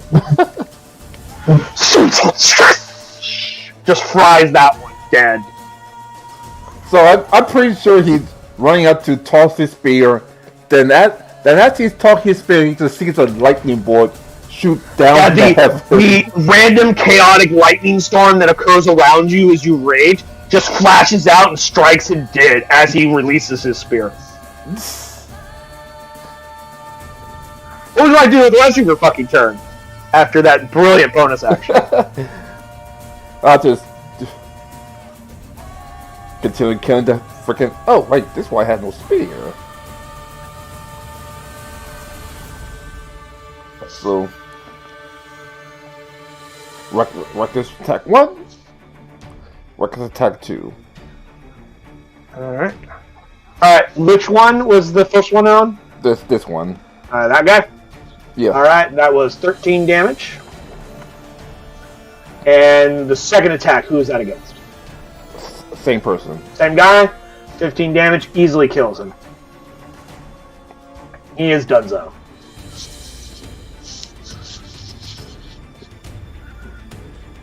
What would you like your retainers to do? Run up for now and guess go into the dodge since obviously they can't get close to actually attack again. Look at their ability, guy. They're Tabaxi.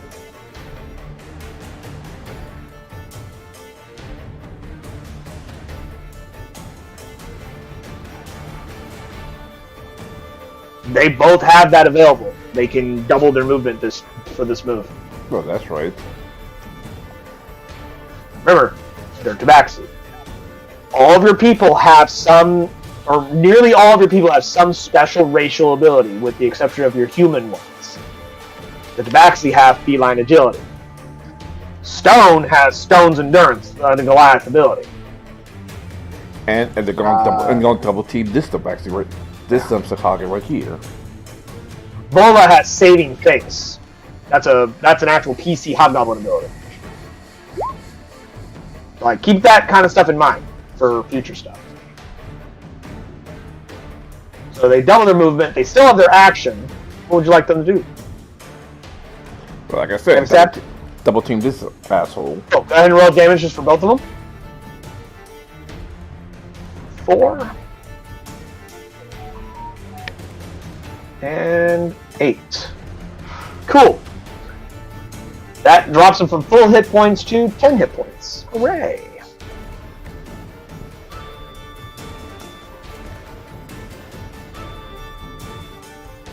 Is that it for you, my friend?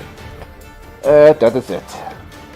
Cool. He's in his element now. He's in his element now, if you will.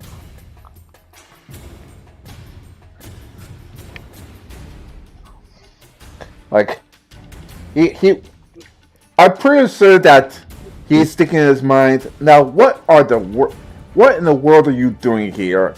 And everyone just hears, fuck, like, They're not even looking at you. Like, Captain Torg, I think, in my opinion, you're probably a little insulted because, like, you have, like, 5 dudes around you and not a single one of them is even looking at you. They're all looking up at where Creed is, inside the swirling black sphere where you hear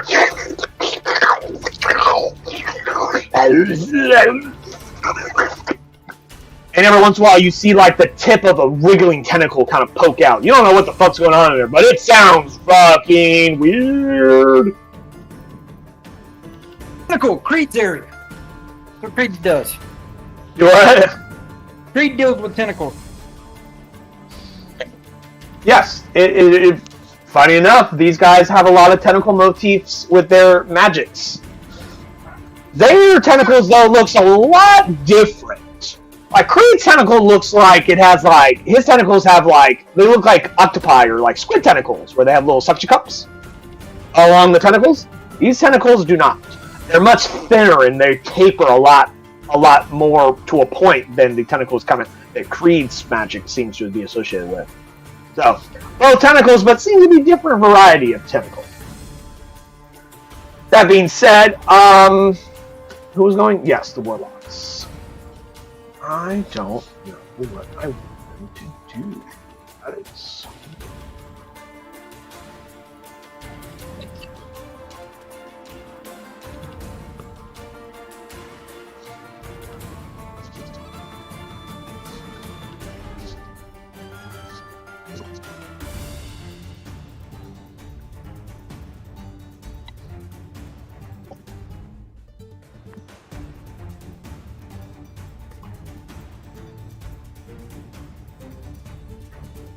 See, this Warlock here, I should shift ping, this one here, he moves to here, and I'll go to strength. Not bad, let's give him a strength check. Oh no. He tries to leap across this gap, but falls short, hits this boat, flips around on the rowboat, falls in the water, and disappears into the water for a turn. He's gone. Yeah, jumps, doesn't make it all the way, lands on the rowboat, the rowboat just goes, woo! And he's fucking dunked in the water. Does that break He his tips the rowboat over. You what? Does that break his concentration for fucking up so bad? Okay, let's find out. I'm gonna roll. 13 on the die. He has no bonus, so that's enough. In the meantime, this one over here. It's too bad that the spell requires an action cast.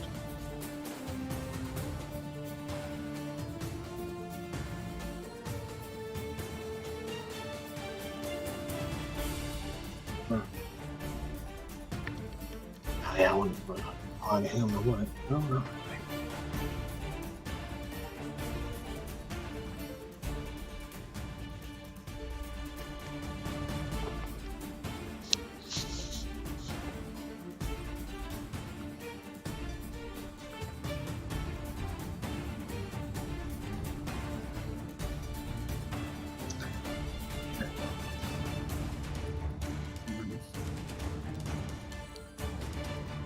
Well, I mean, what's the range on the spell? Oh, that's the range? Jesus, hold on. Nope, not you. Yeah. Oh, man.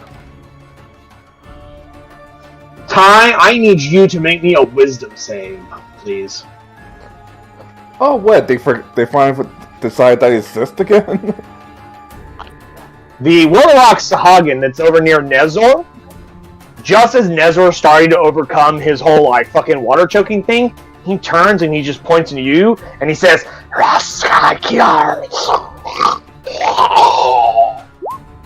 and that's a 17. Well, damn. You start to feel this strange compulsion that disappears as you resist its effects. You just...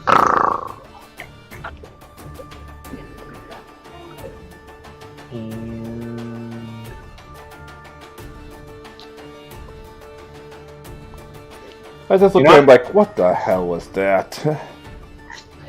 Maybe we'll find out this time. Do it again, because another one's casting the exact same spell, because they really want this effect on you. Oh, jeez. Whoa, damn you. Damn it! Yeah! I mean, ooh, that's unfortunate. Ty, why don't you use an inspiration to fuck with it? No, fuck you. No, fuck you. I got 4. I veto. No! No! No! I mean, up to you guys. Do it, Ty. No, why not? Just restricting to shits and giggles. But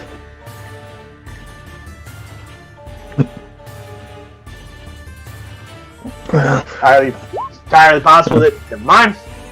I say it's kind of possible you could roll like ass again, but no. Well then, fine. Be like that. You're welcome, Spencer. Fuck you, Daniel. Bitch. Fucking eat my ass. By the way, the one that just cast that second spell is over here as his invisibility breaks.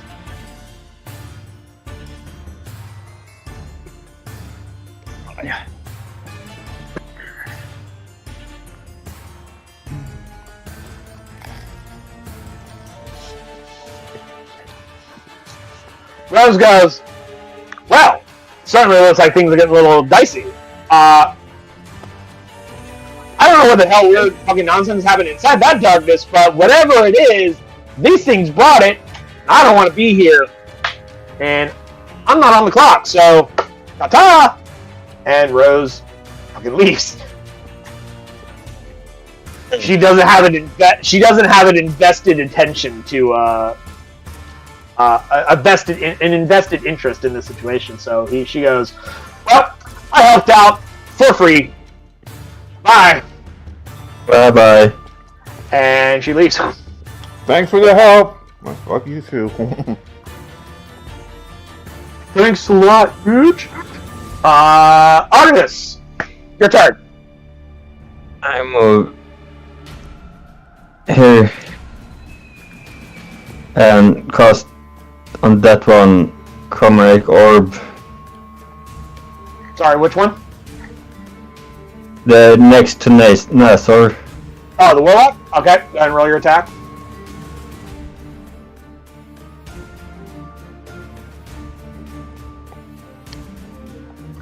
Uh, 11 is not enough. That looks like a third level spell that you burnt, Yep. unfortunately. Yep.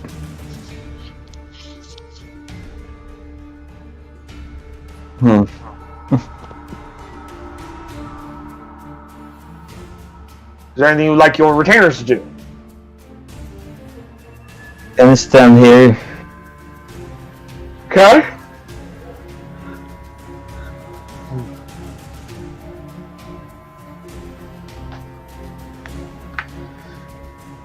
That is unfortunately a miss, because if you don't hit, they don't auto-hit. So they have to actually roll to hit, and 9 is not enough. That is a 25 to hit for 8 damage. That's enough to severely harm him. Not kill him, but very much hurt. A lot.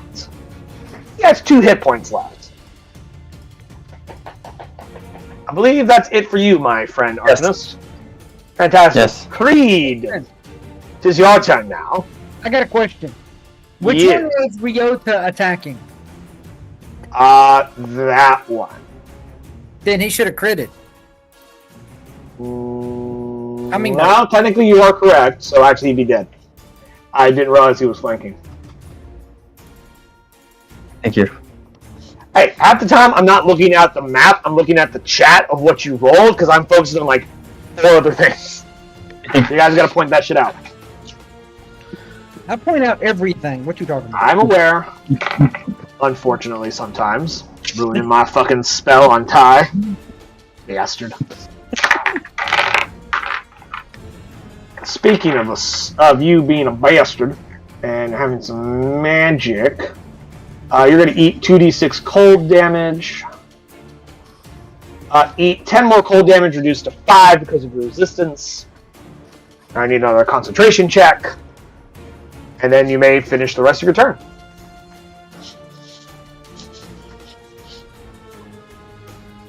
How do you feel about a con of 15? Mildly annoyed, but not overly so. What? I mean, it's only hacks. Like, it's a helpful spell, but it's not the end of the world if I can't break your concentration on it. It's not like anything like, it's not like a major power move spell that I gotta fucking beat the shit out of on you until you break it. Bonus action, moving that to there. And attacking the Sahagin just south of the captain. Alright. And I assume you moved far enough to get out of the, I'm now at the 70 feet. Vidar? Yeah. Cool. So you're at 15 feet, 30. Yep. I have to spend 10 to move 5, and then the rest is free. Yeah. Not free, but unburdened. Yes. Uninhibited. But, 14 for 12 damage on the Sahagin south of it. Yeah, and that one also dies. As the tentacle appears as it comes up out of the ground and just wraps around it and just squeezes it so hard its head just goes boop! Just pops its head off. Let's see. This Sahagin Creed will take 2 shots at.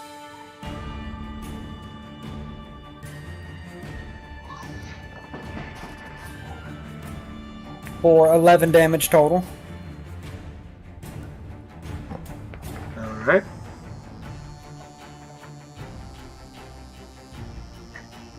Is that all for you, my friend? No. Vola will now move. Oh, yes. I meant all for you. Me, yes. Me, yes, but not me as in me, no. Your retainers, I'm aware. What would you like your retainers to do? Alright. Because Nezor is back where he can do what he does, and so can Vola. Vola will use her commanding strike on the one warrior there. Okay.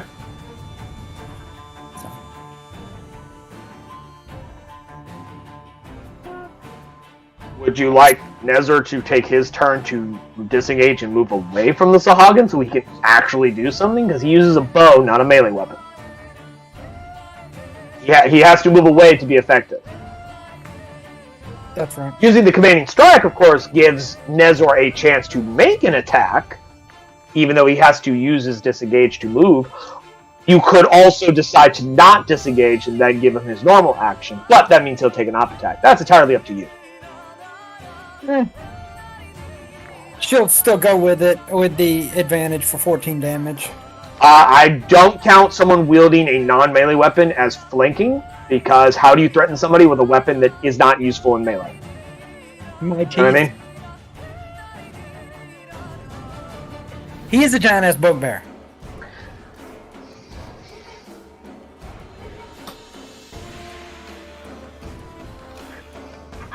Alright, fine. I'll let you have it this time. But that's 24 to hit for 14 piercing damage. He will get to take his signature strike because of the... Commanding strike. Yes. His is with disadvantage because he's still in melee. Does 16 hit? 16 somehow still hits for 8 which does kill that warlock. The warlocks don't have that much more hit points. In fact, they have the exact same hit points as the Song Warriors. They just have spells.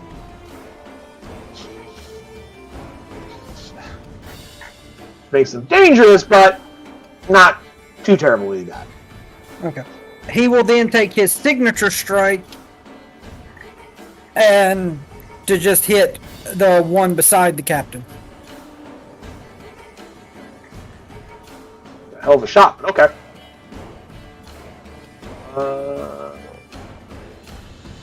I need the second strike. There it is. Alright. 12 damage. Hold on. I had some sausage finger moments there. I put way more numbers than should have been there, and he went from like full health to like negative 50,000. I'm like, no! No! This one's amazing! Yeah.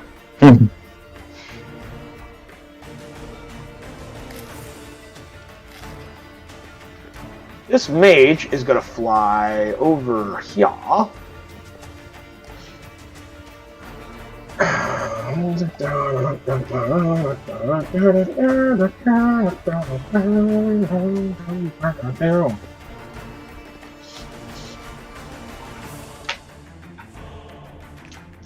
Let's see if she gives a shit about other people. Nope!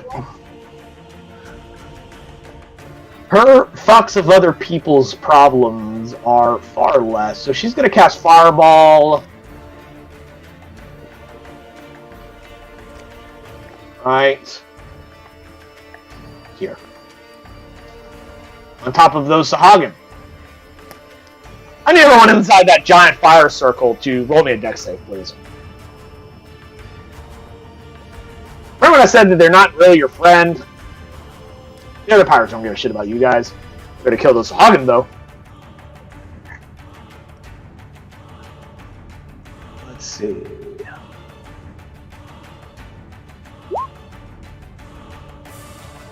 Unless someone has something to stop such a bullshit spell situation. Currently, I don't. Yeah. Ty, do remember you have advantage on dex saves? Anyone that rolls lower than a 14 takes 25 fire damage. If you roll higher than that, you take half of that, which is 14. I'll roll for my Sahagin.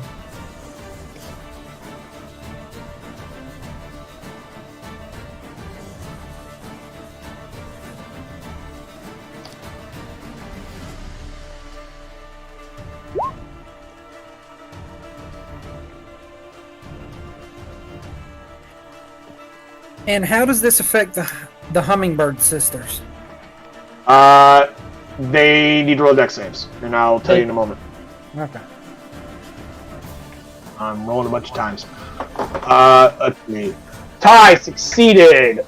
Sagain Warriors both succeeded, however they had less than 14, so doesn't matter if they succeeded. I only just realized their hit points after I rolled. So they did as fuck. Your retainers, this is a 3rd level spell. If they succeed, they will lose 1 health level. If they fail, they will take 3 health levels. Because for a spell like Fireball, it's based on the level of the spell.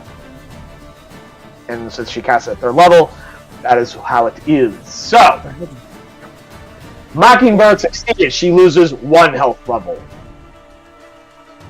Hummingbird has not rolled yet, I don't see. Nope, she succeeded. She'll take 1.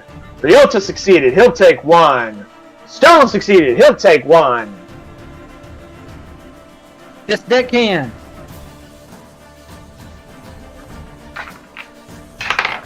Failed as shit. Dead. And part of that ship's on fire. Captain, be protected by... Oh, wrong one. Be protected by 4 points of damage. Oh, come on, that's bullshit. There's no fucking way. No. There's no way that ability blocks a fireball spell. It blocks. What does it specifically say? me a second. I'll go back over here and do it again. When you are a creature, you can see takes damage while within 10 feet of the tentacle. You can use your reaction to choose one of those creatures to reduce the damage to that by a D8. God damn it! Okay. So how much damage do I actually take? You take 4 less. Whatever the number I quoted at you, -4. You are not in speed. I already checked that. So 10. Oh. She's 6 feet up. What's gets cut Even in if she half? wasn't Wait. 60 feet up, you're still like 70 feet away from her. Yeah, I just wanted to look at it. So yeah, what's gets cut in half because I'm still in rage. So 5. Oh, no. Yeah. You don't have fire damage. You don't have fire damage. You're not a totem. You're Storm Herald. Storm Heralds do not have fire damage. You take half because you succeeded on it.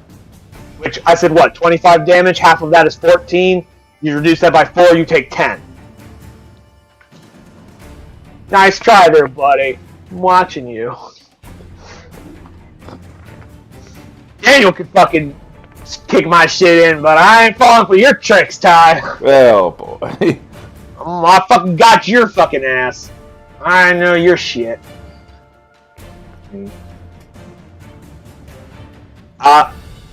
Next turn, though, the captain of the ship that just got set on fire and who just lost her crewmen is kind of pissed off at the cunt who just fucking dropped a fireball to, yes, killed some Hagen, but obviously not super happy. So, what's he gonna do? It spins the swivel gun on and fires at her. Oh shit, he actually rolled really good this time.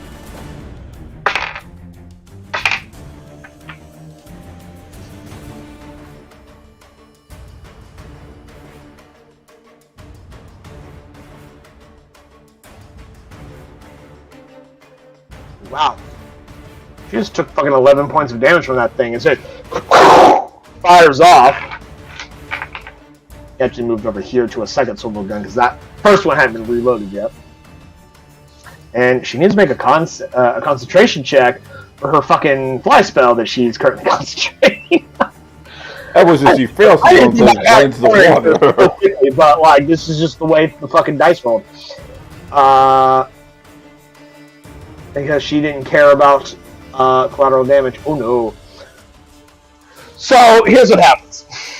This woman comes flying over, just fucking fireball nukes the docks. They're now just engulfed in flames as she just roasts a lot of you and those fucking Sahagins. This guy goes, "Fuck ye, you damn cunt!" Fucking hits her ass, and she goes, sploosh into the water as she loses concentration on the fly spell. That's what you get! Aye, this is what he said! That's what you get for being a dirty cunt! Yar!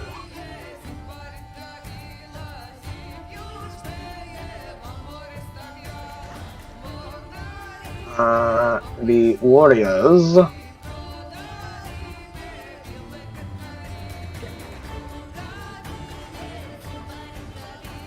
It's like these two officers start taking pot shots at each other now. Oh, now it's on button.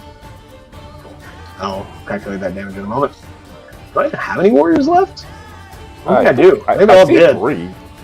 Yeah, you do. Over here. Oh, over here. Oh, okay. Alright, they do terribly.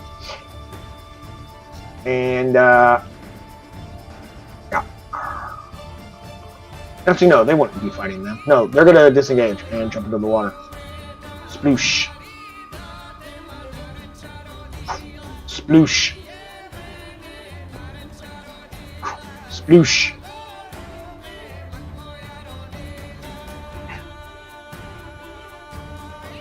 Oh yeah. I also had this one that was technically under the water.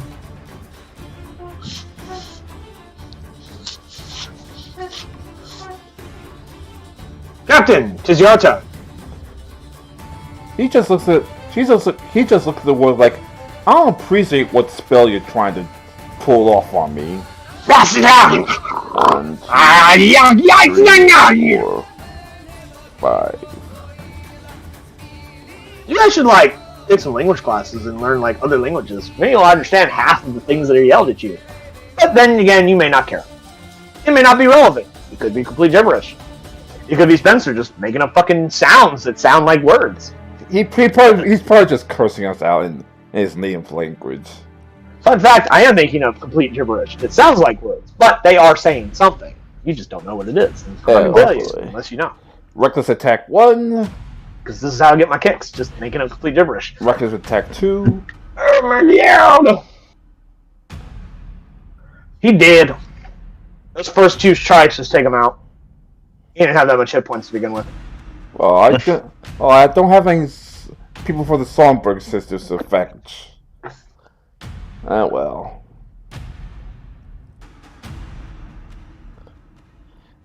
I guess that's my turn for now. Cool. Do you want the songbirds to go anywhere or do anything with their action? Get a little closer to the ship just in case. Okay. Go ahead and do that movement for me. But And while you're doing still that- range just in case I get attacked and. But still range just in case I get attacked and I need their songs to actually help me or hurt the enemy. That's cool.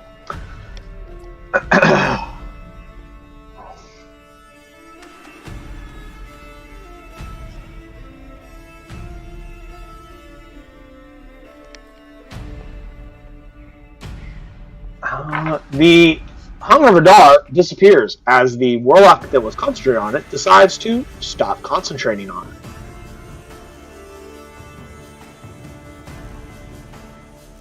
What a shocker.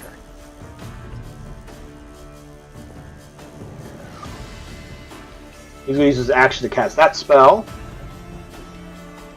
And then he's going to do some stuff that you guys can't see because, fuck you, he's down in the murky ass water. You don't know.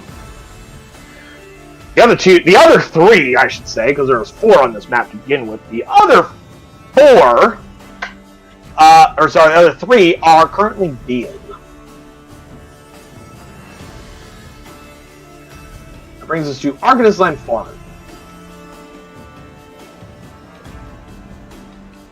I move here Uh-huh. and look, see if I can see something. You want to use your action to try and spot more enemies in the water? Yeah. Go for it. Roll a perception check and tell me what it is. I don't have the chat window open at the moment. 18.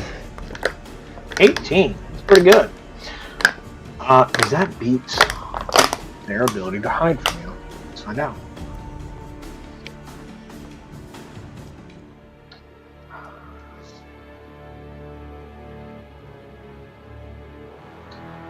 Arcanist Land Foreign, you spot. Well, I don't know, let me roll for more than just the one guy. Oh boy. You spot movement in the water over here somewhere. From your viewpoint, you can't really see any of the water over here from where you're sitting, but you know you saw something moving in that general direction right around here. That general area, like right there. Not that exact square, but within like 5 or 10 feet of that area. Point it again. I didn't see it.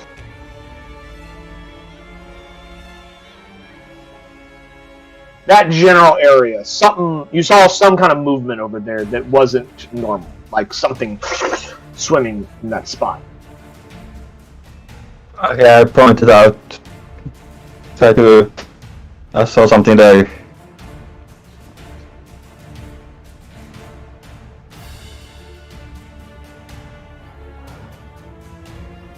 Where?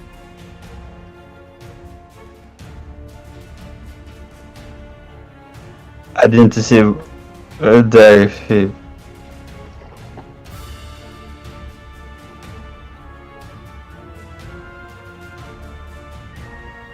Where are you marking on the map? Can you do it again, Shandu? Because I didn't see it at all. What the? I've pinged it like 7 times. Like, right there, guys. There it is. Now I can see the ping. Yeah, now I Damn. can see it. Well, How many more times I can ping it before you fucking see it? Well, my spread wasn't looking in that area. I was up near the top. I shift pinged. It should have dragged your ass there. It didn't. Well, that sounds like a personal issue. So there. Anyway, is there anything else you're doing with your turn, my friend? No. Cool. Cleed.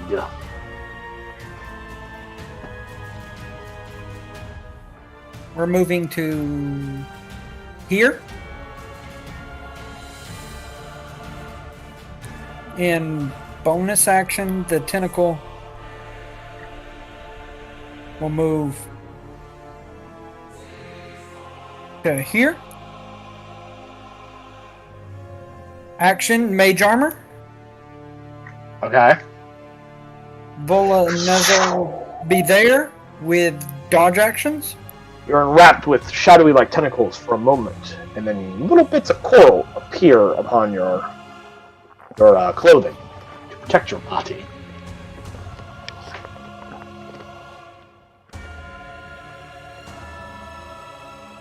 What did you say about your whatchamacallit? They stand there with dodge actions. Let's see. The Sagains down in the water are going to swarm this fucking poor ass mage who is now injured, bloodied in the water. I'm willing to bet that her ass is not going to survive.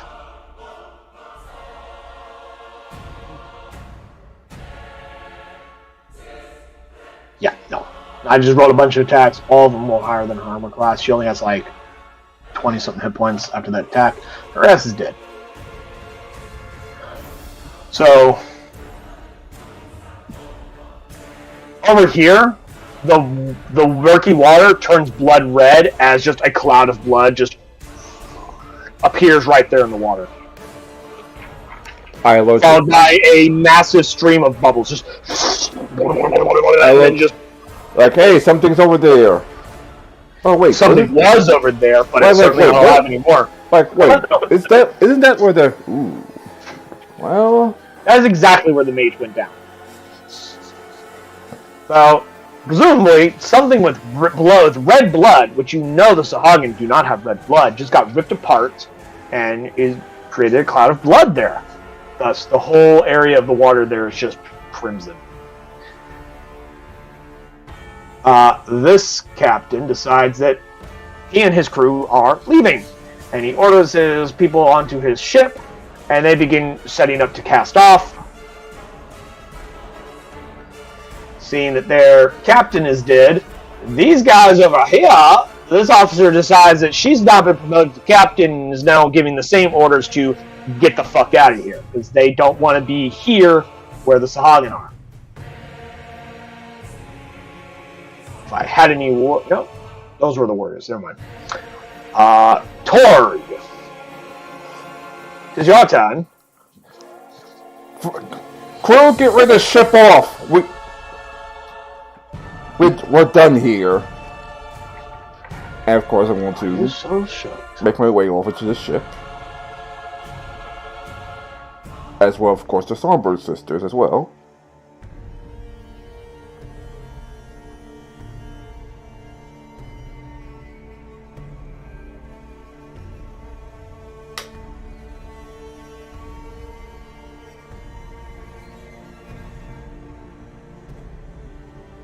Hello? I'm sorry, what? Yeah, Is the exit I pretty much ordered the crew to get ready to shove off ourselves. Okay, I mean, you guys gotta be on the ship. I haven't seen you guys move it. Yeah. We're taking our action to go back to the ship. Okay, move your tokens then. However much. We have to go all the way around instead of. Oh, right. Good Yes. point. Unless you can jump. You guys are still in initiative rounds. You're not just gonna get on the ship. You have to fucking move your guy. Fucking combat's not over. Who the fuck do you think you are? There's still enemies in play. Biatch. Oh, there's just fucking hand wave you onto your ship, leaving the port. No. Enemy's still in play. Initiative's still going, and it takes at least 10 minutes to fucking make ready your ship to sail. You're not just gonna fuck off on this fucking combat that fucking easy. The ship, greatest form of escape, but takes time to set up. Why think I ordered the crew to start setting up so by the time we get around it, we can just round. A single minute is 10 rounds. By the time your ship is ready to go, this combat will be long over. That being said,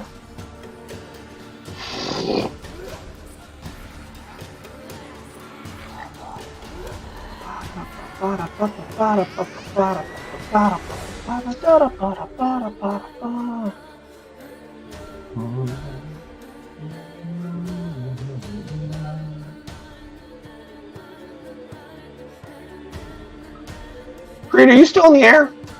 Yes. That's unfortunate.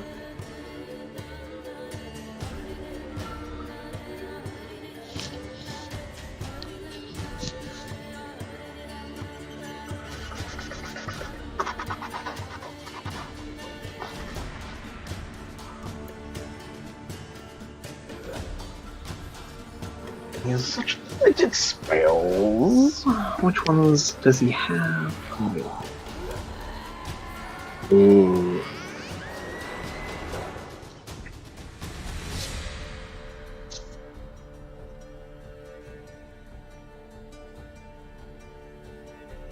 Awesome. Yeah. Okay. Cool. Argonus, it's just your turn. After the Sagan did his moves. I move up here. Down. Yeah. Is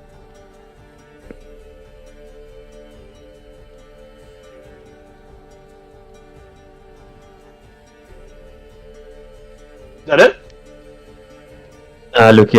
Just look over again. Oh, so you're using your action to do another perception. Go ahead and roll. Yeah. So I assumed you were doing it, I just didn't see a roll yet. 7. Cool. You see motion. Of the ocean? Motion of the ocean. This is literal ocean. Over here.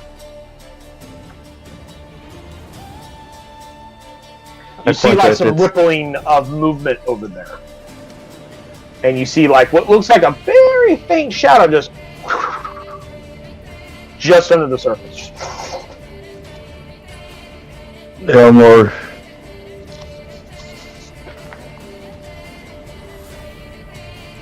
Anytime, what are you going to have your retainers do? Oh, there they are. I moved 60 feet. You already moved them. Cool. Master Creed!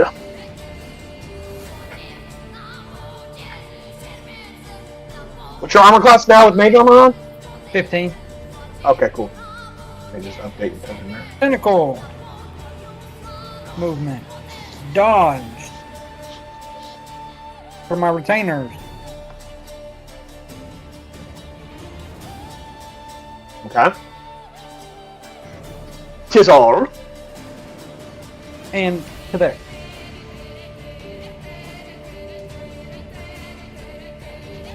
And I will ready an action to shoot any Sagain I see pop out of the water with Eldritch Blast. Over here, specifically?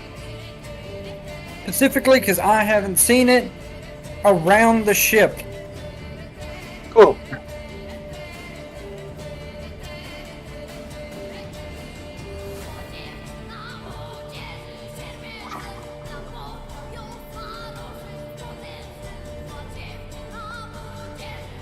Tor, give me a perception check opposed to some stealth checks that are coming your way. Oh boy. Because you know shit's coming your way. Of course it is.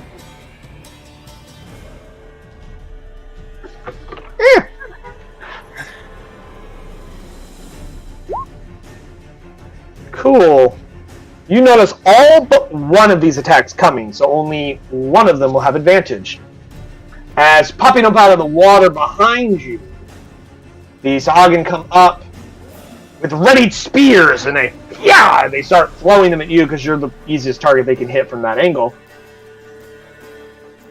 First one, second one, third one. The third one has advantage because he actually got you with his stealth check. So we got an 18, an 8, and a 16 to hit. Even if we cut in half, I'm knocked out. Those were to hit, not the damage. Say again? That was to hit, not the damage. Oh, never mind then. I haven't given you damage yet. These are spears. They do like a d6 of damage, bro. Relax. In the first one, I'm going to reduce by 6. Are you even in range? Yes, you are, motherfucker! God fucking damn it! I'm gonna find a way to deal with that fucking tentacle. I'm gonna find a way to counter that motherfucker. You know, in 2 levels, it gets better. I'm aware. These fucking tentacles, bullshit. But I have to choose which one I'm negating, and I always try to negate the first one. Okay. Well, Wait a second. What was the other two? What was the other 2 damage? Sorry, what was the other 2 hits? I haven't. No, I meant that. I meant the 16. So 2 of those hit you. So it was the first and the third one hit. First one does 260 damage. What?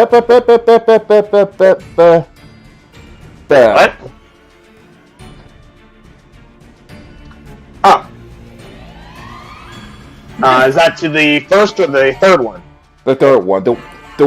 The one that Creed didn't negate the damage of. It's not negate, it's reduce. Reduce. And that one was stealthed. So you can't do to that one.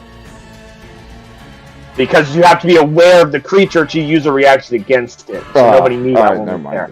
That being said, she can do to the first one, because the first one did an 18 to hit. -6 is still going to be a miss, so you're stopping at least one attack. Yeah. That being said, and because she used her reaction and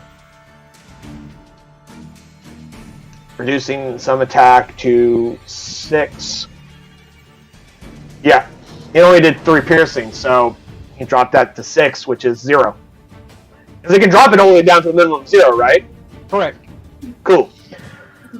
So, like, 2 of them come up, one chucks it, misses. Another one throws, and just as he's starting to release, she goes, "You stinky fish man!" And it's just like, ugh, almost like it understands what she's saying, but it doesn't quite get it. But it's just like, I feel like it insulted me. And it gets distracted as it chucks its spear. The third one, super sneaky ninja. Watch out! Then the tentacle goes, "Get down, Mr. President!" And slaps the spear out of the air. Technically, I shouldn't allow since you weren't aware of the attack, but I'll let it slide this time because of your fucking tentacle nonsense. I still feel that the insult ability and the tentacle reaction should both only be able to apply to an attack that you're aware of, but I don't give a shit. They're just fucking basic. They're basic, Hagen. They don't matter. Captain, your turn. Fortunately, As a reminder, 2 of you have the ability to swim and breathe underwater if you want to go chase some of these Sagains down in the water where they can't hide from you. Just saying. One of them also have 13 health, so I'm just saying. And since our field medic is MIA, just saying. Anyway, You guys got potions. Just saying. Anyway, get closer. I'll obviously have to use a new rage because I haven't officially got attacked. You attacked. Is it real quick? Yeah, you can get there. I need to see if that was actual ground or water where you were standing, because it determined whether or not you could stand there. I was like, isn't this all port? Well, anyway. And that's the first to call in it's front a of me. dock, yeah, but like I need to see if you were on the wood or on the water. Yeah, good point. I don't have the fucking maps and fucking graphical layout memorized. I didn't see where you were standing until you moved. You're Anyway, a horrible Rick- DM. You haven't memorized every map down to the last thing. Reckon it's Fuck you, fuck you, fuck your tentacle, fuck your country religion, fuck the horse you rode in on. Anyway, Reckon Mom, attack fuck your number. dad, fuck your dog. Oh boy, Reckon's attack number 1. Thing. Bestiality boy. Ooh. Reckon's attack number 2. Oh, my God. Yeah. I'm assuming you're starting from the top of this column and working your way down as they die. Pretty much. Why? So the first one, you just did 19 damage, he's dead. Second one, you did 11 damage, he's not dead. He's at half health.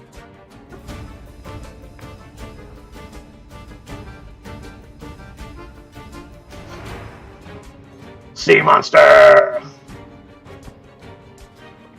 I just fucking saw it, Jim Vincent. Oh yeah, let's see. No, that's a no. That is a no on that. Who are you hitting with lightning? This one. Cool.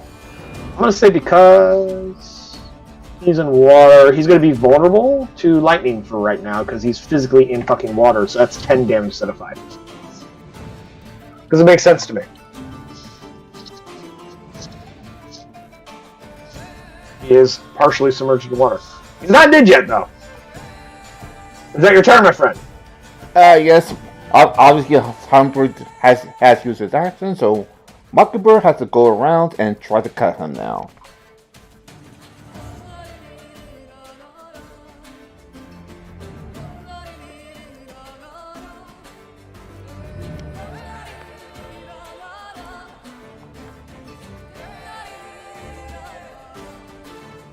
Hello? I'm sorry, what?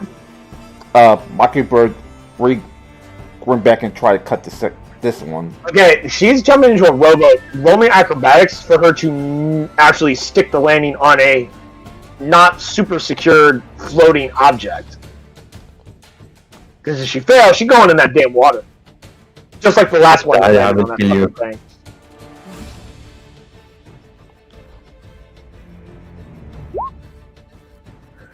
So Mockingbird leaps onto the rowboat and it goes, and she's now in the water. Ah, shit. And that's the end of her turn. As the rowboat flips over as she falls into the water. That was an abysmal roll. Seeing that I don't like the freaking don't like the way this is going to go. I'm going to use an inspiration with my fellow permissions, of course. All right, you used it. Roll again. Yep, Sid. Fail.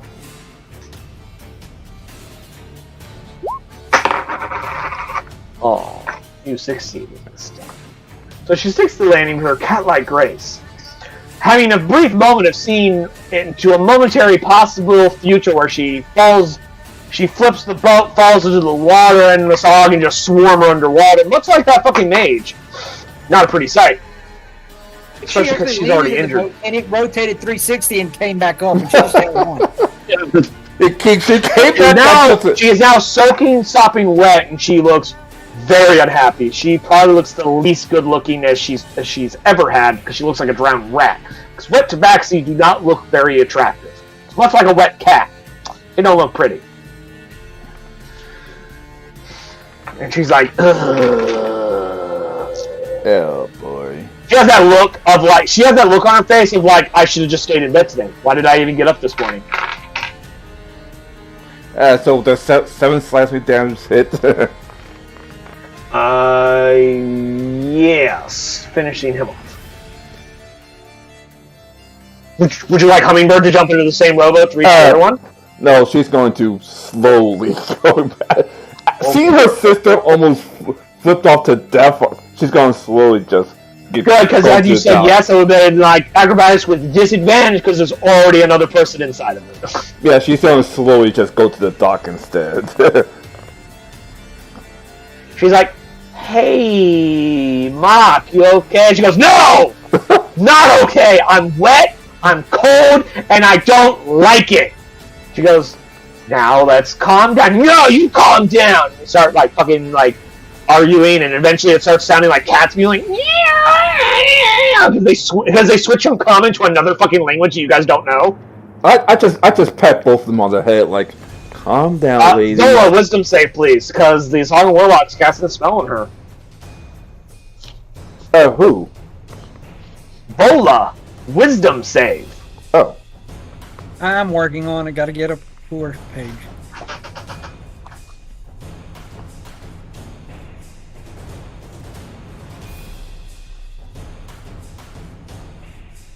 Oh, 19.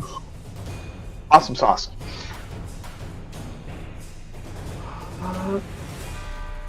Both her and Arkansas Farm, because they're right there at the edge of the ship, can roll a perception check to see if they spot who just tried to throw a spell at them, or specifically where that spell came from. It was a high DC because this particular spell has no visual effect. So they're trying to look for movement of something moving away after the spell's cast. 12. Not enough to care. I'm glad I said that before I looked over at it and went, wow, them some shitty rolls. Land forward! 'Tis your turn.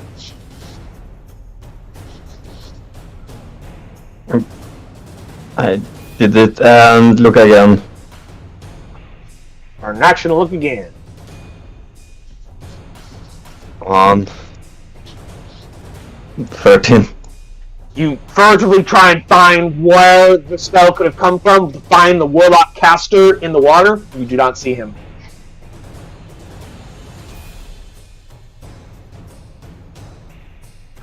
Those guys move. Master Creed. Alright. Let's start with the bonus action.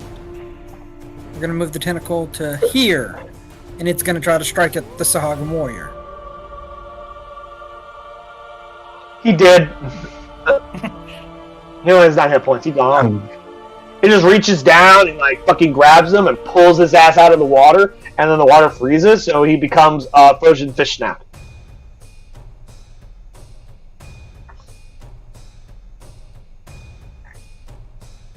Next, Creed will come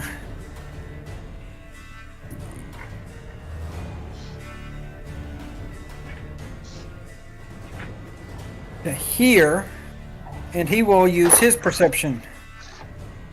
Go ahead and roll. Where are you looking? Because there's a lot of water, I'm going to need you to narrow down your general search area. You can't look in all directions. You're not omnidirectional. We will say at least 20-foot radius around him. Okay, so like the immediate vicinity below him. Yeah. Because he's flying over the water. Okay, go ahead and... Oh, you already... No, you didn't. Never mind. I No. saw somebody else's perception check. Go ahead and roll. Not enough to care. Cool. You see no sign of movement. Go ahead and delete the warriors because they're all gone. Captain, what are you doing? Hold on. Oh, sorry. Nezar and Volagita will attempt to perceive. Okay, what side of the ship are they looking on? Nezar, back left, Vola, back right. Alright.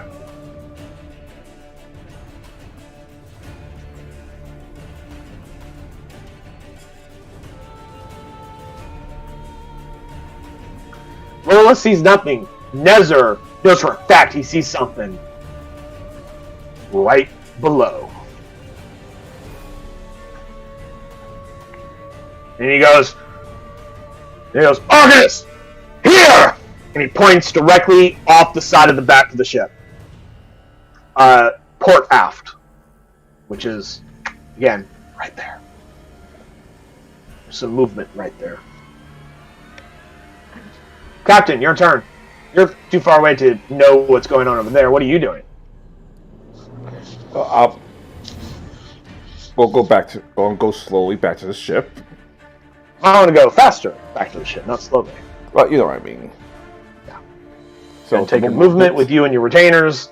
Move whatever speed you wish. I highly doubt you can move so fast you get over here to make any real big moves over here. So we'll go ahead and go to the next guy.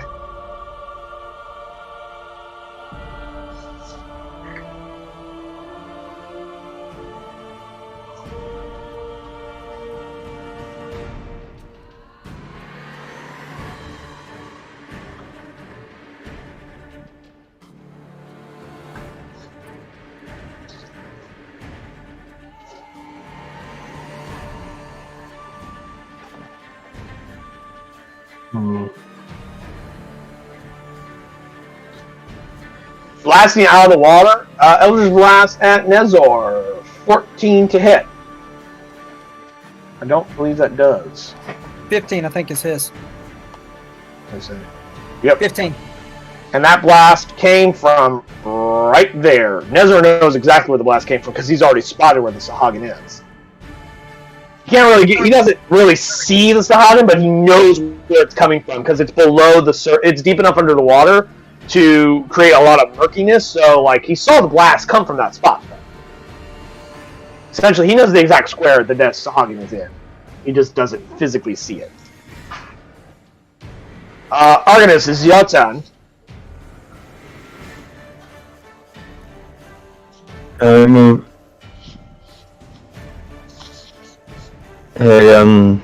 See if I can see it. Well, Nezor told you where it is. Your options are to use your action to see if you can spot it, which it's difficult in this kind of murky-ass water. 2, you just fire blindly at the spot you know where it is, because Nezor's pointing it out to you, which means that any attack roll will have disadvantages. You can't see it, but you know where it is. Yeah, I do that. Make sure you're firing blindly into the dark one. Cool. 17 because of disadvantage, and 9. 9 misses, 17 hits for 1 force damage.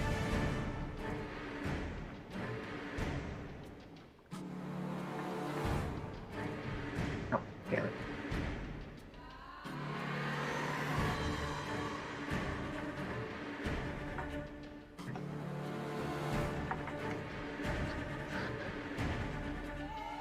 Okay. Is that all for your turn, Arcanist? Yes. Cool. Creed. From your vantage point, you see Nezor. You don't hear everything because while I don't have it going at the exact moment, there's still a lot of screaming and panicking because, like, this is the only part of the docks that's getting attacked by Sagain. This is just the part of the docks that's getting attacked by Sagain that you guys are physically at. So, like, there's a lot of noise. So you don't hear Nezor saying it, but you do see Nezor looking over the ship, pointing down. Arcanist Flanthorn comes over, and you see her blast into the water. So you can make your inferences from there. I will move to there. And about where she blasted, I'm going to blast, say, 20 feet under the water. Okie dokies. Roll with disadvantage. 2 shots. Okie dokies. Now, does that hit? Or supposedly hit? You have no way to confirm or deny whether or not it hits. And the reason I'm asking is I've never lost concentration on my hex, and that should be the warlock that is still hexed. That is true. So Go ahead and roll your hex damage. I'll add it if you did hit.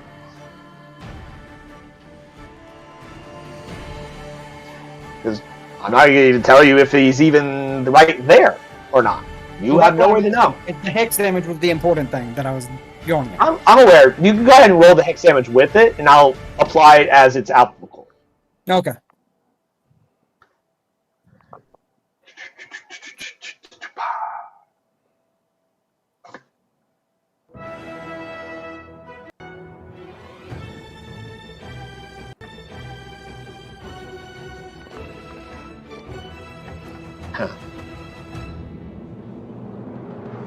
Daniel, you feel your hex spell vanish.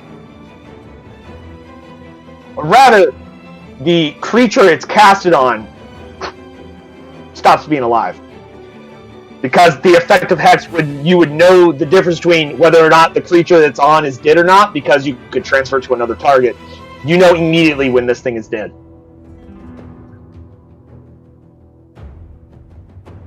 The rest of you know when it's dead as blood floats up from the surface and a dead Sahagin body. Just dead man floats right there at the surface. Oh, that was interesting. But what the hell does these Sahagin That Hex damage was the final bit of damage you needed to do to him. How much? After the 2 Eldritch Blasts, he had 3 hit points left, which is the exact amount of damage you do with Hex. Oh boy. Because the first one was 2 and the last one was 1. How down was he? He had like 13 when you... Then how far deep in the water was he? Not super deep, but this is like really dirty, murky-ass water. Like, it's just... This is some gross-ass fucking water. This is not water you want to swim in. Yeah, because I know I had to make a call on my depth finder. 20 feet down. I mean, the exact depth was irrelevant. You were firing blindly into a square, so all your attacks at disadvantage. And I was being cryptic on whether or not you were actually hitting him or not, because you would have no way to confirm that. Because, as far as you know, he could have moved since you last shot there. There's no way to know. But, no, you guys got him.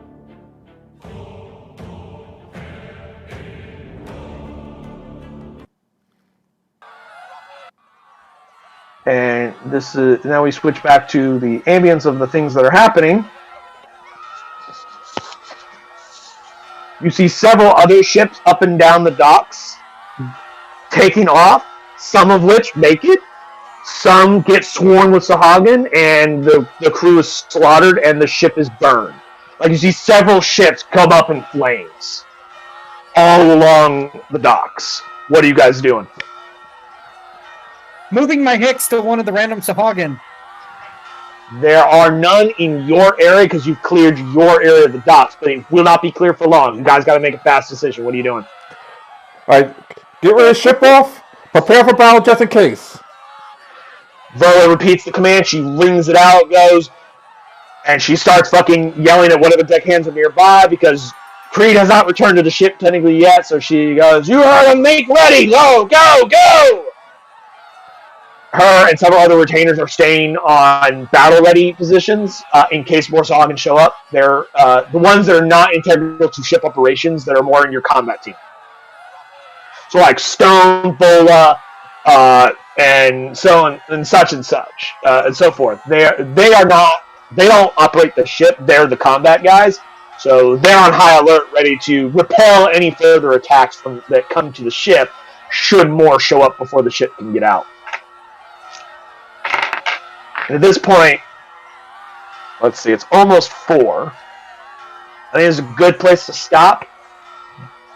But we will start the next session with a skill challenge to see how fast you can get this ship out of here. I'd like to do one thing. What is it?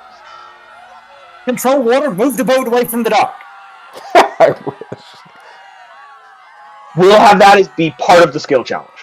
Okay. But keep that in mind.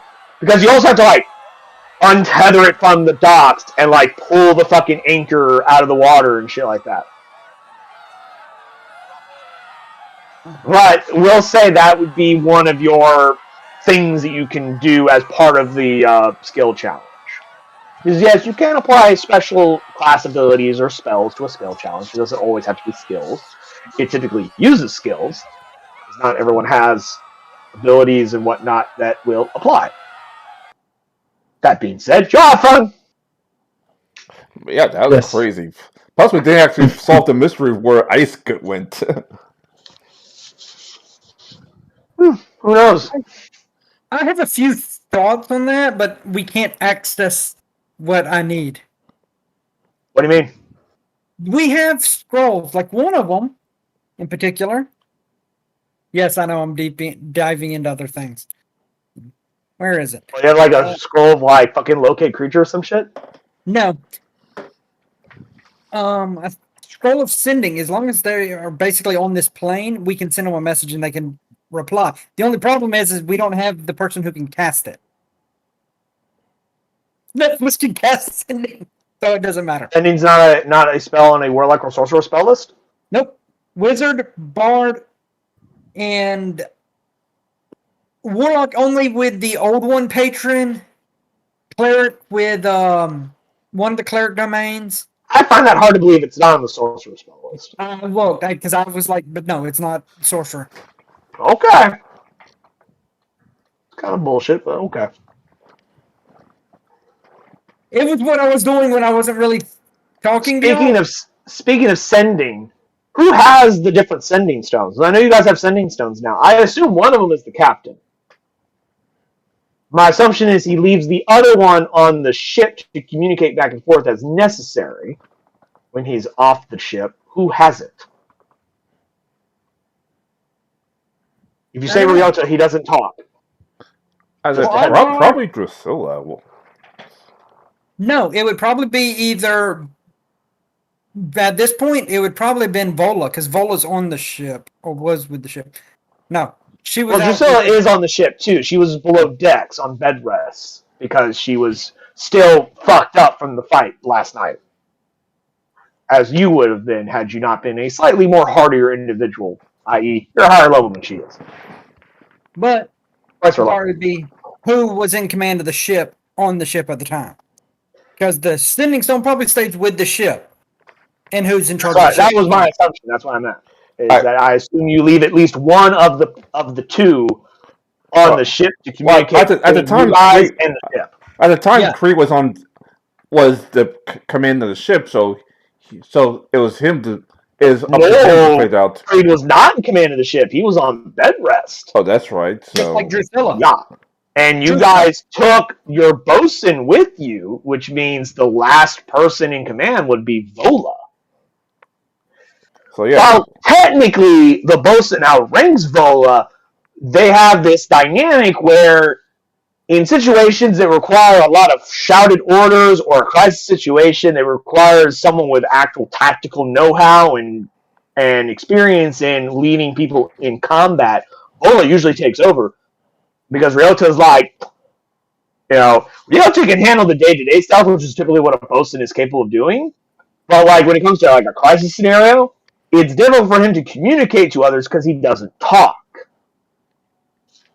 And he's not a leader type. He's okay, we got shit to do. He just goes and does it, and if he needs extra help, he'll grab a few deckhands to do it. Vola actually has like commander officer experience because she's a hobgoblin. She also has combat commander officer experience.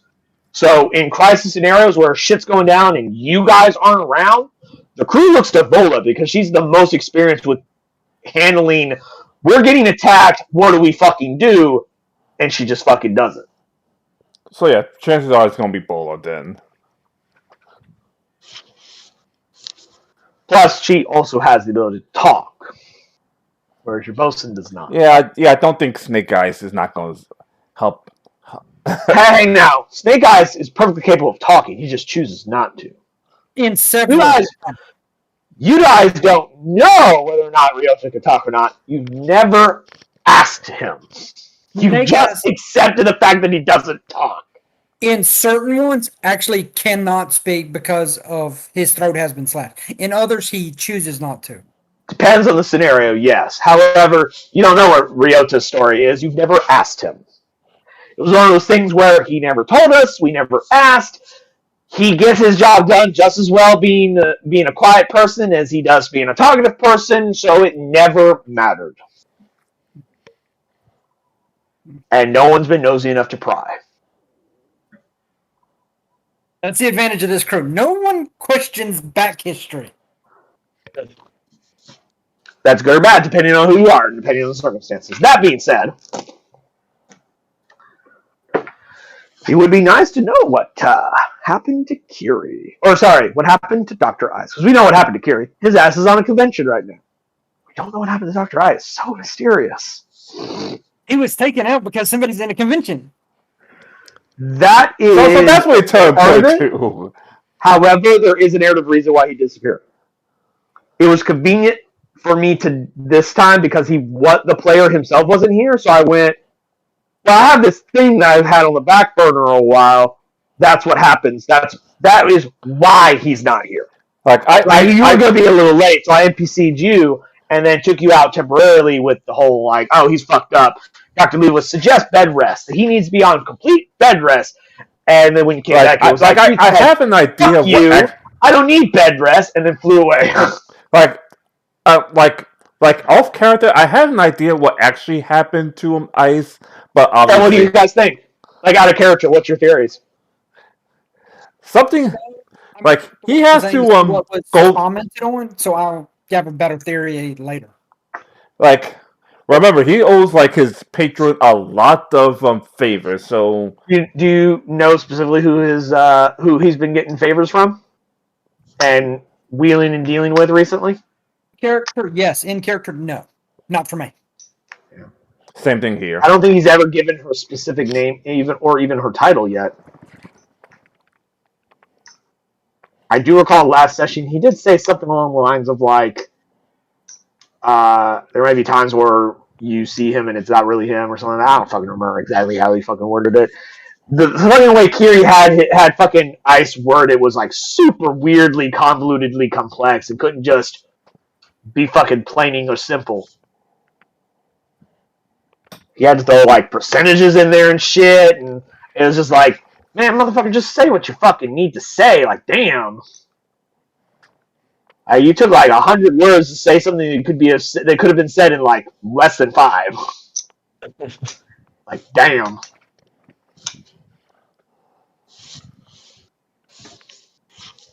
It only made sense because we already knew what he was attempting to convey, but had anyone not already known, and he did that in character, nobody fucking understand what the fuck he just told them. The floating head of Japan. With this dark shirt, when he leans when he's in the right position, all you see is just his face. But no, not any theories yet. Cool.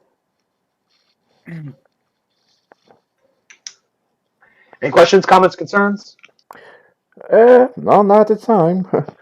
Also, any thoughts on the dividing of loot that Daniel was suggesting? Oh no! Since we're now at the end of the session, yeah.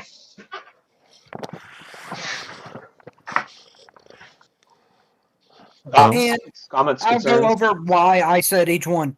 The Spear of Returning for Drusilla. Drusilla is a decent combat one under herself that tends to be able to where she can go along. And the Spear of Returning would give her a +1 to attack and damage. And give her a range ability because you can throw that shit and pull it back. Yes. Vola is currently wielding the fish trident, which grants her magical. And she can try to dominate a fish. But if Not that that's come up, but who knows? But if the captain does not want the Scimitar of Speed, I think it should go to Vola because Vola can then take advantage of the +2 and the bonus attack. The arrows, obviously Nezzer, because let's face it, who else uses arrows? The Brooch of Shielding to stop force damage of any Eldritch Blast or Magic Missile. Let's face it, he has our it doesn't stop all force damage. It neutralizes Magic Missile and gives you resistance to force damage. Yes. But he is Dr. Ice he is our the field shortest medic, so range out of our magic users, which would grant him at least an advantage to prevent anyone who may have Eldritch Blast, which is one of the longest range spells. And Magic Missile is pretty good. He is also our field medic. Yeah, you definitely want him to have a little bit more defense.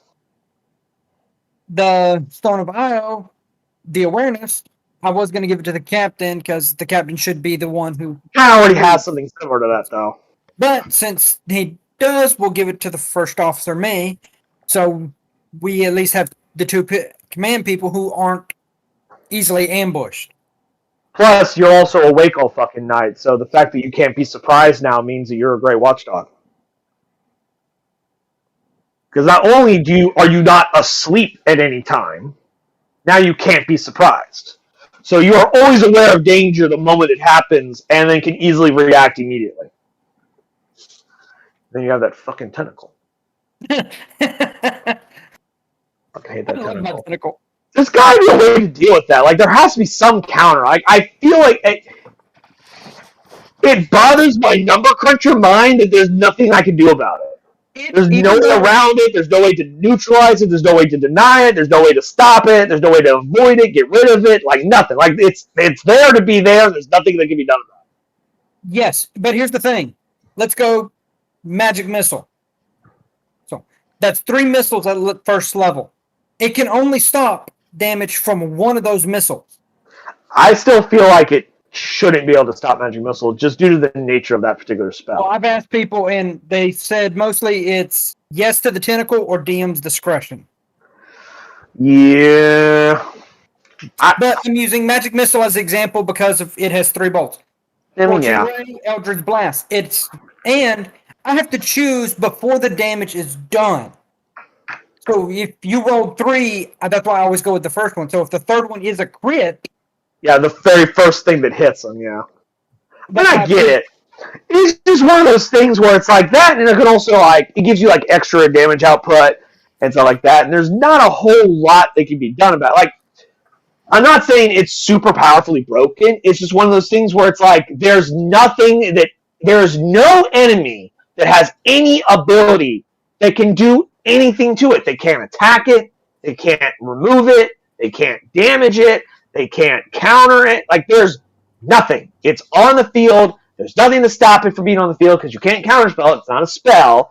It's spectral and doesn't have hit points to damage or attack, so you can't destroy it or remove it. Like, it is super weirdly noodly in that regard. Like, almost every other class that has some kind of wacky, unique feature, there's something that can be done about it. Like, oh, this ability is super broken, but at least the enemy gets a saving throw. Or no, this ability is super powerful, not broken, but super powerful, but they at least get a saving throw. Or, oh, I summoned this fucking ally creature. Well, it still has armor class and hit points, so it can be removed. It's, it gives you a damage multiplier by having more allies, but it can be removed. Well, the tentacle doesn't fall in that same category. Oh, well, it's a spell. It could be counterspelled. Well, it's not a spell. Like, you see my point? Like, yes, there's no ability that can do anything about this. Now, I will say this. As a dungeon master, it really doesn't bother me that much. It's as a balance. It's as when I'm looking at the balance of the abilities. It's like my tactician in me goes, there has to be something that can be done, but there's nothing, at least not that I am aware of. And that bothers me on a personal level, not a game level. Now, mind you, it doesn't stop it, but the biggest thing that I've seen with it, and you may not notice this, is the bonus action. Action economy, yeah. I have noticed that. I'm having to constantly worry about, okay, which bonus action am I doing? Am I switching my hex, or am I moving and using this? Now, granted, though, that's not a huge problem all the time. No. But yes, I do notice that it does follow the action economy of the bonus action, which does conflict with your hex spell, casting or moving it from point to point. Because in order for it to move and attack, or just even attack at all, requires a bonus action, which is the same action you need to cast or recast hex. Yes. And that, of course, also, both of those will conflict with any other ability or spell or anything that uses the bonus action. And here's the thing. With that bonus action, if you have lots of weak enemies, the Sagains almost made it to where I was having to jump the spell so much that the tentacle sat there for like 2 rounds not doing anything. I don't remember 2 rounds. I do remember at least 1 round it was doing nothing. Oops. So now, that being said, overall, I mean, it's still quite useful. And even then, even if you're not attacking with it, as long as people stay near it, you have that reaction ability. Yes, that does mean that you can't use reaction for other abilities, but still, the fact that there's nothing that can be done. The only weakness of it is a weakness on your limit, is a weakness of your abilities, not what they can do.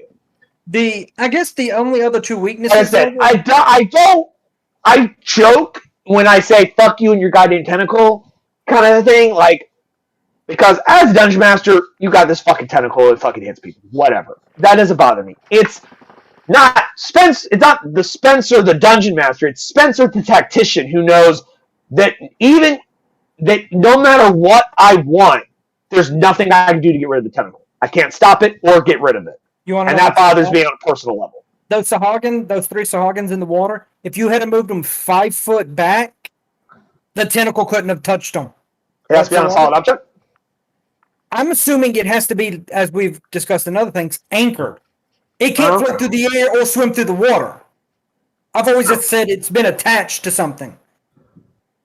I guess that makes sense. So I would put enemies in the air or in open water. I guess that would be a problem. So as long as they're within 10 feet of the boat, it's... Or some solid object. Yes. Now we say that, but now I imagine you getting like a box and throwing it into the water and then casting the fucking thing onto it like, ha, it's now attached to the box that's floating over here. Yes, but okay, that box would have to be literally a crate of 5 foot by 5 foot, in my opinion. That's a big item to carry around. So unless I get a magic... You just have an empty 5 by 5 box you just chuck into the water.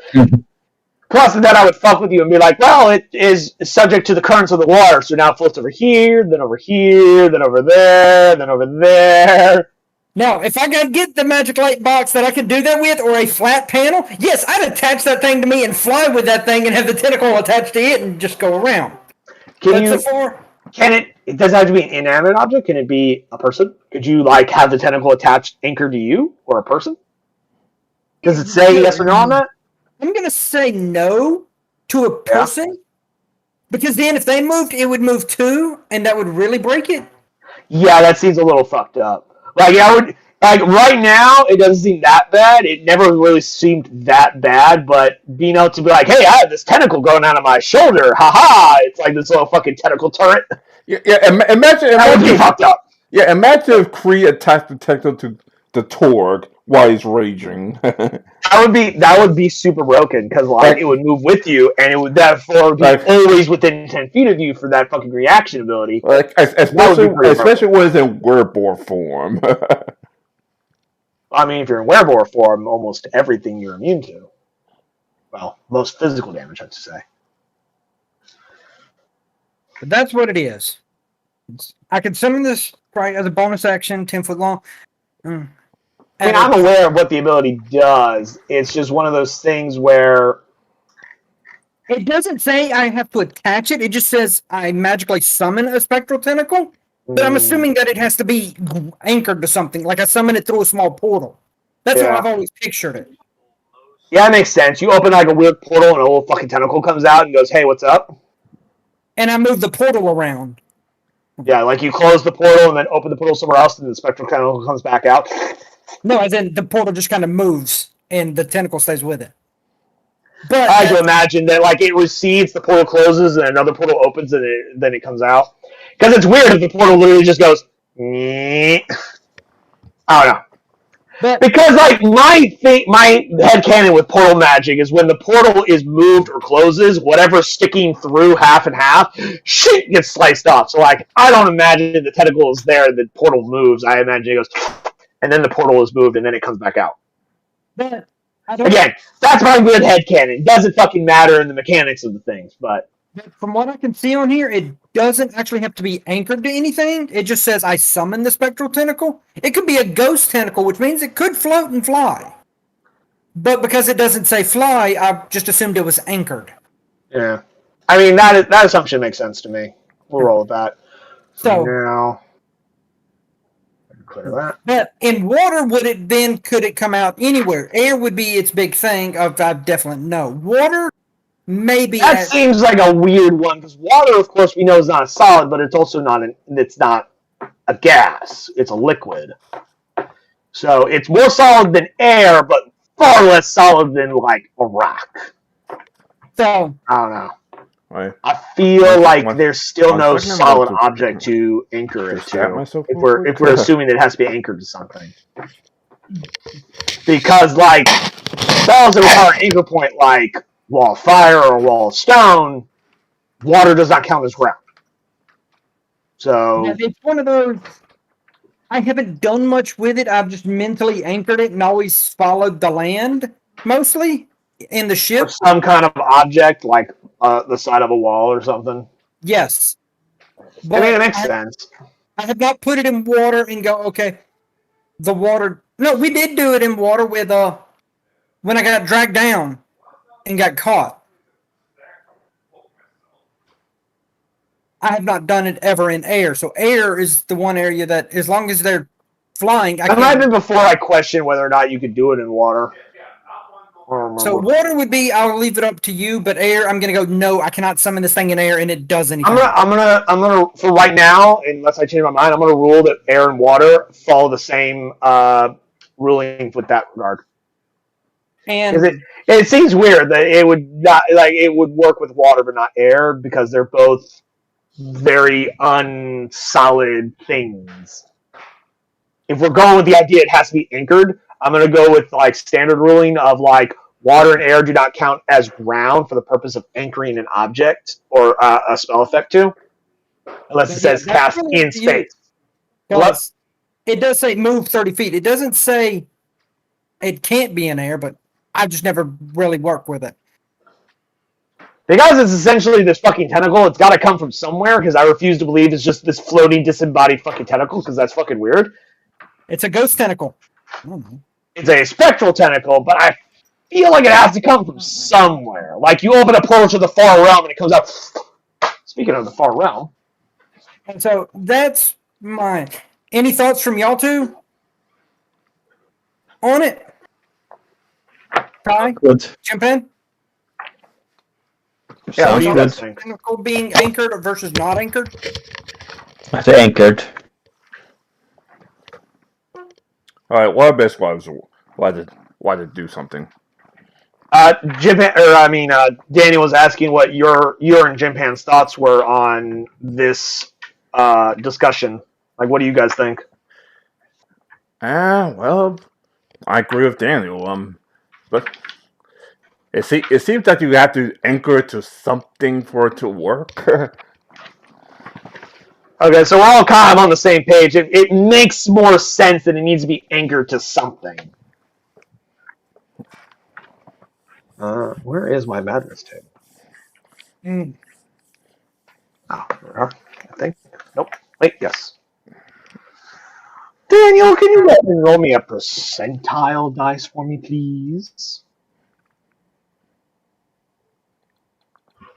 Percentile dice. Yes, D100.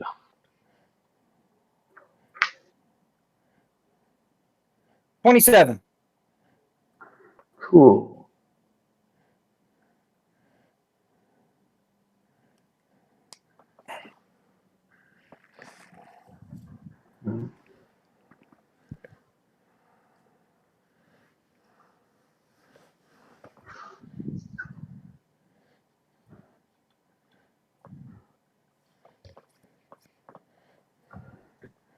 Cool.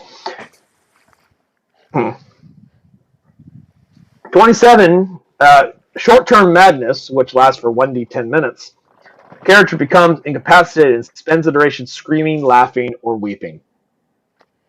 I like maniacal laughing and weeping. Cool.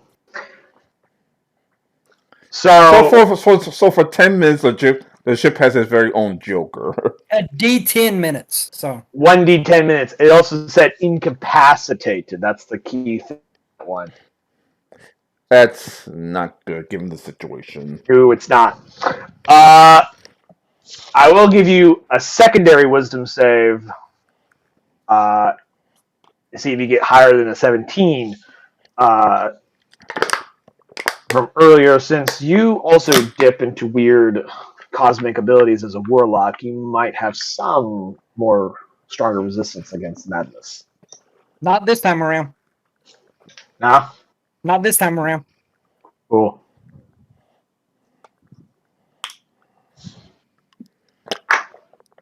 Cool. Anyway, but yeah, what we'll do So what? 6 minutes, I'm going to be laughing and crying and screaming in my sleep. Which means you can't help the crew get the ship out of here. Technically, you should have been neutralized to the combat, but I decided to wait till after the combat to see what madness effect it was going to be. When do you want the madness to click in? Well, I was going to have it do it after the combat, which means you guys can't use Daniel's character if he is incapacitated for the next 6 minutes. No skill challenge for me. So he can't help you with the with next session's skill check. So it's gonna be me, Chimpan, and Curie. Yes. Assuming Curie comes back on time. Assuming. I don't think conventions take 2 weeks. What type of convention is it? It could be Burning Man. You don't know. That takes fucking several weekends. It's like fucking. What kind of convention is it? I think it was or the Fire Festival was revived. Yeah, but I think it's Comic-Con, so it's this weekend. Okay. Odds are he will be available next weekend. Cool. Or, 2 weeks. Nothing happens. Presuming, barring catastrophic and tragic, horrible circumstances or failure. Okay. Ty, does the captain want the Scimitar of Speed?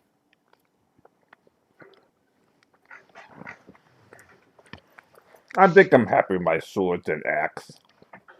Okay. Yeah, plus the sword it would conflict with his own bonus actions that he has with his rage ability. Because then he would have the same issue of do I do an attack with the sword or do I do my lightning ability? Because that requires his bonus action. See, Storm Heralds have that same bonus action economy issue that you as a warlock have. Yeah. With your tentacle. I doubt Jimpan, you want it. Jimpan can't even use scimitars. He's not proficient. Yeah, that's right. He's a half elf, not a full elf. So really, Vola is the only one capable of utilizing it. Can you make that change in Vola's sheet? Sure. Yeah, I'll add. It's a +2 if I'm not mistaken, right? Yes. Yeah, I can make that change. I'll change her thing to a +2, and I'll write down that she's got the Scimitar of Speed. And we'll just leave it as a +2 and not any other special abilities. Well, no, she still has the speed ability, so she can bonus action get a third strike. Absolutely. Or sorry, second strike, technically. Because she only has 1 attack right now. So Vola could get 2 attacks with the Scimitar. And since she doesn't really have a bonus action, it does help her out massively. Technically, your retainers have the same kind of actions you guys do. They get bonus actions if they have something that uses a bonus action. Well, that's what I'm thinking. As of right now, she doesn't have anything that she can use the bonus action on. So she doesn't have any action economy issues. There it is, some more speed. Okay. And let's see. So I have the Ion Stone. No, we'll give Dr. Ice Brooch of Shielding later. And everything else is just the standard stuff. Are you going to have her keep the Trident of Fish command on her as well? It doesn't have any special bonus to attack, but it does have that command ability. Or do you want to move that to somebody else? No one else can use it. I'm going to put it in the hole for now. Okay, so you're taking it away from her. Got it. Place that with some talk speed.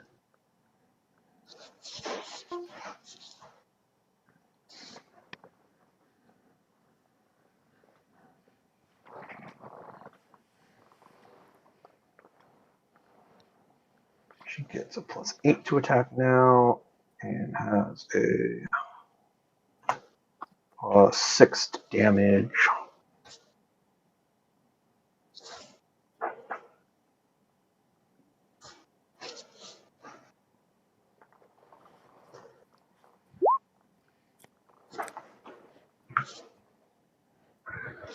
Then copy and paste.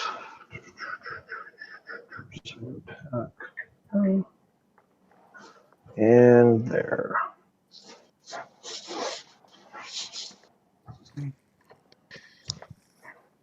And I will go through the scrolls and I'll see who can do any of them and anything.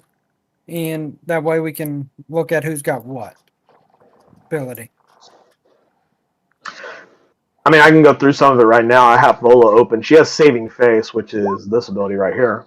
No. The scroll. Oh, the scrolls. Yeah, who can actually cast them, or who's? Yeah, that is a good point, because some of you may not be able to cast some of those spells.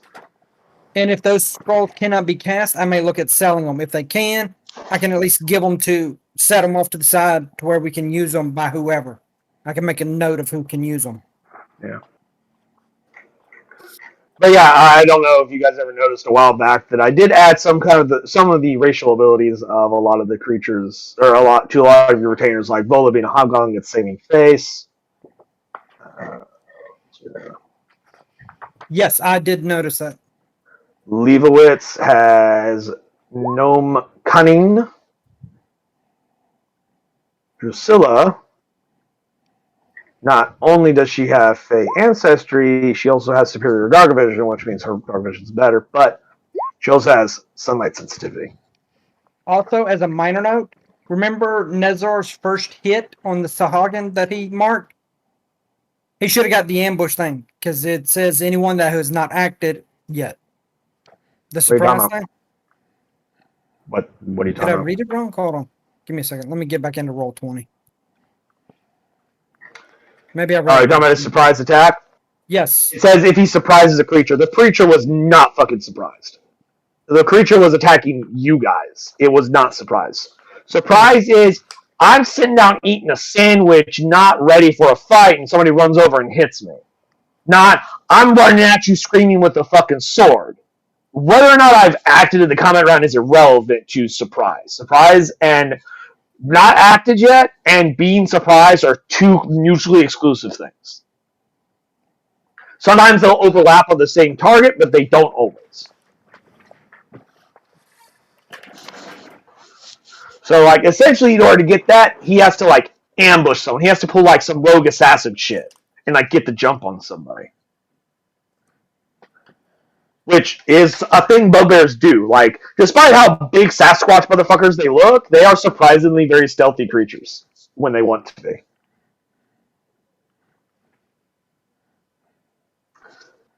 Stone has Stone's Endurance, though, which I think, if I'm not mistaken, I slightly modified it to make more sense mechanically to a retainer. Because the original way Stone's Endurance worked a lot differently because it talked about specific hit point damage rather than health level stuff. Well, I'm gonna pop out. Of course, I'll see y'all next time. Deuces. Alright. And then, of course, the Debaxi have their feline agility ability. I want to kill the recording, so see you in 2 weeks, fellas. Take care. Bars.